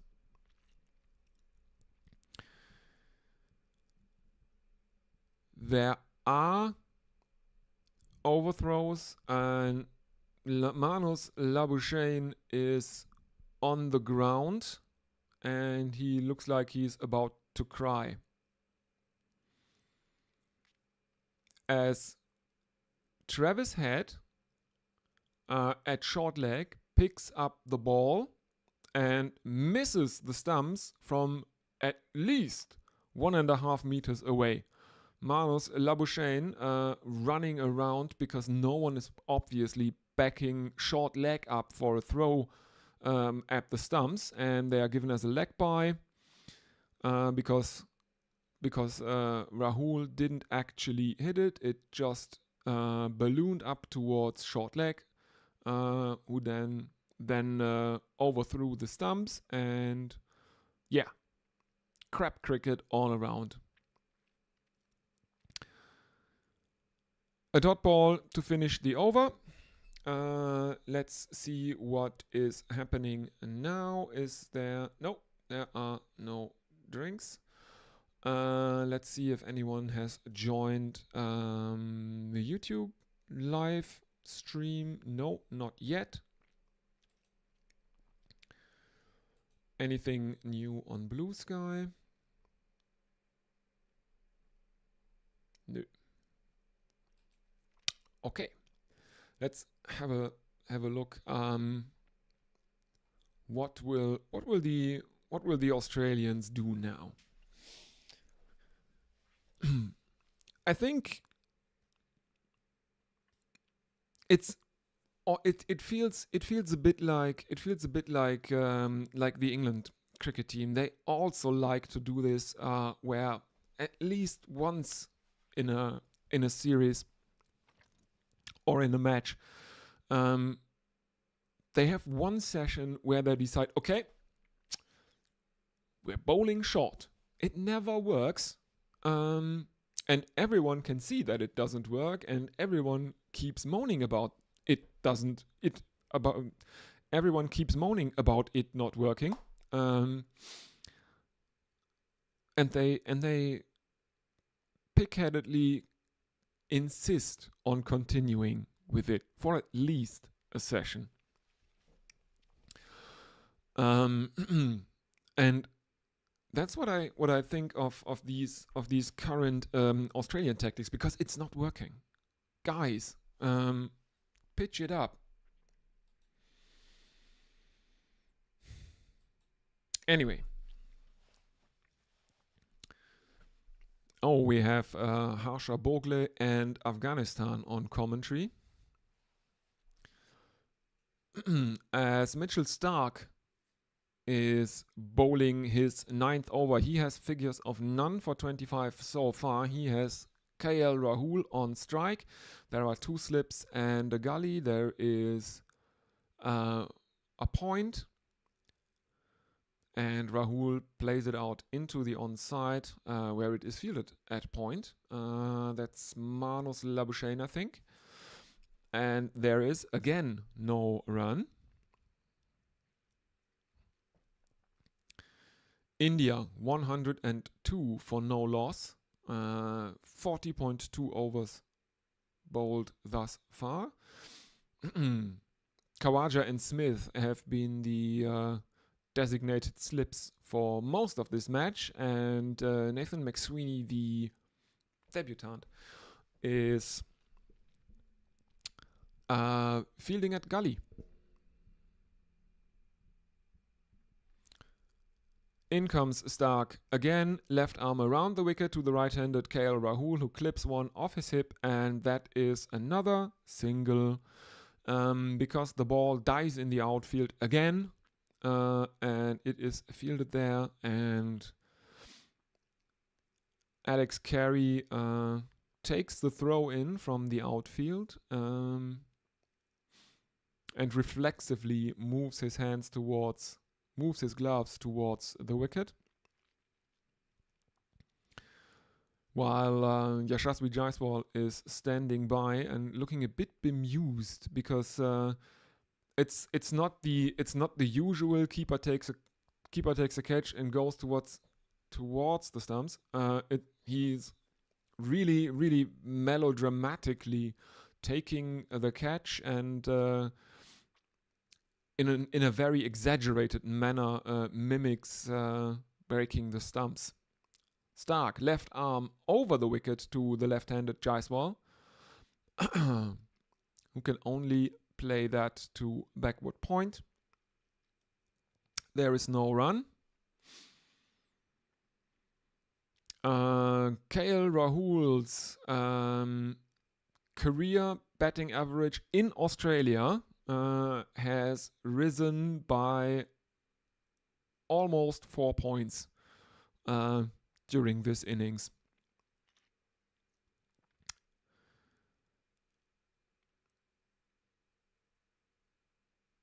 In comes Stark again, left arm over the wicket to Jaiswal, who attempts a drive,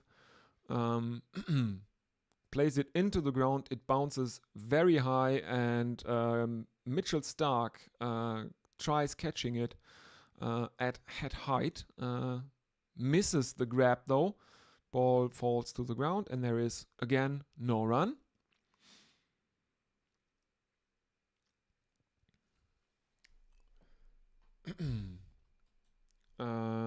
Let's have a look.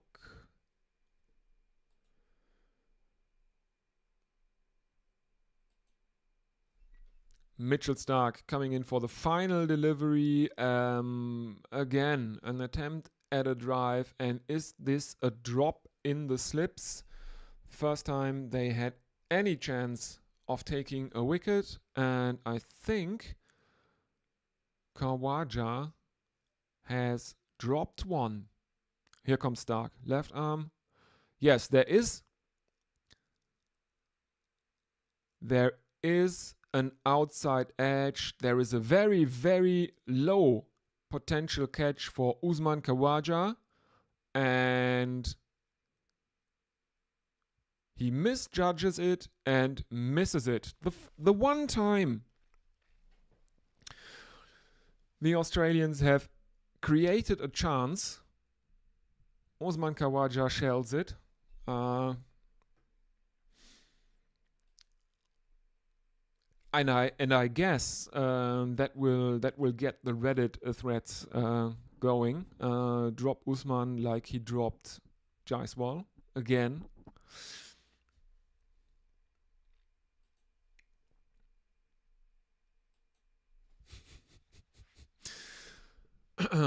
And I have a sneaking suspicion that this drop in the slips will cost the Australians more than the Kohli drop of Labuschagne on Nort in the slips cost the Indians in the first innings. The cost of the Kohli drop was exactly 2 runs. KL Rahul has come down the pitch from the non-striker's end, and there is a throw towards the bowler as Rahul is running down the pitch. He is sent back by Yashasvi Jaiswal, and Steve Smith picks up the ball and throws it towards Nathan Lyon, who would have broken the stumps in time to run KL Rahul out if only the throw had been a bit more accurate by Smith. The way that Smith threw it, Lyon was in no position to bring his hands towards the stumps. He was spinning away from the stumps, actually. And now Smith is visibly frustrated. I always like it when Smith is frustrated with all his nervous tics. Good fun, that. Good fun.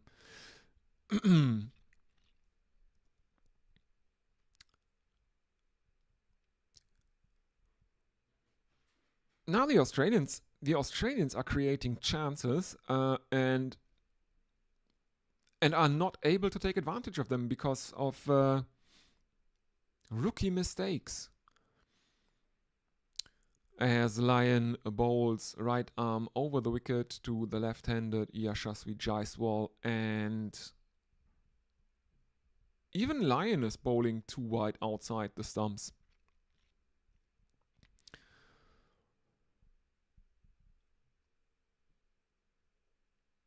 And this one is pitching wide outside of Jaiswal's leg stump. He guides it down towards fine leg where it is fielded. There is no run. 104 for no loss. Final delivery of Nathan Lyons, 10th over.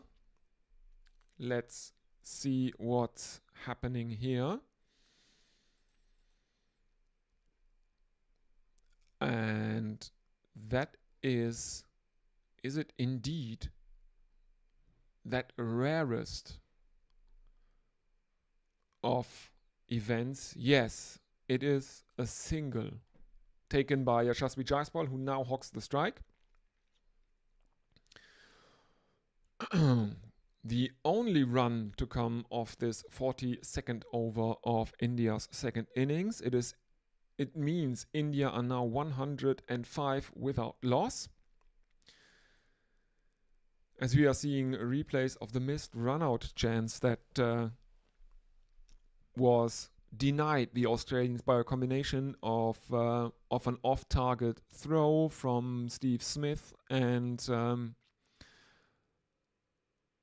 a bit of clumsiness from Nathan Lyon might have also been involved.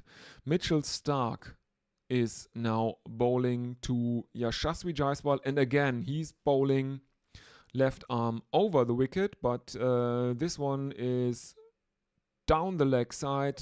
Jaiswal tries the leg glance, misses it, and Alex Carey takes a diving catch.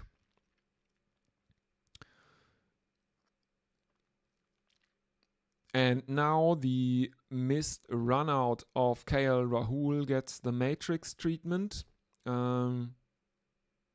which is very, very annoying, I have to admit.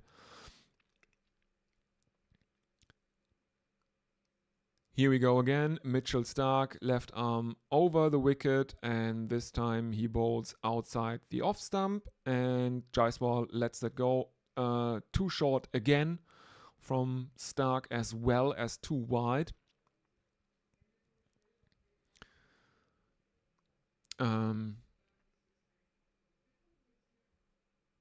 Yeah, this is not looking good from Australia. Not really.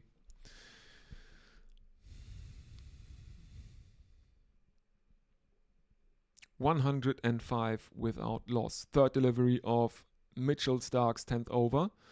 Left arm over the wicket, and this one is played out into the offside. The slips are way too far back for there to be any chance of catching it, as it balloons up into the air from the shoulder of the bat, and it falls safely, and there is no run.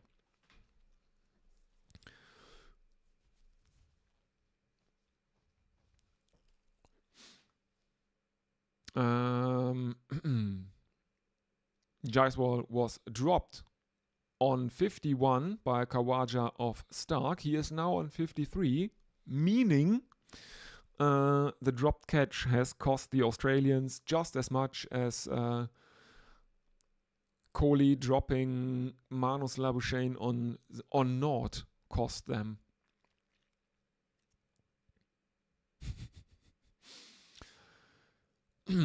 We are seeing a replay again. Is this... No. Have they reviewed? There is a shout for an LBW, and it looks like the Australians...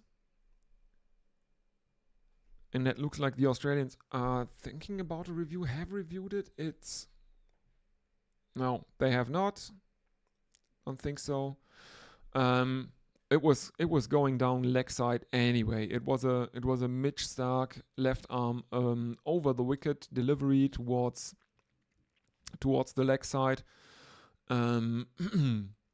Final delivery of this over, as we are now seeing a replay. No. That's too short again, and it is again too wide outside the off stump, and Jaiswal has no trouble leaving that. Leg glance from Jaiswal, but there is a man at deep fine leg. And is there a single? I think they have taken a single. Yes, that's a single. 106 for no loss, and that is drinks. And I will take a very short break, everyone. See you in a bit.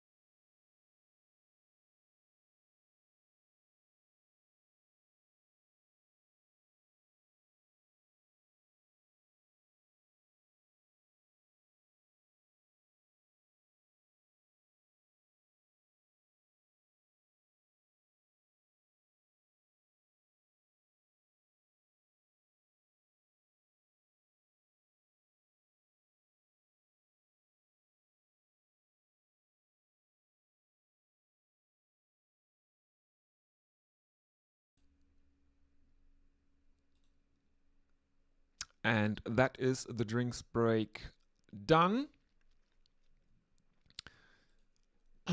Let's see if the Australians can make something happen in the final part of the session. Mitch Marsh is brought back into the attack for his fourth over. So far he has figures of none for 17. He has bowled no maidens. His economy is 5.7.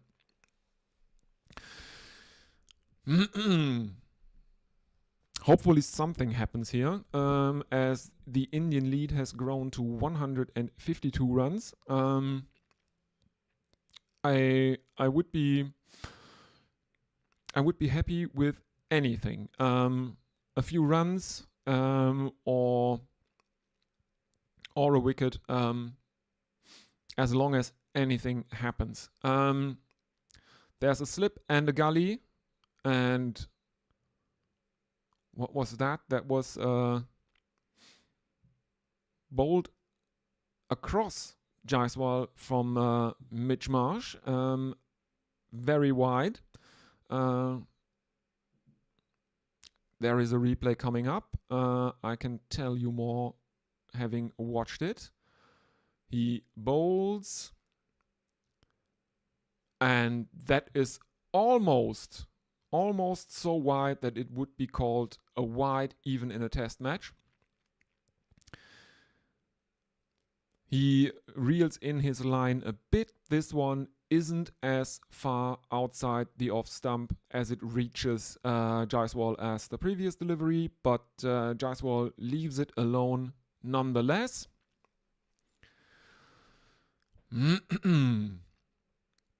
Furious rubbing of the ball there. Yeah, I don't know. This is really uninspired bowling. This is really uninspired bowling. It's too short. It is too wide. It's again very, very wide. McSweeney stops it, but drops it and falls down in the process. 3 dot balls to start Marsh's 4th over. Marsh now in a short conversation with the umpire. Not really sure what it's about.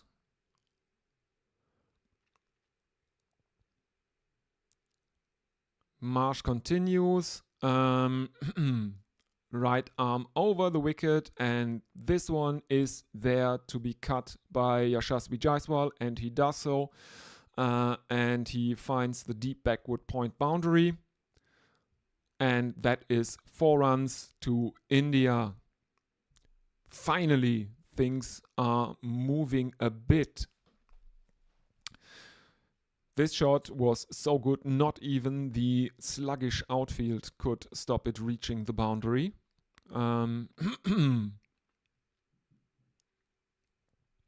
Very good cut from Jaiswal here. Next one is played towards point by Jaiswal. That is, I think, yeah, that's Manus Labuschagne, who is so elated of having stopped that he decides to have a stroke on the field. He's making faces and twitching and probably talking inane shit to Yashasvi Jaiswal. Next delivery is right arm over the wicket and again played out into the offside, but it's again fielded. Jaiswal on 58 of 152. India 110 without loss. The lead 156 runs. 44 overs have been bowled. 2 dot balls to end the over for from Mitch Marsh. Let's have a look if anyone has joined the YouTube chat. Nope. Blue Sky, mayhaps. Nope. Okay. Mitchell Stark to continue. He will bowl to KL Rahul, who is on 42 of 115 runs. Stark has figures of none for 28 from 10 overs thus far in the innings. He has 2 slips and a gully. This one is driven past cover. And the Indians are running hard between the wickets. Are they running 2? Yes, looks like they have. No, they have run 3 again. 113 for no loss. A lot of 3s in this test match, which is remarkable because there are generally not that many test matches where a lot of 3s are run.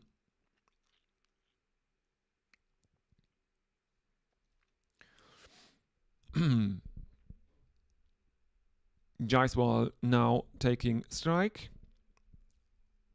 Stark left arm over the wicket, and this one is guided to deep backward point, and there is no run.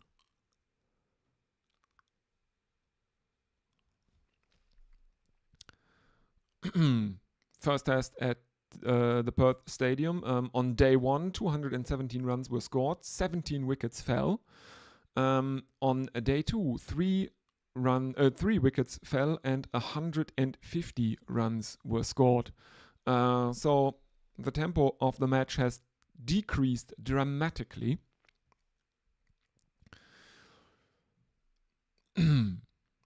As Stark bowls left arm over the wicket to Jaiswal, and he tries to play it towards point, gets an edge to it, but it falls short of the slips.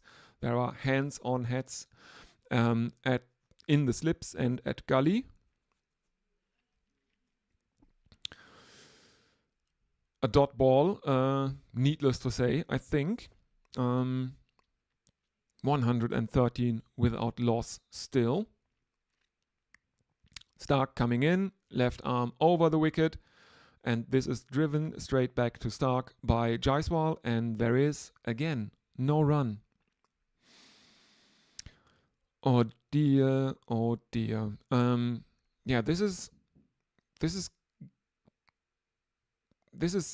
not not the most thrilling. This is not what I was expecting after yesterday, to be honest, with everyone. I think a lot of the blame is to be put on the Aussies' shoulders for bowling really, really negatively and having a very defensive field set as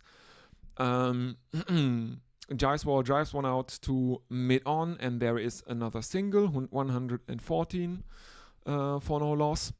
Final delivery of Stark's 11th over coming up. Here's figures of none for 32.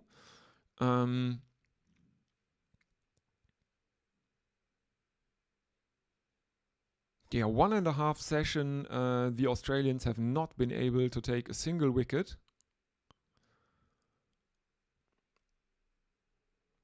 Final delivery. Rahul is on strike.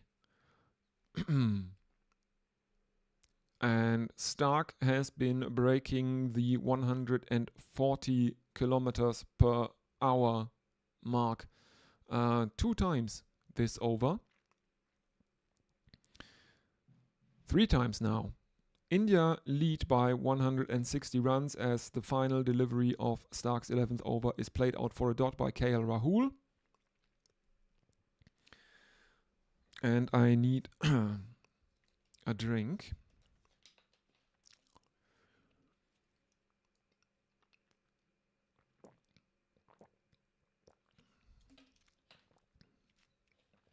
An unbroken opening partnership of 114. The first time since 2003, 2004 that India have managed an opening partnership of 100 in Australia. During the 2003 and 2004 tour, they managed to do it in Sydney at the SCG.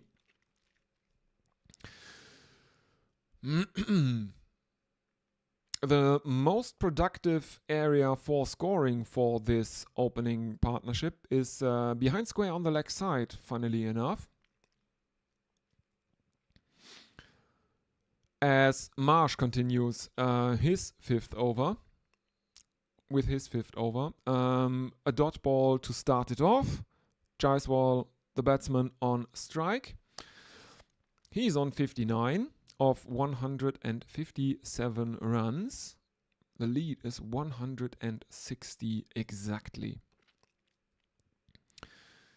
There is some kind of delay in play, as now Mitch Marsh is coming in, right arm over the wicket, and again bowls it across Jaiswal. And again, Jaiswal leaves it on line as well as length. Again, too short from the Australians. This is too short, and it's not short enough to be anything intimidating, I would say. It arrives at the batsman at basically navel height, which is not good short bowling.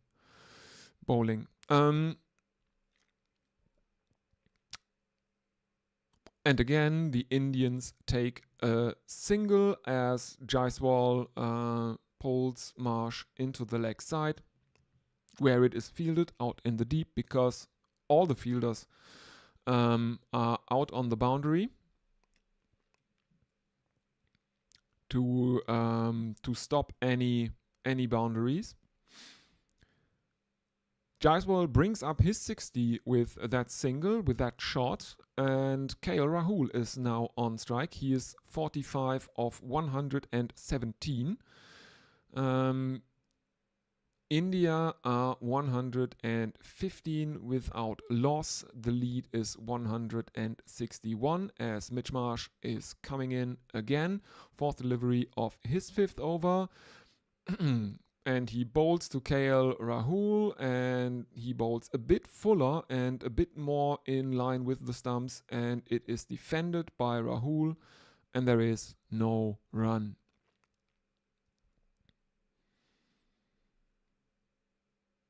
Pat Cummins is not looking happy I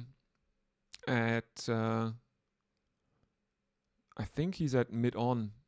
He's not looking happy with the performance of his bowling attack.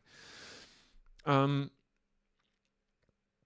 again, Marsh comes in and it is defended back to the bowler again.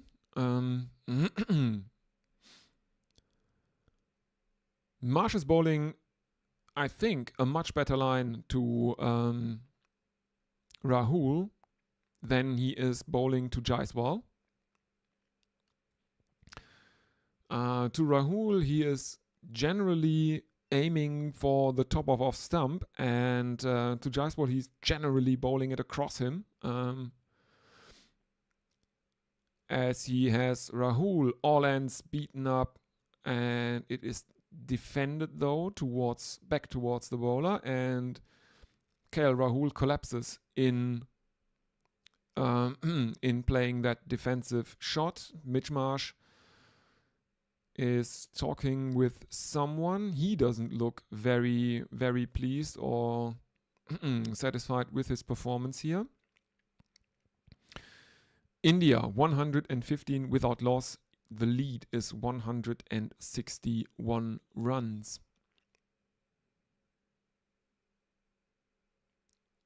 Jaiswal now on strike, and he will have to face Mitchell Marsh.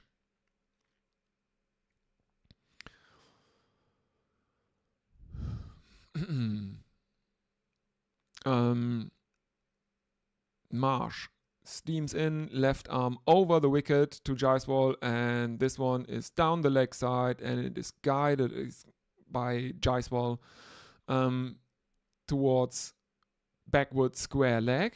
There is no fielder there. No, it's actually,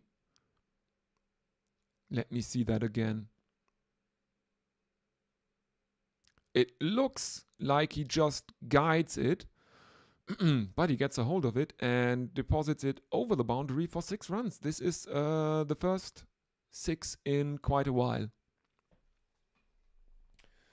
Is it the first of the innings? Do I remember an earlier one? No, it's the first 6 of the innings.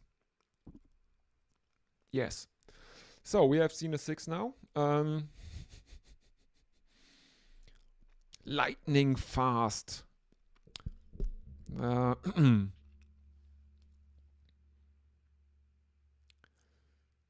next one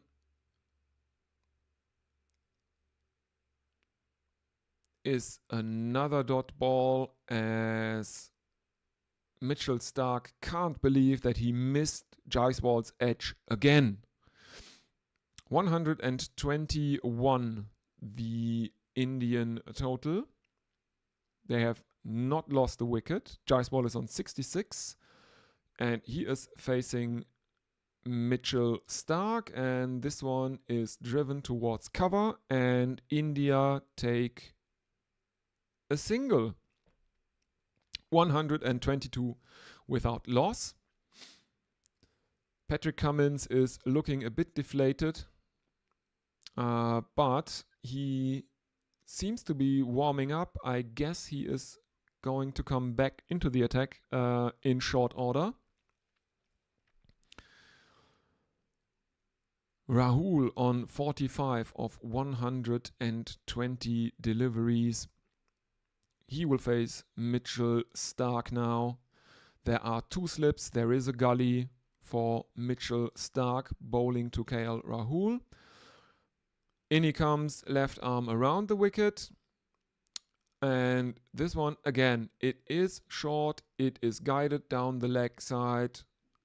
And there is no run.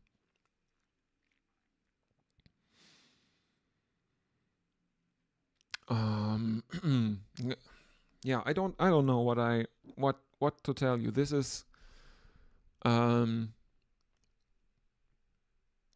not the best passage of play.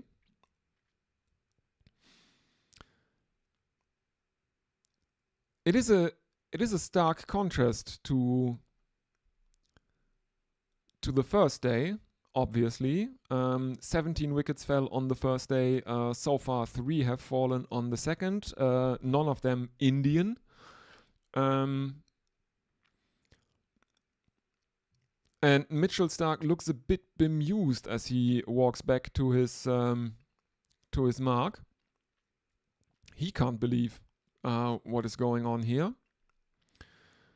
122 the opening stand. And the last time this happened for India at the SCG, an opening stand of 100 or more runs in Australia, they made 123 and they have broken that record now as KL Rahul lashes one out to the boundary and it is 4-run. India have made 126 without loss. The lead is 160. 166.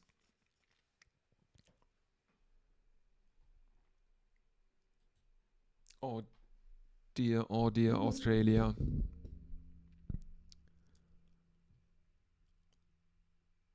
You have actually the Australians have actually bowled KL Rahul back into form. It's well, thank you for your service. I would say.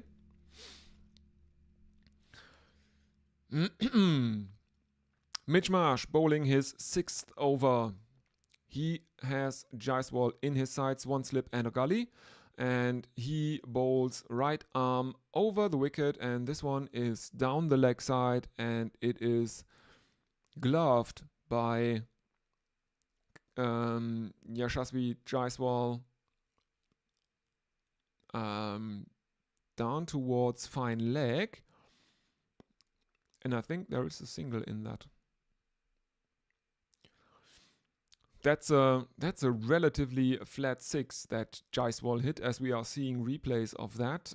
It reached a height of 11 meters and it went 76 meters wide. Far. Marsh now bowling to Rahul, right arm over the wicket, and Rahul cuts him away for another single.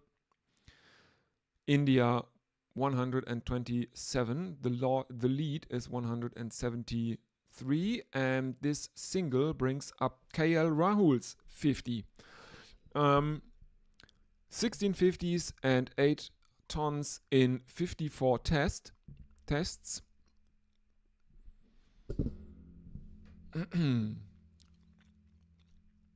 The lead 173. The pitch looks like it has flattened out completely. Jaiswal on strike, Marsh bowling right arm over the wicket, and he is now. This is a much tighter line now from Marsh. He is actually aiming at Yashasvi Jaiswal's stumps and has stopped trying to angle it across him and to induce a top edge by bowling very, very wide outside Jaiswal's off stump. I'm not really sure why Marsh continues to bowl over the wicket to the left-hander, since almost every other Australian right arm bowler has gone around the wicket to Jaiswal. Anyway, next delivery is another dot ball.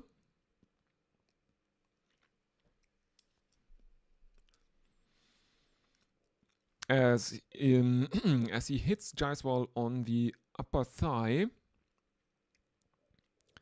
128 the Indian total. Jaiswal taking strike as Marsh bowls wide outside the off stump as it reaches Jaiswal outside the off stump. This time he cuts it and it is fielded in the deep at basically third man by Nathan Lyon, and India run a couple. Jaiswal now on 70.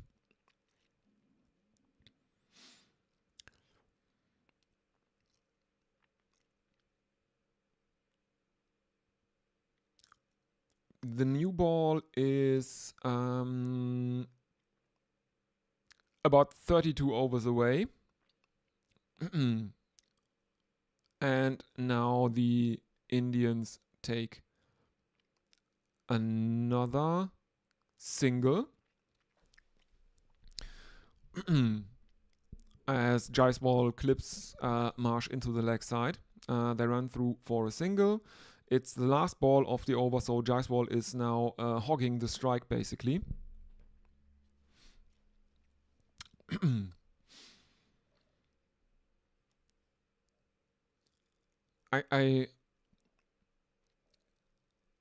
This is a very very weird pitch. There was talk about inconsistent bounce on the first day, but all that has disappeared.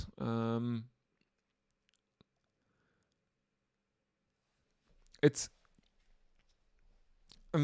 kind of started for the Indians as well. That was a relatively rough first session when that 10th wicket partnership between Josh Hazlewood and Mitchell Starc was out there for 110 deliveries or almost 20 overs.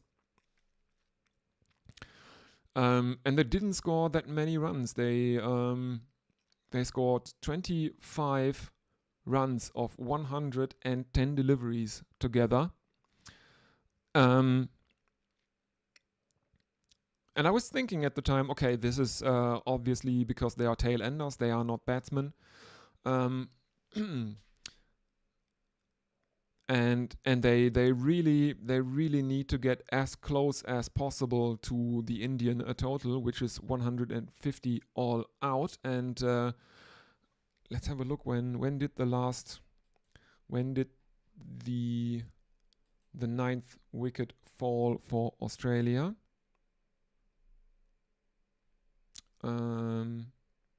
Yeah, the 9th wicket fell on 79. So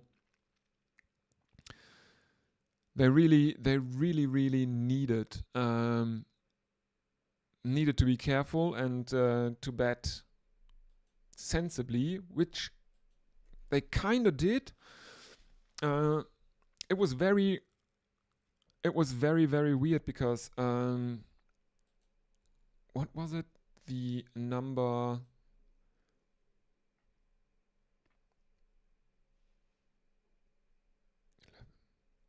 Yeah, the number nine had to manage the strike together with a number 11. That was really, really weird. And now Yashasvi Jaiswal has that's a replay. That's a replay of a cut shot that Yashasvi Jaiswal played while totally airborne. He jumped up, legs spread wide, and cut. I think Mitchell Marsh to the boundary where it was fielded by, towards the boundary where it was fielded by Nathan Lyon out in the deep. 4 dot balls thus far from the 10th over of Captain Pat Cummins in this innings. The score remains 131 for no loss. The lead also remains on 177 runs as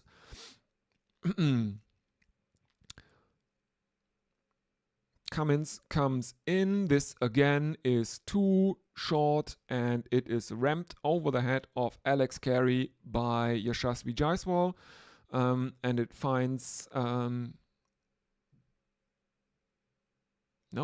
he's trying to ramp it, but it's actually just a wide. It's actually just a wide. It arrived at Jaiswal at the batsman at a height of 2.5 meters. It flew over the batsman who tried to get his bat in the way but missed it. It then flew over keeper Alex Carey and it is given as wides. Next delivery is another dot ball. Jaiswal will have to face the final delivery of Pat Cummins' 10th over. He is on 71 of 172. As Cummins comes in, right arm around the wicket, and Jaiswal clips one off his leg to farm the strike by taking a single off the final delivery of Pat Cummins' 10th over. Let's have a look at, is anyone in the chat? Doesn't look like there is anything new.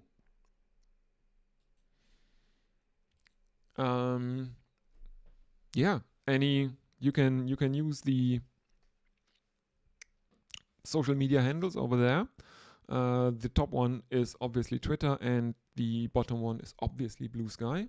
I prefer Blue Sky personally, so if you have a Blue Sky account, feel free to write me.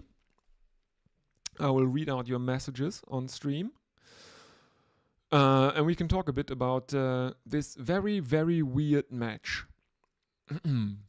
As the ball is now given to Travis Head. Yes. Australia are looking for the golden arm part-timer. So Travis Head will probably bowl some non-spinning stuff.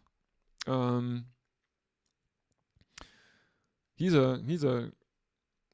on paper he's an off spinner,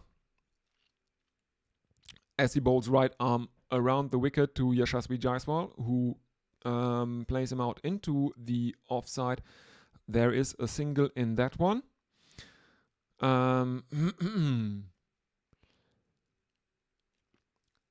And now KL Rahul is on strike, and Travis Head is, I think he's switching to over the wicket. Yes, he is switching to over the wicket. The keeper is standing up to the stumps. There is a slip behind him.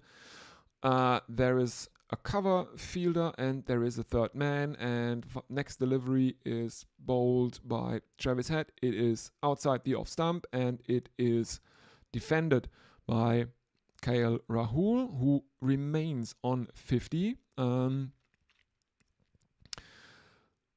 In comes head again, and this one is cut by KL Rahul, and it is fielded out in the deep after a fielder at backward point fell over it and misfielded it. India take a couple.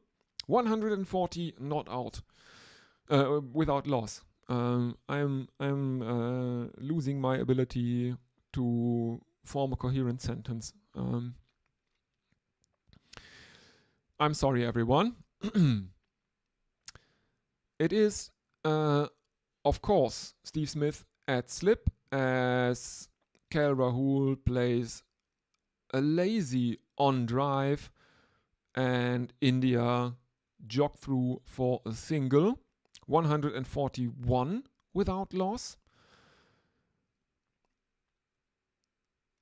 As Travis Head comes in again to Jaiswal and he switches again to around the wicket and Jaiswal plays that out towards mid-on and they jog for another single. 142 without a loss. Rahul is back on strike. He has raced to 53 of 127 in the last. Well, he made 3 runs in inside this over.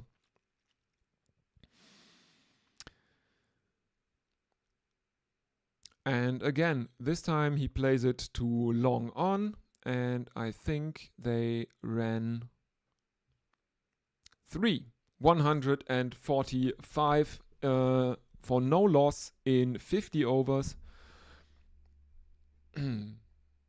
Oh, this is really, really not good. There are another 15 overs scheduled for today.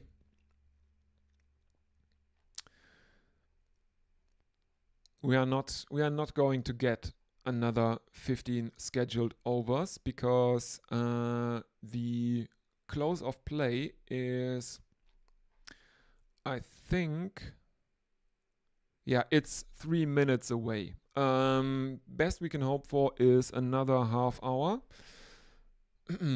Basically like yesterday.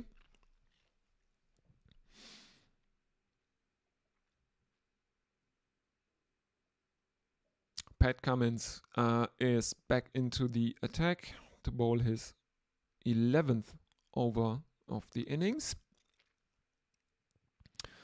Rahul is facing him. In comes Pat Cummins, 2 slips, a gully, and he bowls it, and it is defended into the offside by KL Rahul, and there is no run.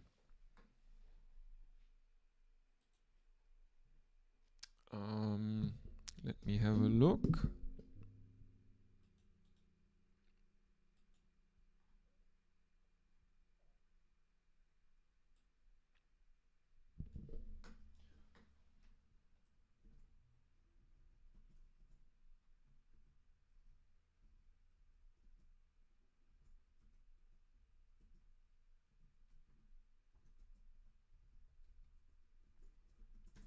So, I'm sorry. I really need to take a short break.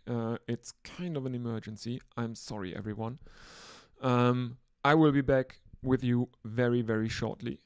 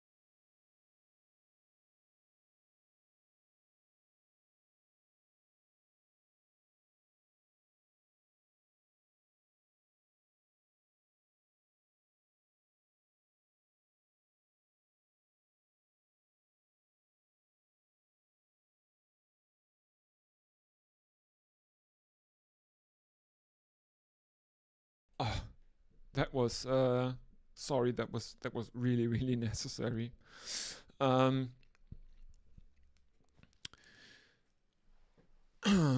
As Jaiswal just cut a 4 to bring up India's 150 for no loss. The lead now is 197 runs as he follows that 4 with a single of Pat Cummins. It's the end of the 51st over, and that over actually brought some runs, 6 to be exact. And they are taking drinks.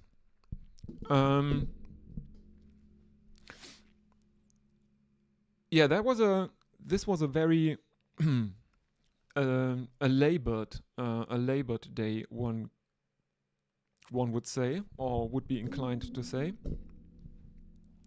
India 151 without loss. The Australian bowlers have now failed to take a wicket for basically 2 sessions, and there is probably another extra half hour to come. Yashasvi Jaiswal seems to have some discomfort in his right arm. There is a physio out in the middle while who is wagging his who is doing stuff to his forearm, and his hand is wiggling around like this. Might be cramps actually. Looks like he is trying to loosen some cramps in his right forearm. And the Australians are going back to Nathan Lyon. He will bowl the 52nd over. And Manas Labuschagne is wandering off to the boundary to take a drink as well. Lyon has bowled 10 overs in the innings. He has conceded 16 runs and, to everybody's surprise, he has taken no wickets. Jaiswal is on strike. He is on 79 of 178 deliveries. KL Rahul is at the non-strikers and he is on 57 of 131. There is a short leg and a slip, and Lyon bowls right arm around the wicket and is flicked to the right of short leg, and there is a single. Jaiswal moves on to 80. India 152 not without loss after 51.1 overs.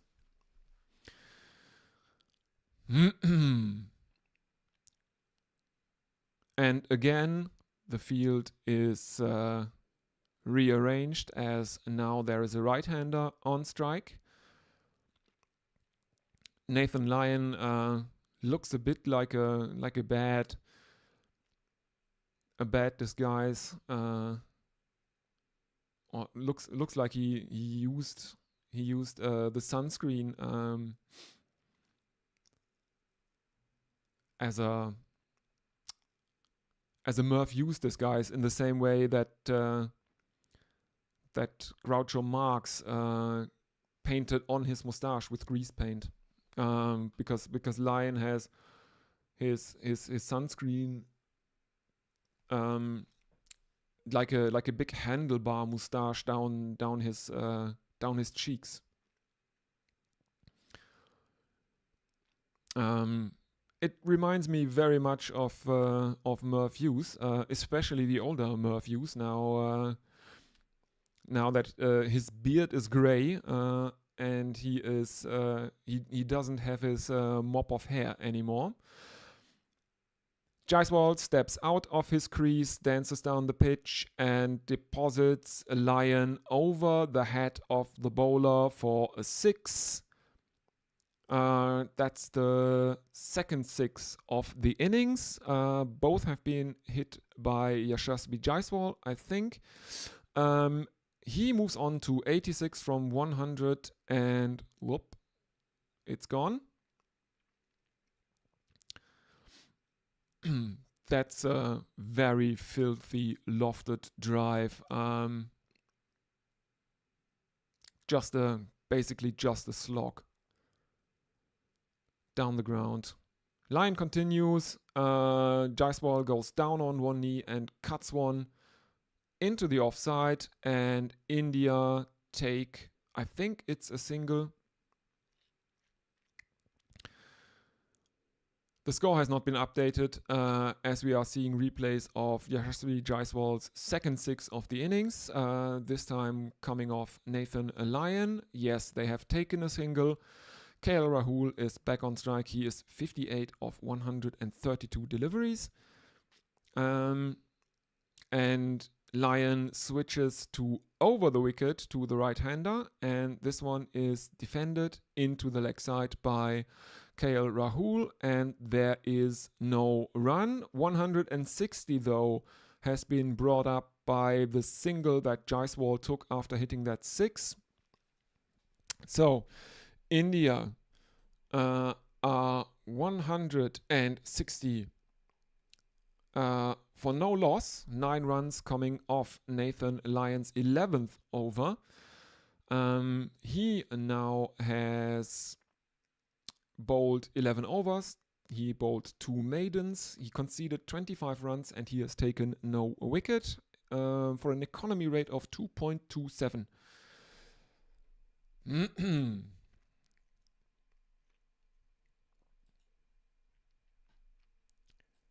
Let's see. Most test 6s. In 12 matches, Yashasvi Jaiswal has hit 34 since in 2024. Kusal Mendes is second. He has hit 19. But he has only played 7 matches. So, tomato. Cummins is back in the attack. 11 overs he bowled. He has conceded 40 runs, and to everyone's surprise, he hasn't taken a wicket either. This one is guided into the offside by Jaiswal, and India jog through for a quick single.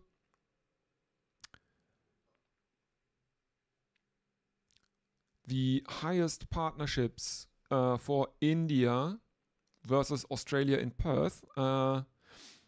The highest one was 193 between Gavaskar and Amarnath in 1977.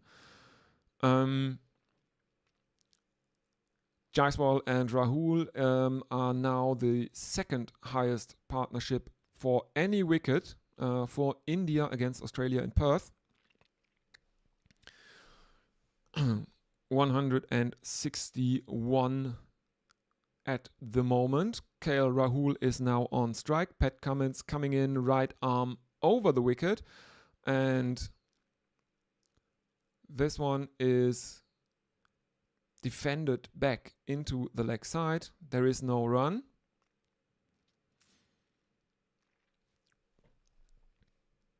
Travis Head is under the lid again. He is at short leg.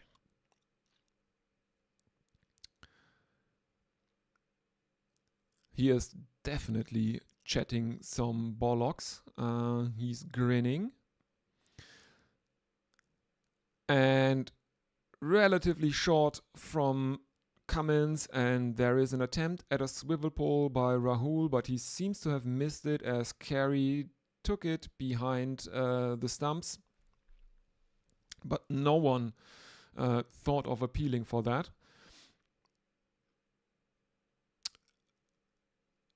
And I think the umpire has informed that informed Pat Cummins that that was the bouncer for the over. Cummins back in. Again, short, guided down towards fine leg, and it evades both keeper and the fielder that is stationed not fine enough down there. That's a 4.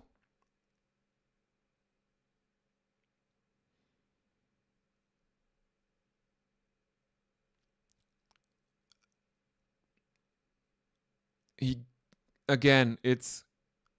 gets his bat very close to that one, but because he has his bat very close to his hip, I thought he hit it. He didn't. It is given as leg buys. So he remains on 58 not out. India 165 without loss. Cummins goes right arm around the wicket, and there is a single in that one in the offside. Jaiswal on strike. He is on 88 of 183.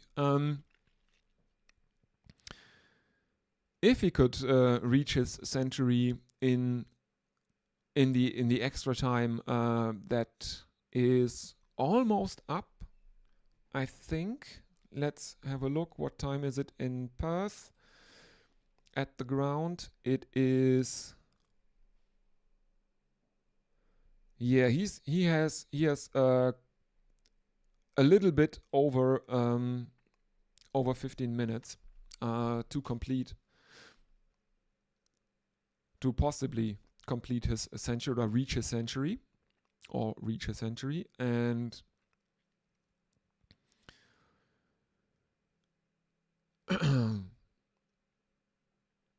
let's see.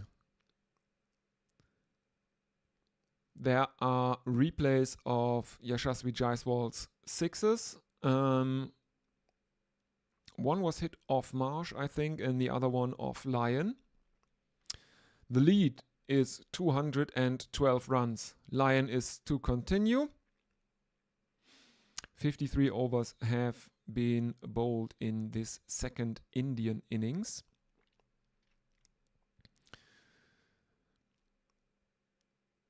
All right.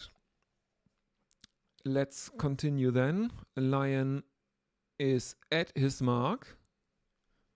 Something seems to be bothering him. He readjusts his field a bit. KL Rahul is on strike. He's on 59. There is a slip. There is a short leg. And there is an on drive by KL Rahul that Lyon fails to stop, even though he's throwing himself on the ground to stop the ball, and India jog through for a single. 167, 213 runs the lead.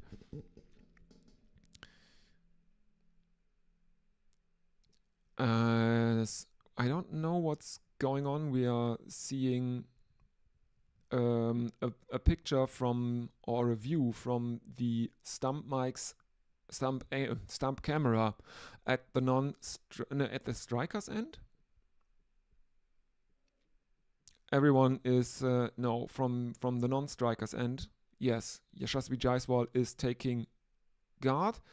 Lyon right arm around the wicket, and it is defended into the leg side by Yashasvi Jaiswal. There is no run.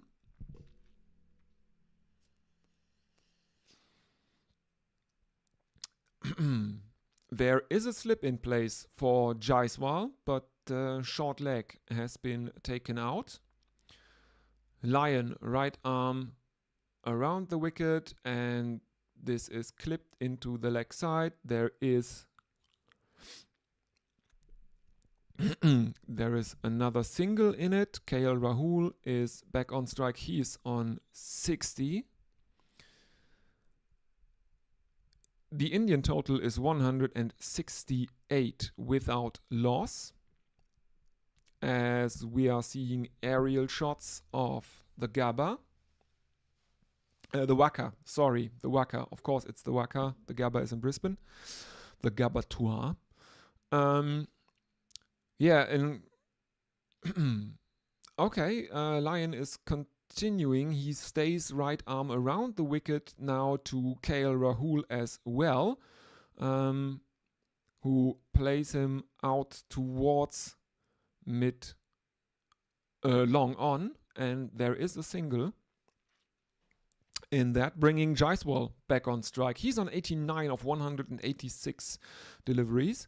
Lyon comes in again, right arm around the wicket, and he is cut viciously by Jaiswal, but he can only find the fielder at backward point.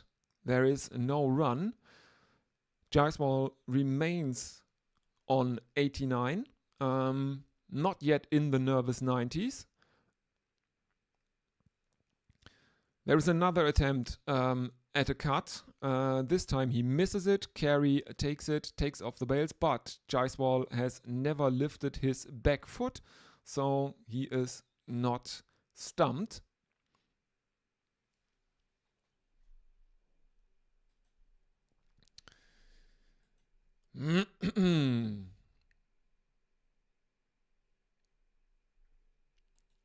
Okay. Yeah, so yeah, this is really not the best session of Test cricket I have ever seen. The Australian tactics seem very, very muddled and confused. Nothing is working for them.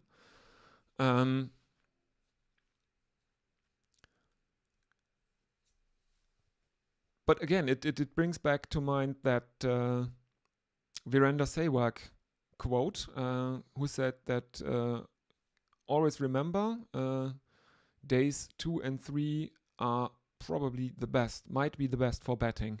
Yeah, and it's true. This day has generally been relatively good for batting.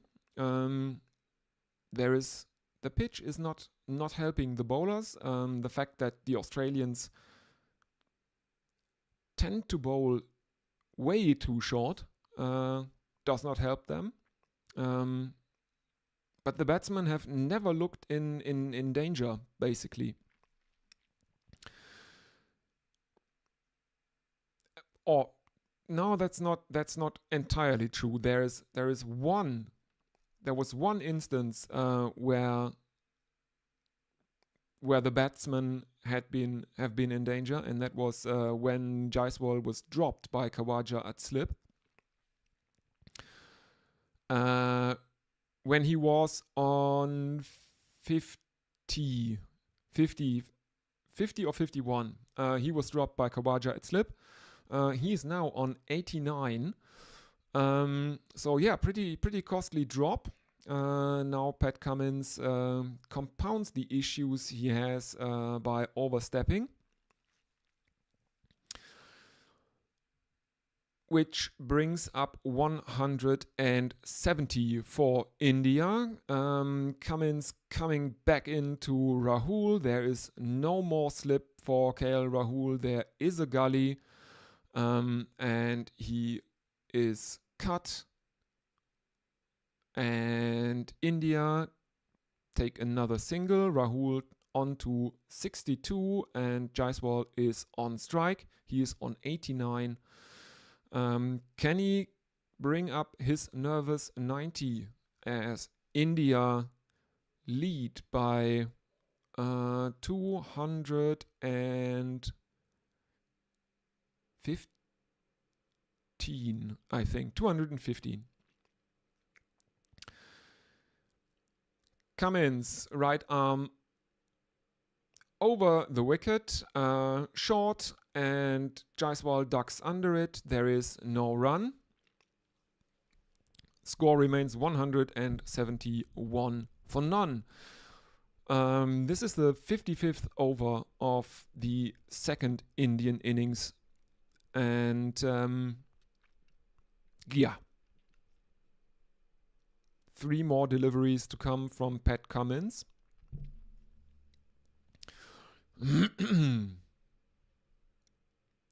Here he comes, right arm around the wicket now, and Jaiswal misses one. Play and a miss, and there is no run. Again, a relatively wide one outside the off stump from Pat Cummins here. And Jaiswal looks to slog it, but misses.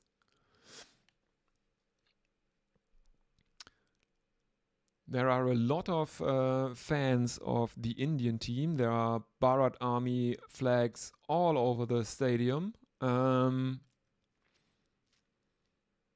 Yashasvi Jaiswal is out in the middle. He is bothered by his arm, by his right arm. He has taken off his gloves. His bat is on the ground, and we are now seeing another montage of his 4s and 6s. I don't know what is going on. Let's have a look at what Cricinfo is saying. Jaiswal holding onto his right forearm, rings it. The cramps seem to have set in again. A small break in play. Yes. So my suspicion was correct. It is definitely cramp for Yashasvi Jaiswal. Well, let's have a short look at YouTube. Is anyone in the chat? I'm not seeing anyone. Blue Sky, nothing. Yeah, don't forget to like and subscribe, everyone, if you are watching this.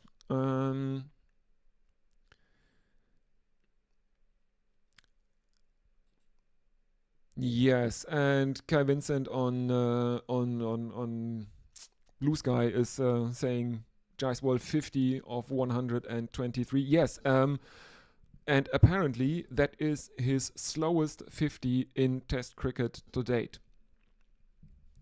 Yeah, which is kind of emblematic of the day's play. Slow scoring, but the Australians have not been able to take any wickets because they've been bowling crap. Yeah.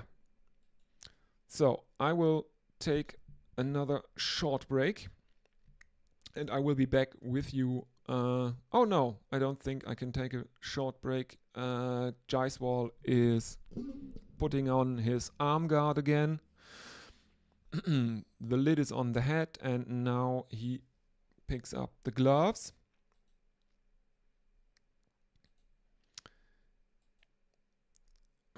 So, looks like play is set to resume. 2 more deliveries in Pat Cummins' 13th over. The lead is 217 runs. Here he comes. Right arm around the wicket, and again short and wide outside the off stump, and Jaiswal looks to defend it on the back foot, but again it is too wide, and there is no run. 171 still the Indian score. A reminder that the highest score, the highest partnership for any wicket for India versus Australia in Perth is Mohinder Amarnath and Sunil Gavaskar, 193, a score they made in, or a partnership they made in 1977. This one here is the second best partnership for any wicket for India against Australia in Perth. And now Jaiswal is hit on the hand as he looks to defend one that's really, really short, really high, and he gloves it down into the ground. Travis Head at short leg has to contort himself, and he seems to have hurt his back in the process. End of the over. India 171 without loss after 55 overs. Nathan Lyon is to continue. He will face KL Rahul, who is 62 not out of 142 deliveries. India still lead by 217 runs, which means the Australians would have to make double what they made in the first innings to come close. Reminder what happened yesterday. 17 wickets fell. India were all out for 150, and Australia in reply were 67 for 7 at stumps on day one. The final 3 wickets fell in the first session of the second day. In Australia's partnership for the 10th wicket between Josh Hazlewood and Mitch Starc was their longest. I think it was also their second highest partnership, or their highest partnership. I think the second highest.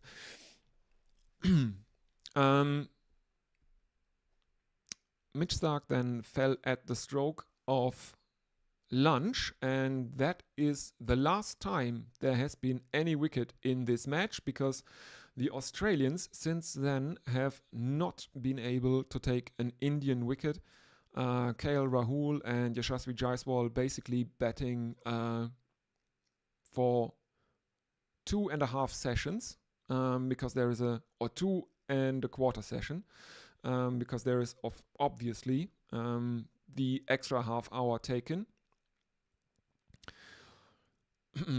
because the Australians have not been able to bowl anything near the required over rate. I think this might bite them. This might mean that they will lose some World Test Championship points. Why am I talking about all of this? Because nothing is happening. Nathan Lyon is bowling another maiden, no runs scored, but the batsmen are not in danger at this time. There are 1 or 2 chances the Aussies had to take wickets. One was a drop by Usman Khawaja. He was at first slip, and he dropped Yashasvi Jaiswal when he was around 50 or 51. He has since moved on to, let's have a look, is he in the 90s? No, he is on 89 currently. So around 40 runs this drop catch cost the Australians. The other one was a possible run out of KL Rahul that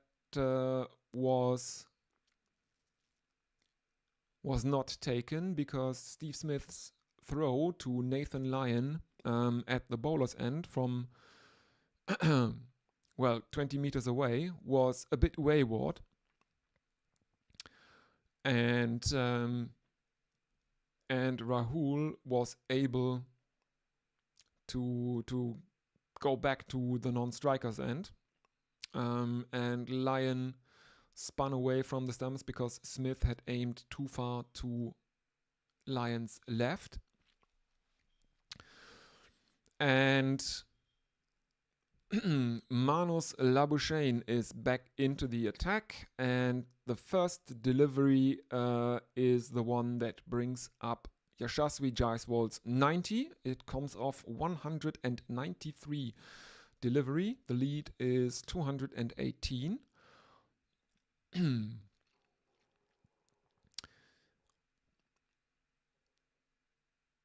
I always thought that Manus Labuschagne was a leg spinner, but this test he has done his best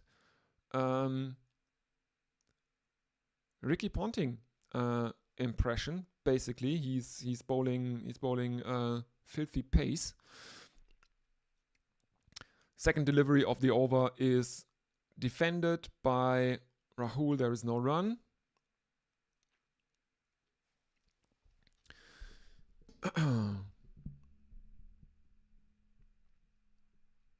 Manus Labuschagne is bowling at around 130 kilometers an hour in this over, or above that. The first one was 129, and now there's a 135, a 134, and a 133, basically. 2 dot balls played out by KL Rahul. Labuschagne has only conceded 2 runs, but that is mostly down to the fact that he has only bowled 1.3 overs thus far in the match. In he comes again, and Labuschagne bowls short outside the off stump, and KL Rahul leaves that one alone, no problem. And again, it's over 130. 132. 2 more deliveries left in Manus Labuschagne's second over. India 172 without loss. KL Rahul to face. Manus comes in, and this one is aimed at the body, and it hits KL Rahul on the hand. Drops down into the pitch, and there is no run. Hits him on the fingers of his bottom hand.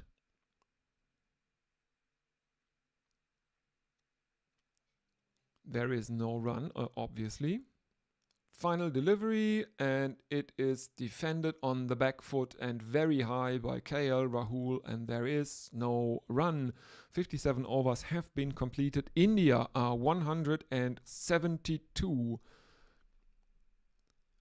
without loss, as Virat Kohli is coming out into the middle. No, it is stumps have been drawn. Okay. Kohli, with his pads on, is out on the ground.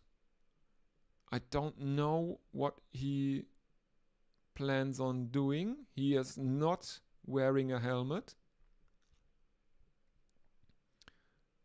What's going on?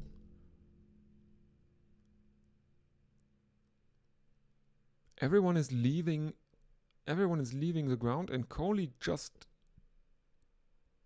entered, stepped over the rope onto the outfield.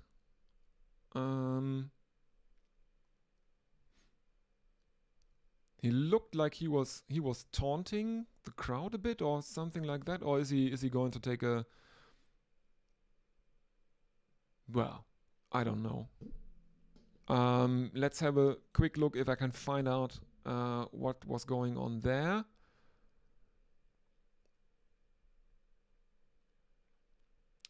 No, nothing on Crick Info. They just say stumps. Okay, and because I've been doing this, because I've been flying solo today, I'm sorry. I don't have that much to say. The test has changed completely after 17 wickets falling on day 1. Today there were only 3 wickets. All of them were Australian. Because the Australians were bowled out in the first session of the day. Mitchell Starc was the last batsman to be dismissed. He fell at the stroke of lunch, and since then the Australian bowlers have completely fallen apart. India have scored 172 runs in 2 sessions and a bit, because there was an extra half hour. Australia have not been able to take any wickets.